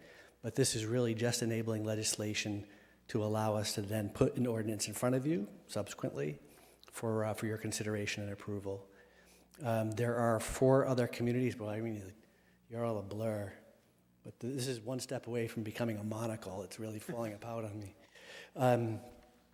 There are 4 other communities that have these demolition delays, or at least have asked for the enabling legislation already. Some of them going back to 1988, Narragansett included. Pawtucket, another one, Cumberland most recently, and Narragansett and New Shoreham being the 4th one. So there's precedent to doing this. I think the important part that Brian shared with you is that this is all about giving our historic structures an opportunity for a second life. There's been some great examples of this taking place in the past. If you go back a couple decades, the Goriellos were great custodians of a lot of historic properties, including the original Stepping Stone School. Used to be on the property of the old homestead. They actually took the initiative at that time to go out and say, they put it in the newspaper, who wants this building? Gave that community ample opportunity, nobody stepped up. So that's what we're trying to do. We're trying to essentially put into the ordinance the ability and the knowledge for proprietors of these old buildings to be able to give them a second chance. A lot of folks, a lot of building owners that have historic properties might not know that there are people interested in giving these buildings a second chance. This would afford them to do that.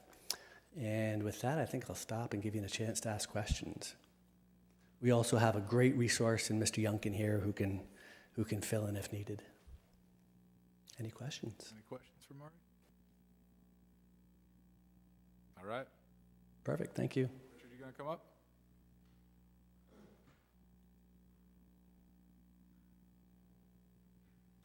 Richard Youngkin again.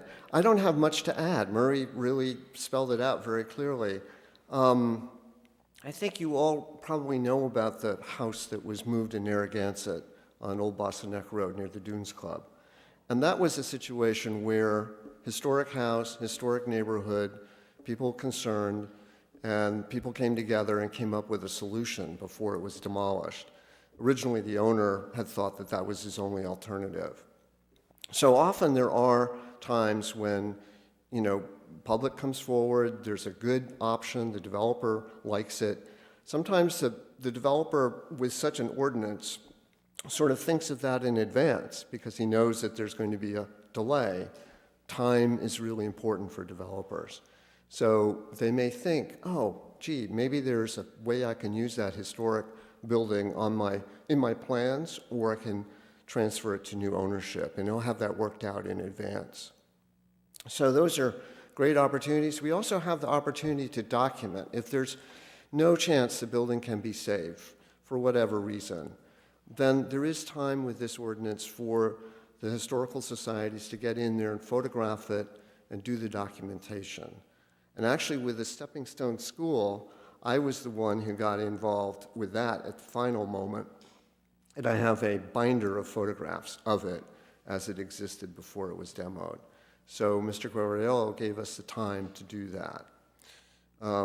So those are just some thoughts about this, and we would be coming back to you with the full ordinance once you've got the enabling. Thank you. Thank you. All right. Do I hear a motion on this one? 8A? Sure. Motion to approve the communication item and direct the staff to forward a resolution asking for enabling legislation. Second. All right, we have a motion and a second. Any discussion? All in favor? Aye. Anyone opposed? No? All right, the motion passes unanimously. All right, it's going to bring us to communication 8B, a resolution adopted February 13, 2023 by the Charlestown Town Council to support full funding of categorical transportation aid as outlined in RIGL 16-7.2-6.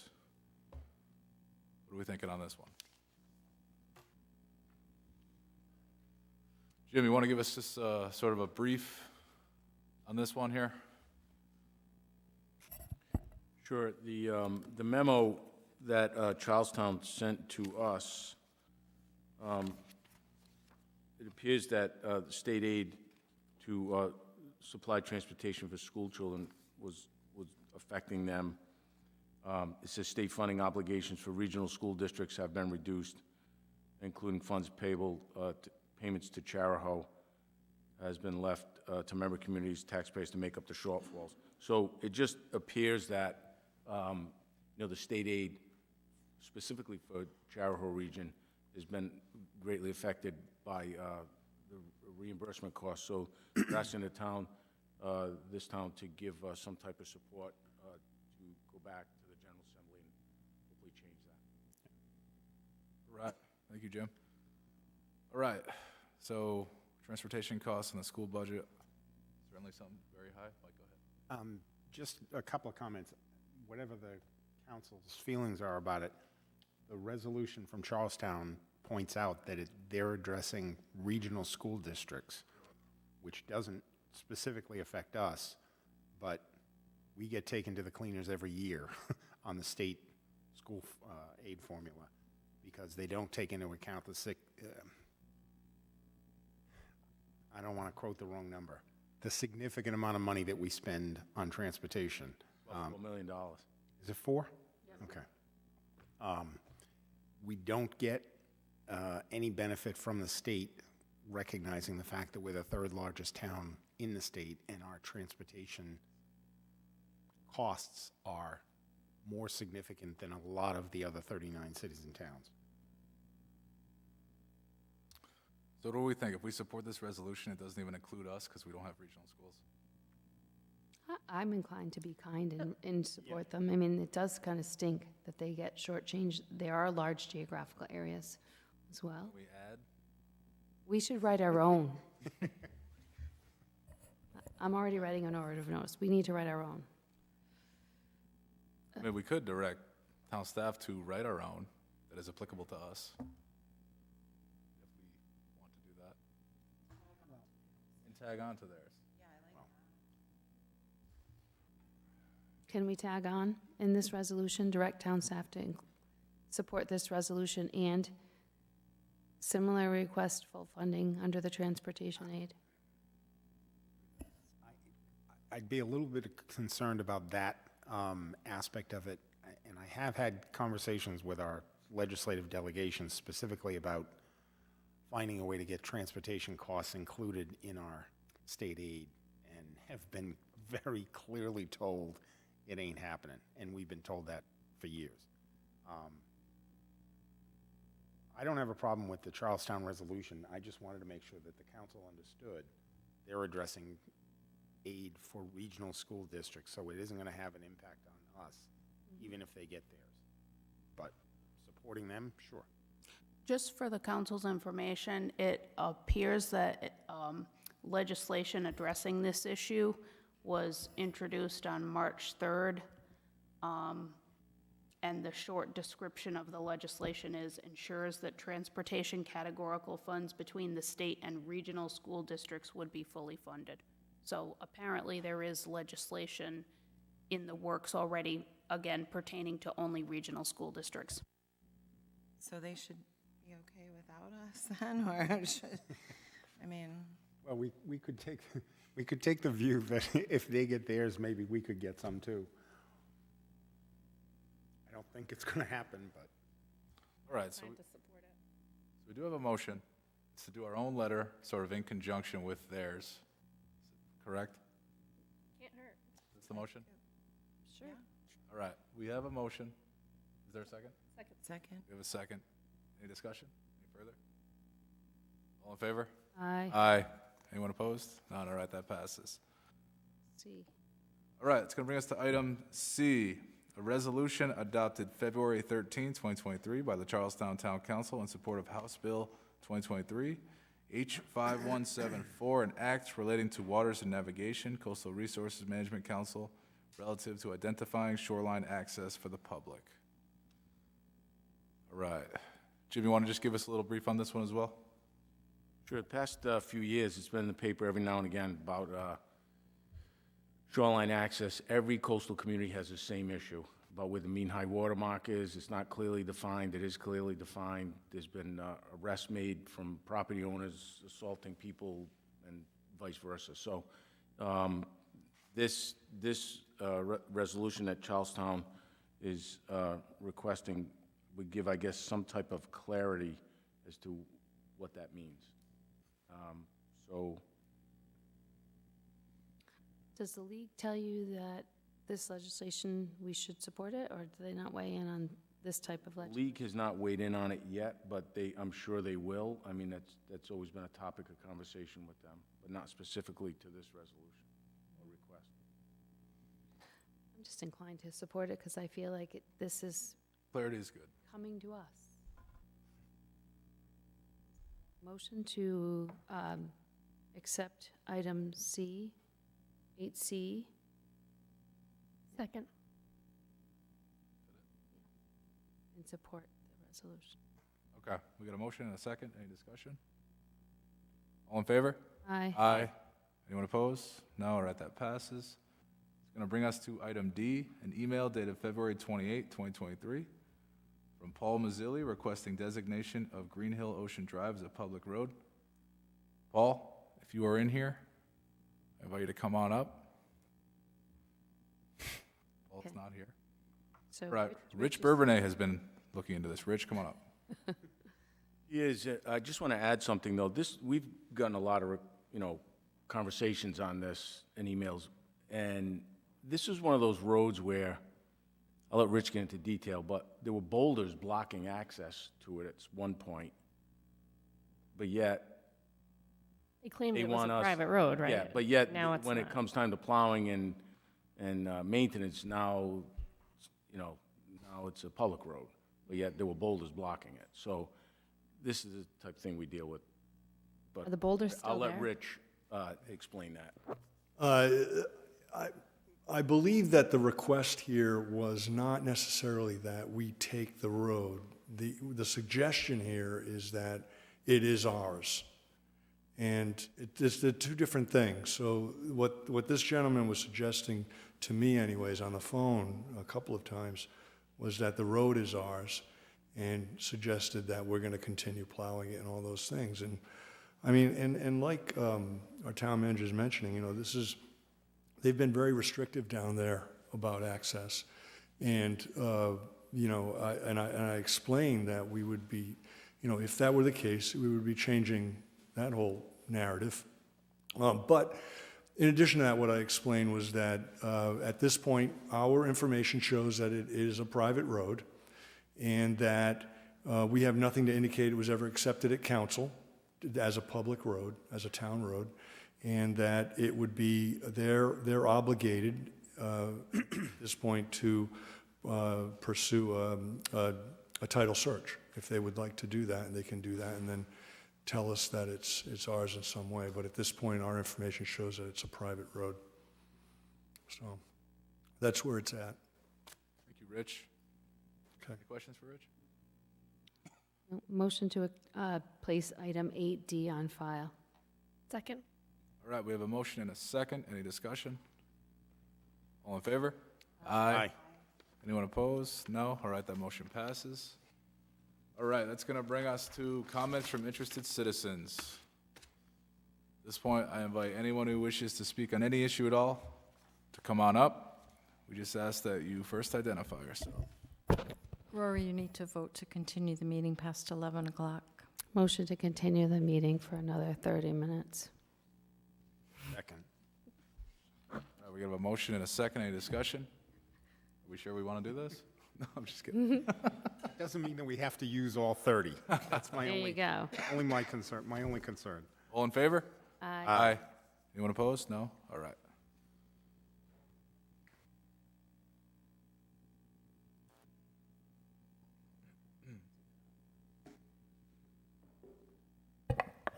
I don't think I'm going to make it through this week.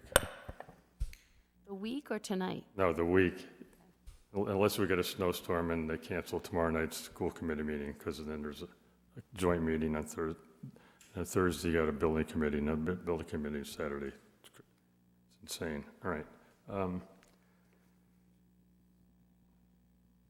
I know I'm assuming you're going to discuss and possibly vote this evening for filling the seat on the school committee.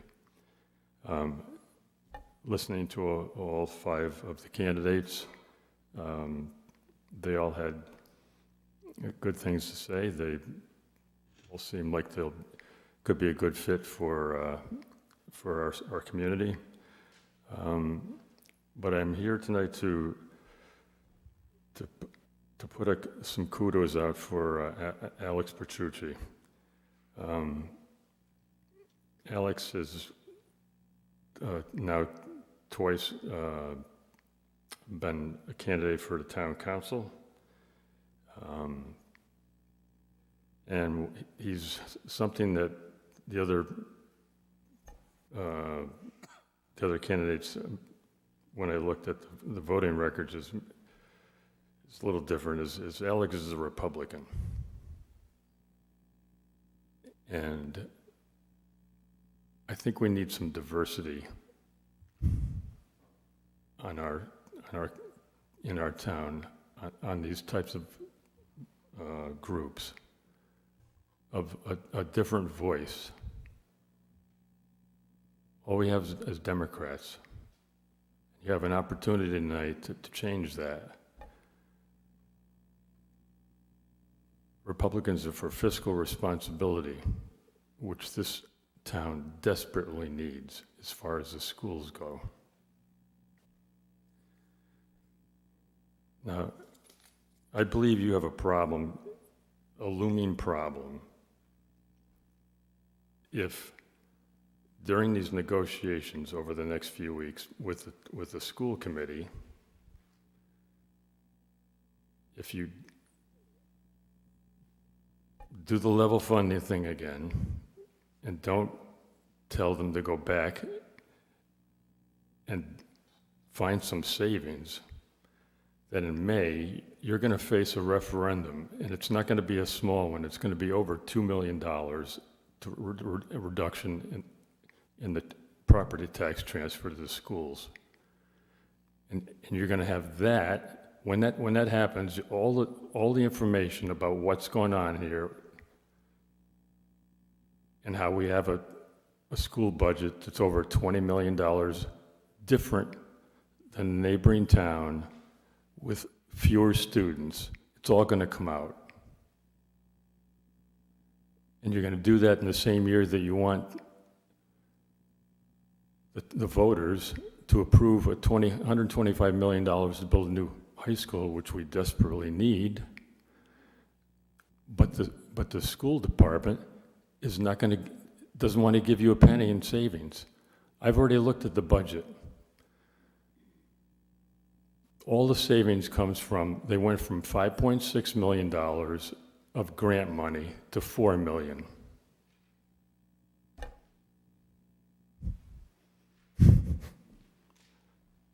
There's no savings for the taxpayers.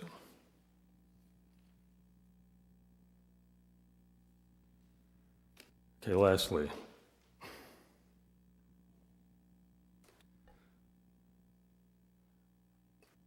this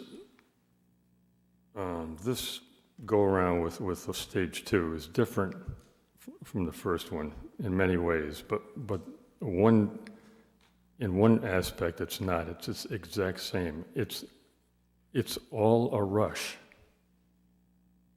Everything is got a deadline. When you limited the bond to 125 million, and it all went to the high school, what happened was, if you had put in an extra 5 million for like 2.5 that Hazard needed and 2.5 that Broad Rock needed, then if you had, all you had to do by December 30th is to start one of those other projects, which would have been a no-brainer. But now, you haven't even hired an architect for this project. Hiring an architect, and then you're going to design an entire high school, and then get a shovel in the ground by December? That's insane. Doral, you are past the 5, so I just want to ask. Okay, lastly, have you ever heard the phrase extinction event? You know, like when the asteroid hit the Earth and all the dinosaurs got fried, okay? We have an extinction event in South Kingstown.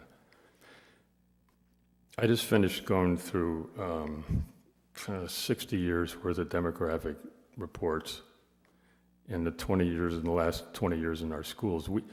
20 years ago, we had 3% of our students were black students, and 3% were Native American students. Those percentages are now both under 2%. When my family first came here to South Kingstown, those percentages for black and Native American residents in this town were over between 5 and 10%.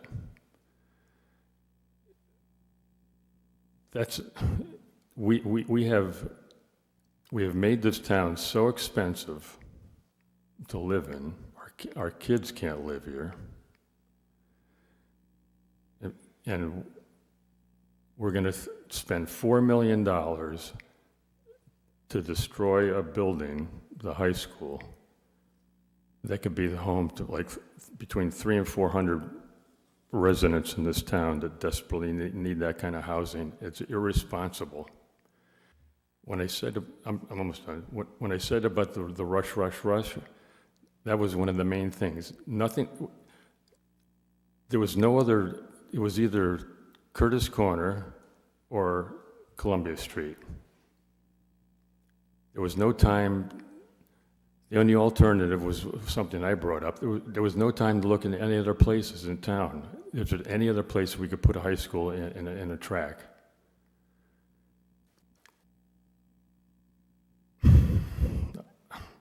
I don't get it. Thank you, Doral.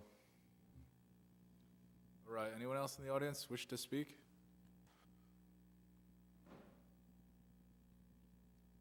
Hi, Murray Gates again. Last time I was in front of you folks a few nights ago, or last week, whenever it was, we were talking about the historic railroad signal tower. And I think that's still an agenda item. I'm not sure if you're going to get to that tonight, but I don't know if that requires some, or includes some public comment. So just in case it doesn't, I wanted to give you a very quick update. There's been 2 very interesting communications with DOT since that time, one very positive, one very negative. And just as a reminder, we had asked from the Friends of the Kingston Railroad Station for $13,500 to repair the roof. When myself and Brian Wagner on staff met with DOT the first time, since we saw you, they said, 3 of them, yes, we're very supportive of you doing a project if you don't move the tower. That's your only option. The next day, I get a phone call from DOT saying, senior management has changed their mind. Your only option is to cart the thing away. We are no longer supportive of your project. I think this really warrants town administration to very proactively reach out to, for those of us that may have special relationships with the director of DOT, sir, if you could leverage your any relationship that you may have to alter their opinion. It's the DOT staff opinion who shared this with me confidentially, that it's a political decision which has really nothing to do with the building itself. That doesn't sit too well with me, and hopefully it doesn't sit too well with you, having the state make a decision on a property which is important to the town of South Kingstown. So I'm hoping that, number one, you'll continue to award this project, even with the unknowns that are in front of us, and secondarily, that we'll have staff reach out to DOT and say what I want to say to them. Thank you. Thank you, Murray. Okay. Anyone else in the audience wish to speak? All right, seeing none, we're going to move on. Next on the agenda is 11 appointments. We did have an interview for the BPAC, Chris Moore. Motion to make a resolution to appoint Chris Moore to the Bicycle and Pedestrian Committee. Second. All right, we have a motion and a second. Any discussion? All in favor? Aye. Anyone opposed? No? All right, that passes. All right, and we did do interviews for a school committee vacancy. Do we want to take that up tonight? Oh, give you a second. Well, do we want to take it up tonight? Do we want to do it another meeting? We can talk about it, and you don't have to leave. You can sit in the audience. You don't have to vacate to the parking lot. I don't know where you were. Okay. We did have, 5 interviews, approximate 10 minutes within a 1-hour time frame tonight. Do we want to make a decision tonight? Do we want to think about it? What do we want to do? I'm prepared to make a decision tonight. I don't know how everybody else feels. I was asked why the school committee didn't participate in the interviews, and just wondering about that. So they didn't participate the last time we did it? They did? When Carol and I were appointed. I don't remember that they participated. Sorry. Okay. They were here and they asked questions? Oh. 6 of them, or 5 of them. It feels like a lifetime ago. I don't know. The answer to the process of, there's no answer. Because we didn't really have a lot of, We didn't really have a big process this time. Like, I think last time, because we had 2 open seats, it was it almost had to be a particular process because there were so many questions, and I swear I All right. So, don't believe you. they were here. I vaguely have vague memories of that. so the decision is a council decision. School committee has not been present in the interviewing process. Maybe they were before. I can't really remember if they were for the 2 vacancies. See. I mean, what we got to decide right now is, do we want to make a decision tonight? Or do we want to consider the information we have based on interviews we did? I don't know if anything will change if time, like, if we wait 2 more weeks. I don't know what would change, except we would just. Do the same thing. Mm-hmm. All right, well, let's talk I think we can figure it out. I'm hopeful. If we can't, then we can't. All right, well, let's talk about it. I took notes. I typed a lot of what people said, so I have to say, honestly, all 5 people were excellent and contributed, I think, very different things. I was surprised by Mr. Martin, who literally, you could have whited out Philadelphia Township, and some of the struggles he dealt with were our struggles. We have very invested parents. Mr. Shear, I liked his experience with facilities and nonprofits, and Mr. Holt, delivering difficult news. I like a lot of, there's a lot of talent there, and we've got to figure out how. That's when I was asking about the building committee, like how can we figure out who can be involved, because I think there's good resources there. I also think I've known Alex Petrucci for a long time, and I think his understanding of the last 5 or 6 years, he's lived here his whole life. There's that, and been involved in the issues. And I look at someone who wants to contribute as well. So I don't think we could make a wrong decision at all. So I want to echo what you said. First about, how many qualified candidates, all 5 are very qualified. What stands out to me is that the school committee has a lot to do very quickly, and there's going to be an element of whoever this is having to catch up. There is one candidate who I know has followed this very, very closely, has followed all the issues, and I don't think we'll need any time to catch up. That is Alex. He has 2 girls who are, will soon become school age. So I think he has a vested interest in that respect. He is engaged with the high schoolers as a coach. And I think he represents a demographic that we're trying to pull back into the schools. So that's important for me too. I'm happy to support Alex. All right.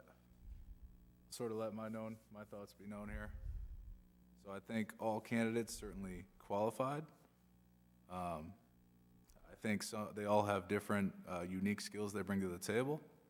I particularly like Joe Martin's prior experience on a school board, and it seems that he has direct experience dealing with project renovations, improvements, rehauls, new buildings, and I really like that. I think that allows sort of like, hey, hit the ground running and have an idea what's going on and how to sort of manage the position.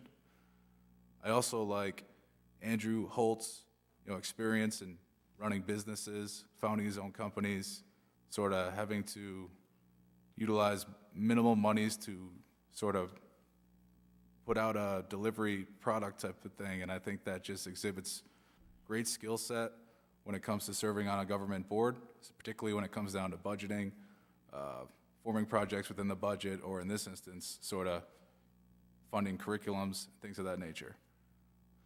I think Alex has certainly a vested interest in town. I think, obviously he's ran for council twice. I think he has a good experience, definitely been following, comes to meetings, goes to school committee meetings, knows what's going on. I also think Brad Shear brings positive aspects too. He has good experience, he's got a vested interest with children and children in the schools. But for me, my top 2 are Joseph Martin and Andrew Holt. So that's where I stand.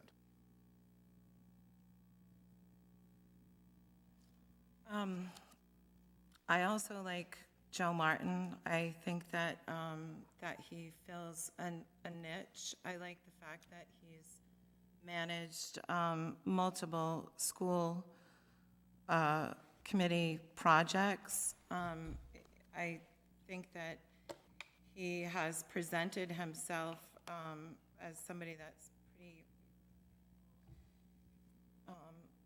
easy. He has a pleasant demeanor, which I think is really important in working with a bunch of people. I really like Brad Shear's dedication to the Beloved Neighbor group and really teaching actual history. And then I really did like Andrew Holt as well, because I think that what he said, we have a story to tell, and he's a storyteller, and I think it's really important that we get people excited about the project and get voters to vote for it. So that excites me as well. So for those reasons, those are my two top candidates, Andrew and Joseph Martin. Got it. All right, now it's all laid out there.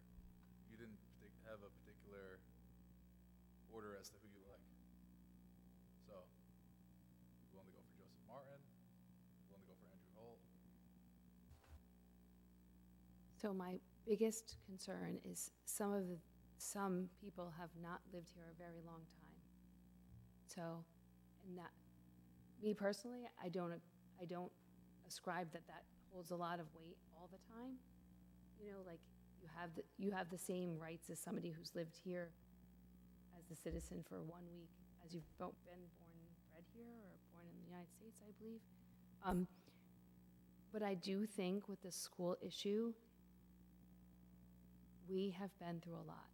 I have been doing this for a very long time, and I feel like it's hard when people come in the middle and they say, why are we doing this? And we have to rewind and start over again and explain why we closed a school, why the Curtis Corner location, why the bond failed.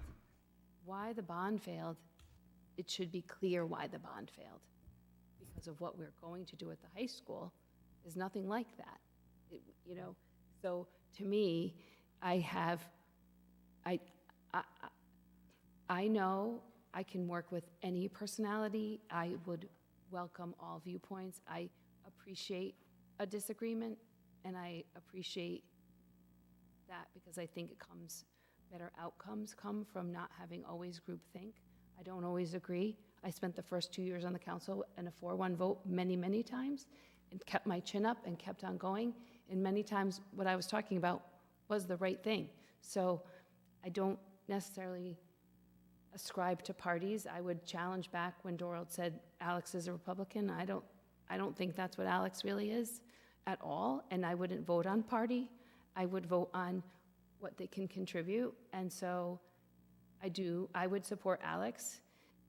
Like Jess said, I think Alex has voted in many primaries for the Democrats, and he's an independent thinker. So I don't agree with everything that anybody says, but can I see him contributing? I do. So I think we're sort of stuck. Okay. You want to make a motion, a vote, anyone? I will make a motion to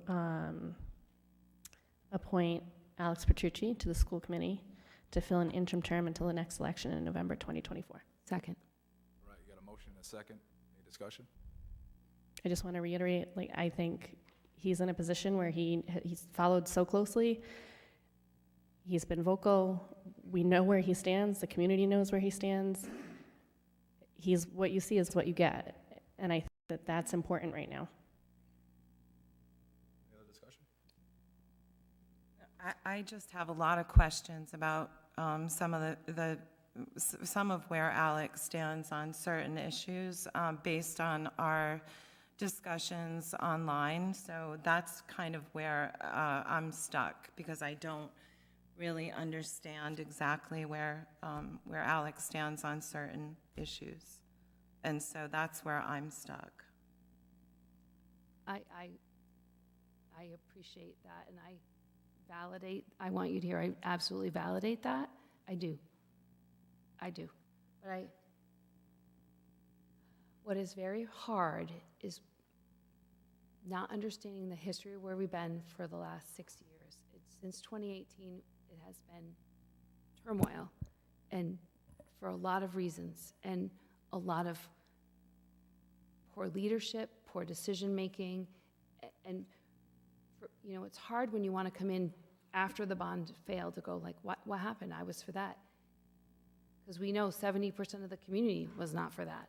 And so you know, when Alex puts himself out there in any way to say, here's why I care about what happens at the high school or whatever, we were the minority. I voted against every time.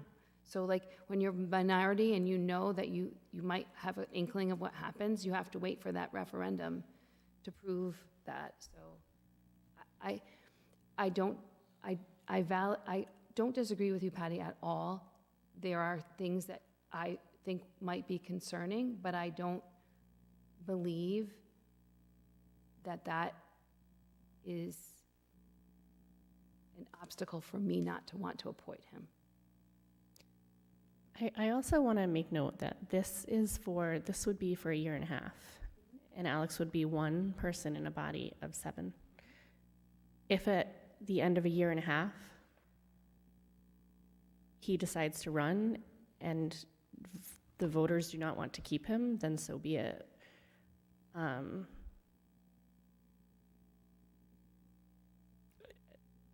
I think give him a chance to. All right. Anything else? Should we move to the roll? Any other discussion? All right, let's take the roll.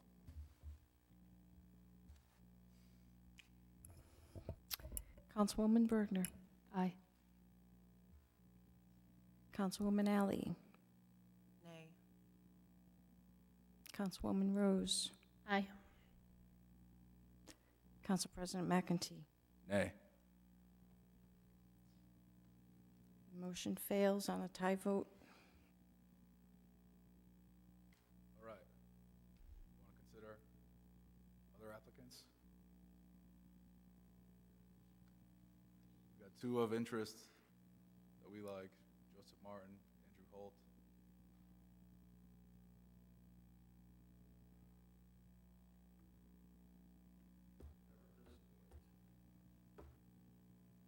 Can either of you get on board with supporting either one of them?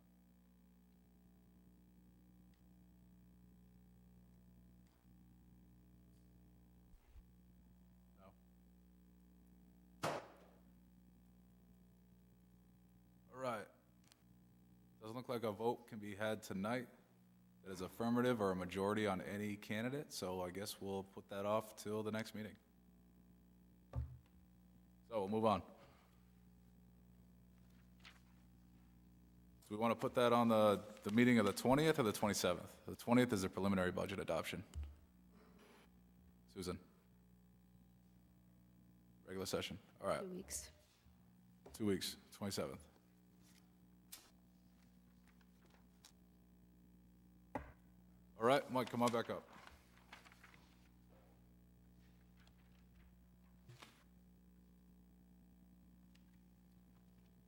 That's going to move us to new business.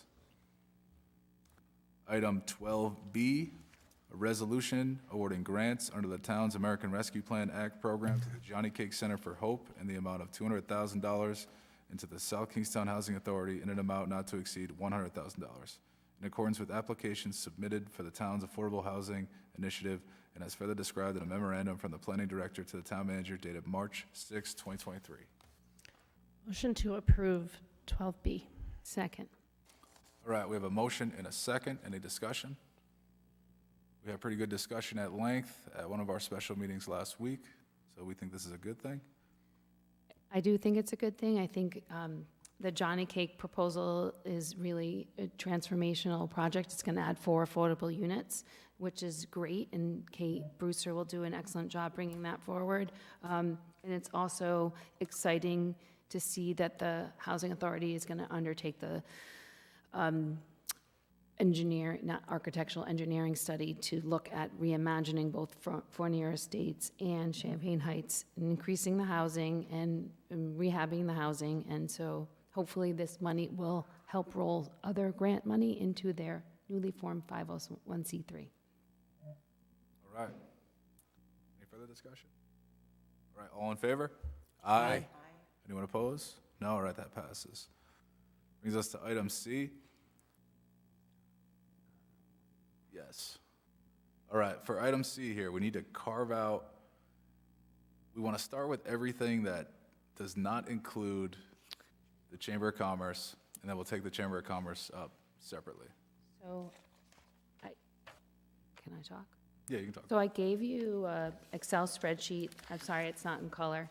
But I did make some adjustments because I really felt like we needed to have, some sort of guiding philosophy about what we were doing, and also to come back to the original intent of the ARPA funds. So really, in my mind, it was to address the effects of COVID and those most impacted by COVID, and put the money towards those agencies. In many cases, I wish it was in color, the last column shows a reduction of some amounts based on whether it was a social service agency addressing the impacts of COVID. I know that for the Chris Collins Foundation, I think it's an amazing organization, absolutely wonderful. I did reduce their ask because I have heard that the school has ESSER funds, and that is mental health support for schools, and I think that the schools who literally have unbudgeted ESSER funds can use that to do the work right there. So it's not to harm that foundation, because I know suicide prevention is critical in young adults. So that's one example of a reduction we could consider. I also adjusted Neighbors Helping Neighbors and Southern Rhode Island Volunteers and gave them the same amount, which I think is $7,500. I think both organizations do great work for the seniors, and I wanted to give them the same amount, and just one got a little bit more than they requested and one got a little bit less, but just to give them parity. For some of the organizations, I think they do good work, but I just reverted back to their standard ask of what they got previously. Some of it wasn't quite clear. The connection to the COVID didn't make sense. It was just like the regular ask plus a bonus of ask. I asked Jim this morning about the Friends of the Saugatucket. For example, I'm not quite sure why, for example, the Narrow River Preservation gets $1,900 and Saugatucket would want more than that. And I think Jim had said that there is some money allocated for the Friends of Saugatucket, so I did a reduction there. So you can just look at all of them if you have any questions. I was just trying to reduce a little bit. Because, why do I want to reduce? Is because we need additional money for EMS, and my thinking is we're $1 million short in the EMS project, and that we need to reclaim some money, and funding EMS more fully really is going to benefit every resident, young, old, all ethnicities, tourists, and everything. So EMS really does impact so much, and we have not fully funded that. And I also want to find some money for the Scott PACs, for the Kingston and Union Fire. Maybe not all the money, but maybe we can find some. But if we don't it's hard to make adjustments, because I think some of these organizations are very worthy. But I think the Scott PACs is another thing where every resident could be potentially benefited by versus a subset. So that's my reason on the spreadsheet, if you have any questions. You did a great job with this. Luke, any chance you could come up with a laptop and connect here?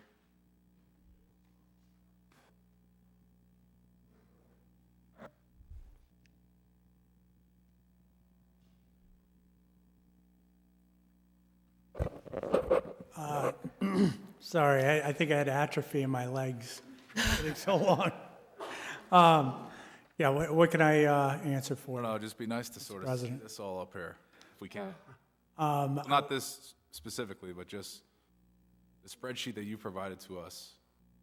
That is Luke's spreadsheet. I just added the column that's unlabeled. All right, if anyone here wants to see it, I think it'd be helpful. If you want to take a brief break, I can set it up. We can. No. We're actually due for another motion to extend the time. Right. Motion to extend the time. But I'm certainly glad to take notes or do anything if you No, have it's any fine. questions. You want to not Thank you. go home? Maybe you can sit right there if you want. We do need a motion, though, to extend the time, right? So I'll second Deb's motion, even though I said I wasn't going to. Yeah, 30 more. That's it. Really, I'm going home. Lucky I have tomorrow off. All right. I don't.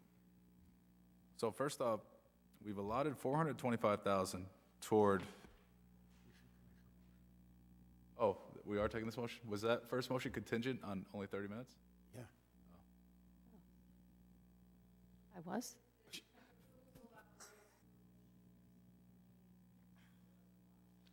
Oh, I I thought it was real. All right. Kind of. Okay. So we've allotted 425,000 for human services and outside agencies as part of our ARPA plan. Now, all the requests came in at in excess of 440,000, so we got a difference of about 15. We know that there are some here that have never requested monies from us before. Those are located at the bottom of this list here. Some notable ones: Friends of Kingston Station, Friends of Kinney, Fayella Gardens, all those on the bottom there. Now, I like what you've done here, Deb, and I understand that any amounts that we don't give in this area, we could allocate towards the EMS because we know that that's going to cost a little more than what we initially anticipated. However, I don't like how we've reduced the amount so much here. I mean, 425 down to 271. I don't think we should reduce so much. I mean, I'm more inclined to. But we have the ask for the, sorry to interrupt, but the ask from the Kingston Fire was like 90,000. That's right. That's right. Right? And Jim's going to tell us that we have $1 million short on the EMS. Correct, Jim? So, We don't have the exact number, but it's certainly more than the 1.1, way more than is budgeted. I would guess at least 600,000, 700,000, 800,000 more. Before we go too far with this, do we know that reallocating $168,000 towards the EMS service and/or Kingston Fire Scott Packs is allowed under ARPA? So it was revenue replacement because we're under the 10 million, so it effectively, the federal government gave it to the town as true revenue replacement. So the council has full purview over what these funds are used for. Yeah, we budgeted 1.1, so it really could go up to any number you want for EMS. My only concern was whether ARPA has any restrictions for the funds. Yeah, initially they did, but they came out after and they ruled anything under that 10 million, we could spend it where we needed to. but if we are, That's what I was worried about. but if we already allocated 1.1 million, if we allocated more, it's not a big deal because it's the same funds. My concern was the feds having a problem with us, and I think you're right. I think it was the old regulations. You couldn't use it for budget supplementing, essentially. That's right, can't supplant the budget. Right. But they Took that away. That, we're under the 10 million threshold. Okay. So in a lot of these, like, for example, the Peacedale Neighborhood Revitalization, Trace Martin, wonderful project. She hasn't come in a number of years. She came and asked for 10. So I just, in my mind, I'm like, let's just go back to the original ask of 3,000. So like, in my logical thing was I tried to revert to what they typically had, and especially because they're not a social service agency. I'm really focused on trying to fund and help the most vulnerable, the elderly, disadvantaged groups, economically. So my goal would be to try to equalize, give it there and take it away from others. It's hard to support economic in the same piece as you want to fix in someone's staircase so they can get in another house and like those things. So that's kind of where I was at. And so some of them, they don't always ask, or they're erratically requesting, so just moving things around. It does free up some money, whatever that is, 100. What's the full amount? 425. Is the total amount for ARPA that we've allocated for? 9.1. No, for human services. 425. So it's 150 less, essentially 30, 25, and 100. So it's just giving us some ability to put some money towards EMS and put some money towards the Scott packs. I guess I'm always oriented toward, it's a philosophical theory to help do you want to do the most good for the most people, or do you want to help some people, just a subset? So if you take the utilitarian point of view, you do the most good for the most people. I just don't like that. We've made a plan for 425. We've solicited all the applications for it. We've heard the applicants come up. We're trying to make a decision on how to narrow it down, and now we're contemplating reducing that allocation by 150 and then just sort of move it over to something else. And I agree that something else is needed. But I think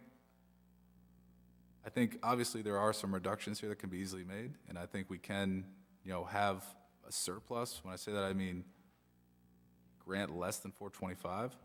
I just don't like going so low like we've done here. I think a lot of these requests are valid requests. I think there are some that are very new that we haven't seen before, and those I can be a little skeptical about. And I think that should be the starting point as far as reducing the amount to grant here. Now, when I'd say those, I'm talking about the ones on the bottom here. So there's some that are not funded that you would like to fund. In your request here, in your proposal? Yeah. Yes. Which ones? I'm open to a conversation. I just was, So, all right, I'm looking at here, I'd like to fully fund all of them except all the ones we haven't seen before, but also fully fund Peacedale United Housing. Peacedale United Housing is funded. And yours is funded. But when I say fully fund, that means fully fund pursuant to their requests, with the exception of all those that are new applicants who haven't asked for money before, but also fund Peacedale Housing. Does that make sense? That frees up about $75,000. No. Gets it down to like She, 3. she has that fully funded in here, no? Yeah, she does. I know, but these are not all fully funded. These are right. portions thereof. Yeah. Well, they're not fully funded. Which ones are not fully funded? Kane Child Development Center, or? They didn't ask? They didn't ask for anything. All these with the blank column, they didn't ask for anything. They didn't? No. Nope. Oh, I see. This is the page. Oh, wow. Why didn't they? Okay. So Tri-County didn't ask, Kane didn't ask, so all of those didn't ask. Yeah. So, okay, go from the top here. You got Boys and Girls Club not fully funded, 20,000. Because I wasn't quite clear on why their request was an additional, they're increased by 33%, so just left it the same. I know what they do. They give kids summer camp. They're great. All right, I'm good with that 20. Education Exchange 15, that's good. How about Domestic Violence Resource Center of South County? You got that reduced. Right.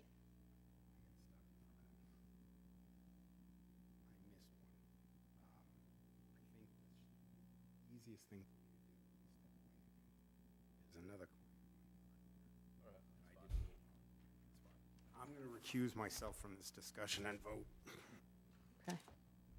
All right, we're at Domestic Violence Resource Center of South Right. County. So Rory, so my logic was if we can do a reduction but still give them more than they asked, they typically have gotten 5,000. They doubled their ask, so I met them in the middle. That was the logic. They asked for 10, I put 7,500. Because we're looking for a little bit from everybody. All right, fine, I can get on with that. Chris Collins, we're reducing that a lot. Because last year we gave them 5 and we sent them to the schools. And there is still ESSER money available to, When they get 10 the year before that? It says 5, 5, 10, 5, 5. Is that what I'm looking at? Yeah. No. Yeah, 5, 10, 5. Yeah, 5, 5, 5, 10, 5. Yes. So I went back to the 5 and sent them back to the school department because I feel like that's where that learning loss, kids impacted by COVID, that makes sense. Their program is in the schools, for the schools. Go back to, I'm trying to do the most good for 31,000 people. We got to bring that up. That's all. Not that I, Go up to, meet in the middle, 12,500? I mean, we're really lowballing them there. to Chris Collins? Yeah.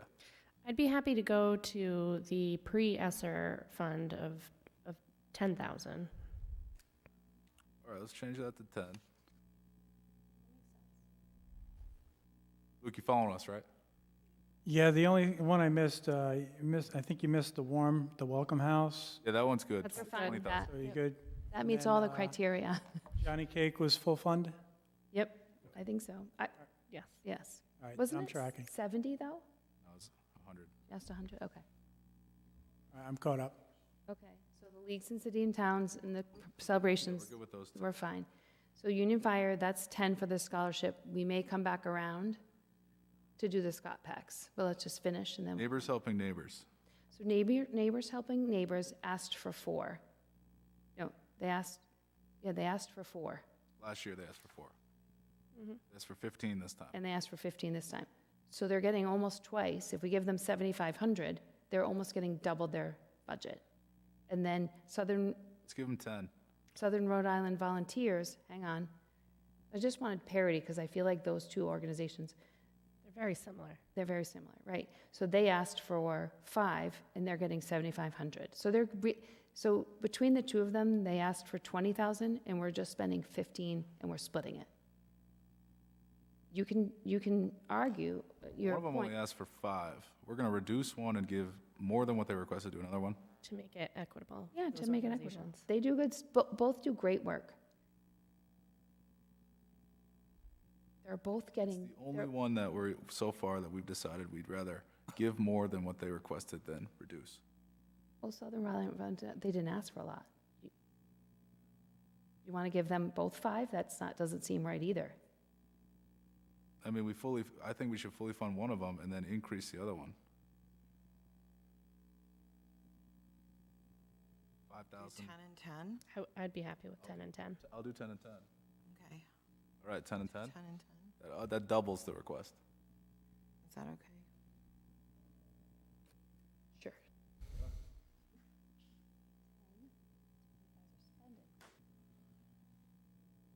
Wakefield Village, I just left the same. They left themselves the same. That was easy. Chamber, you want to just keep it consistent? I just gave the chamber the same amount as last year. VFW, no way, fully fund. You gotta. They didn't come. gotta That's have- what, the reason, they didn't come. They didn't attend. That's why I was like, just give them. That's a good organization. We know them. We know their leadership. They come here all the time. They ask for requests. I think we gotta fully fund that. They didn't attend, Rory. I know. Just saying. I know. I don't disagree with you, but without information, it would be, we've asked other people to justify it, so that's why it was. I hear you. Yeah, I'd rather fully fund that. It's hard to take anything back from the VFW, I think. I think it makes a statement, like a value statement. Yeah. I don't care, I mean. All right, South County History Center. So I kind of went back to for this logic, I went back to a previous amount we've allocated, which was between 6,500 one year and 15,000 the other, and I just went with 7,500. I thought it was more reasonable of an ask. It is not a social service agency, so to me, again, I'm trying to give money to the social service agencies. This is there are grants available also. They just did get a big grant from the state. They are located in South Kingstown, so I think it warrants something, but it doesn't warrant the entire, they asked for 35,000. How about 10? We have EMS, that's not funded. We're gonna see what this all adds up to. We got Luke over there. Rory, I kind of want to put it into perspective, right? Like, so the ARPA funds are supposed to help the people who are hit hardest, like low-income families, marginalized communities. So it's hard for me to see how South County History is going to do that. I'm trying to keep it to like the true. All right, I can do 7,500 there. Peacedale revitalization, they need more than 3. I think that's a good group. They do a lot for the Peacedale area. They bring the people together. And this money is going to get them through. I mean, we looked at their P&L over 5 years. They're not using much. I mean, this is going to allow them to do a lot more. So I'd like to fully fund 10 on there.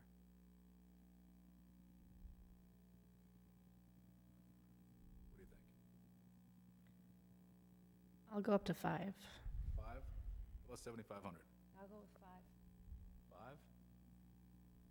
She will come back. Therese will come back in a year, and she will do great things, and we'll be like, this is great. So, yes. She's going to come back on the boat of like an annual thing. I think that's the difference too. Like now she will come back annually. I'm good with 5. All right, and then the only one next I have is Peacedale Housing, fully fund, 49. Yeah. What about this 650 Friends of Saugatucket? So I wasn't sure, that was a conversation I had with Jim about who does the water testing, and, you know, if you look at their ask compared to the Narrow River, who didn't ask at all this year, their ask is even out of line of that. So I think Jim had said that the planning board had already allocated 650, so I was like, well, we can just match it. All right, that's fine with me. All right, Luke, you been following all this? So what was that last amount, 650? Yep, 650 for Friends of the Saugatucket. So is that the last of the? That's the last of it. Okay, so. Then, do you mi- sorry, Peacedale Housing, fully fund, 49,000. Do you mind if I run down the list real quick? Yeah, run down the list. So I have Johnny Cake at 100,000, Boys and Girls Club at 20,000, Education Exchange at 15,000, Domestic Violence Resource at 7,500, Welcome House at 20,000, Chris Collins at 10,000. So that's a total of 172,500 versus the 200.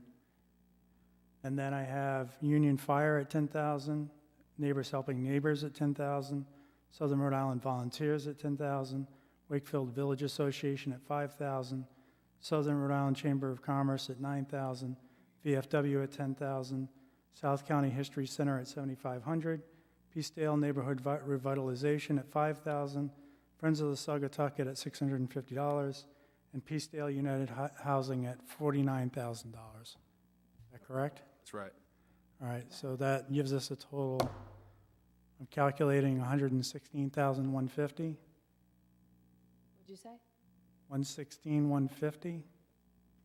I believe that's correct. Oh, no, wait a minute.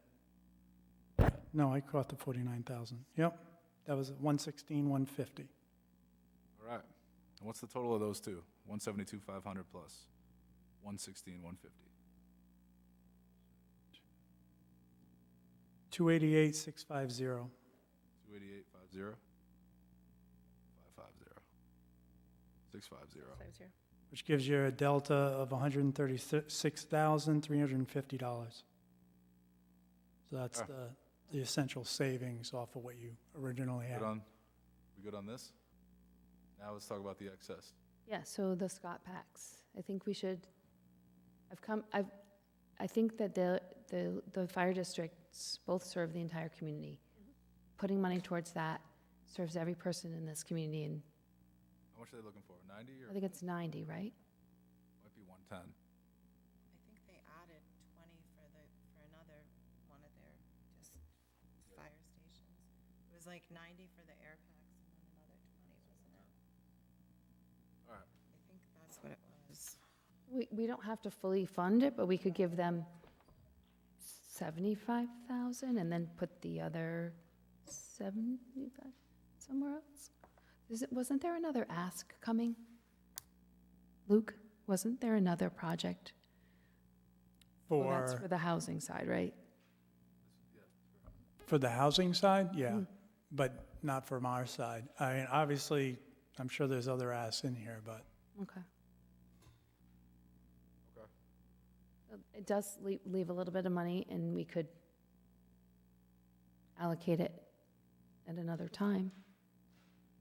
It's not tied to the budget, right? So if somebody came forward and said, I need this to do X, we could do it. I like that. So you want to keep that surplus open? So the different, Toward the, I want some to go to the Scott Packs, and then, how much you want to go toward that? Half? 75. well, it was 110, right? So 75 seems very reasonable to me. That's a good chunk. All right, and then the excess to go toward EMS. Or potentially another project we can identify, and we can, do we have to tell you now? Jim? Oh, you can, I mean, there's still time to give that money away that, you know, if you, wherever you see it in the future, but you can put it that in towards what we have for the numbers, or hold it in a surplus. We could reallocate it. All right. I mean, there could be another project that we really. Yeah, all right, Do so, we have to use it by the end of the year, so we don't lose it? Okay. no limitation as to when this money has to be deployed? it has to be designated, I'm trying to refresh my memory, I think by 24 and expended by 26. We have time, is the bottom line. We have time. Okay. How do you feel about that? I feel good about that. I like to have something reserved. All right, so here's what's on the table, Luke.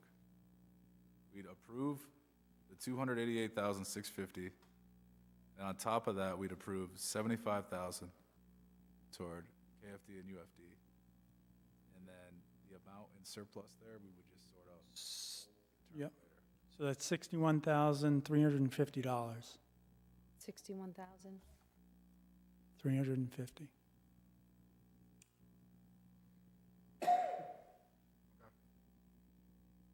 Bite my tongue. All right, Give it to Jim. good? All right, do I hear a motion on this? How should we craft this motion, Amy? I would just suggest a motion to approve as discussed. Motion to approve item 8, no, not 8, 11, 12, 12C. 12C as discussed. Second. All right, we have a motion and a second. Any discussion? All in favor? Aye. Anyone opposed? No? All right, that passes 4-0 with one recusal. Okay. Gonna move on to item D. Resolution authorizing the town clerk to advertise for an order of notice of public hearing relative to proposed amendments to the Town Code, Chapter 17, Taxation, Article 3, property tax exemptions for elderly persons as follows. Section 17-44, amount of exemption, filing of applications. Do I hear a motion on this? Motion. Oh, all right. Mark, you want to talk No, about I this just through, didn't know or- if you had any questions or. No, Jim talked in the work session, and he said that item 12D is just extending the deadline so we can increase potentially the number of people who apply for the tax credits, correct? Yes, Or and that's the change? it does also add some language in regards to if an application is received after the new deadline, it's processed in the way of an abatement. So it's always the way it's been done, but now that language will actually be in the ordinance. So I just want to thank the town manager and Amy. They were very helpful with this. And I also wanted to say that this should have been done with the last order of notice, so I do apologize. It kind of slowed things up a little bit for the application. My staff and all of the applicants that have been calling have been very understanding. So if this does go through, I'll finally be able to mail out the applications after the March 27th meeting. So thank you for understanding. Motion to approve item 12D. Second. All right, we have a motion and a second. Any discussion? All in favor? Aye. Anyone opposed? No? All right, that passes. It's going to bring us to item G. A resolution authorizing an award of contract to James J. Jeremiah and Associates Incorporated of West Exchange Street, Providence, for consulting engineering services necessary to prepare the town's water division, water system supply management plan, emergency response plan, and clean water infrastructure plan in an amount not to exceed $58,780, including a $5,000 contingency, and as further described in a memorandum from the Public Services Director to the Town Manager dated March 8, 2023. Motion to approve item 12G. Second. All right, we have a motion and a second. Any discussion? All in favor? Aye. Anyone opposed? None. All right, that passes. All right, that's going to bring us to the end here. Thank you, everyone, for coming. We have closed session. Motion to adjourn to closed executive session pursuant to Rhode Island General Laws 42-46, 5-5A-5A5 to discuss matters related to the acquisition or lease of real property for public purposes or for the disposition of publicly held property where an advanced public information would be detrimental to the interest of the public. Second. All right, we have a motion and a second. Any discussion? All in favor? Aye. Anyone opposed? All right. We are now going to enter closed executive session, so thank you, everyone, for coming.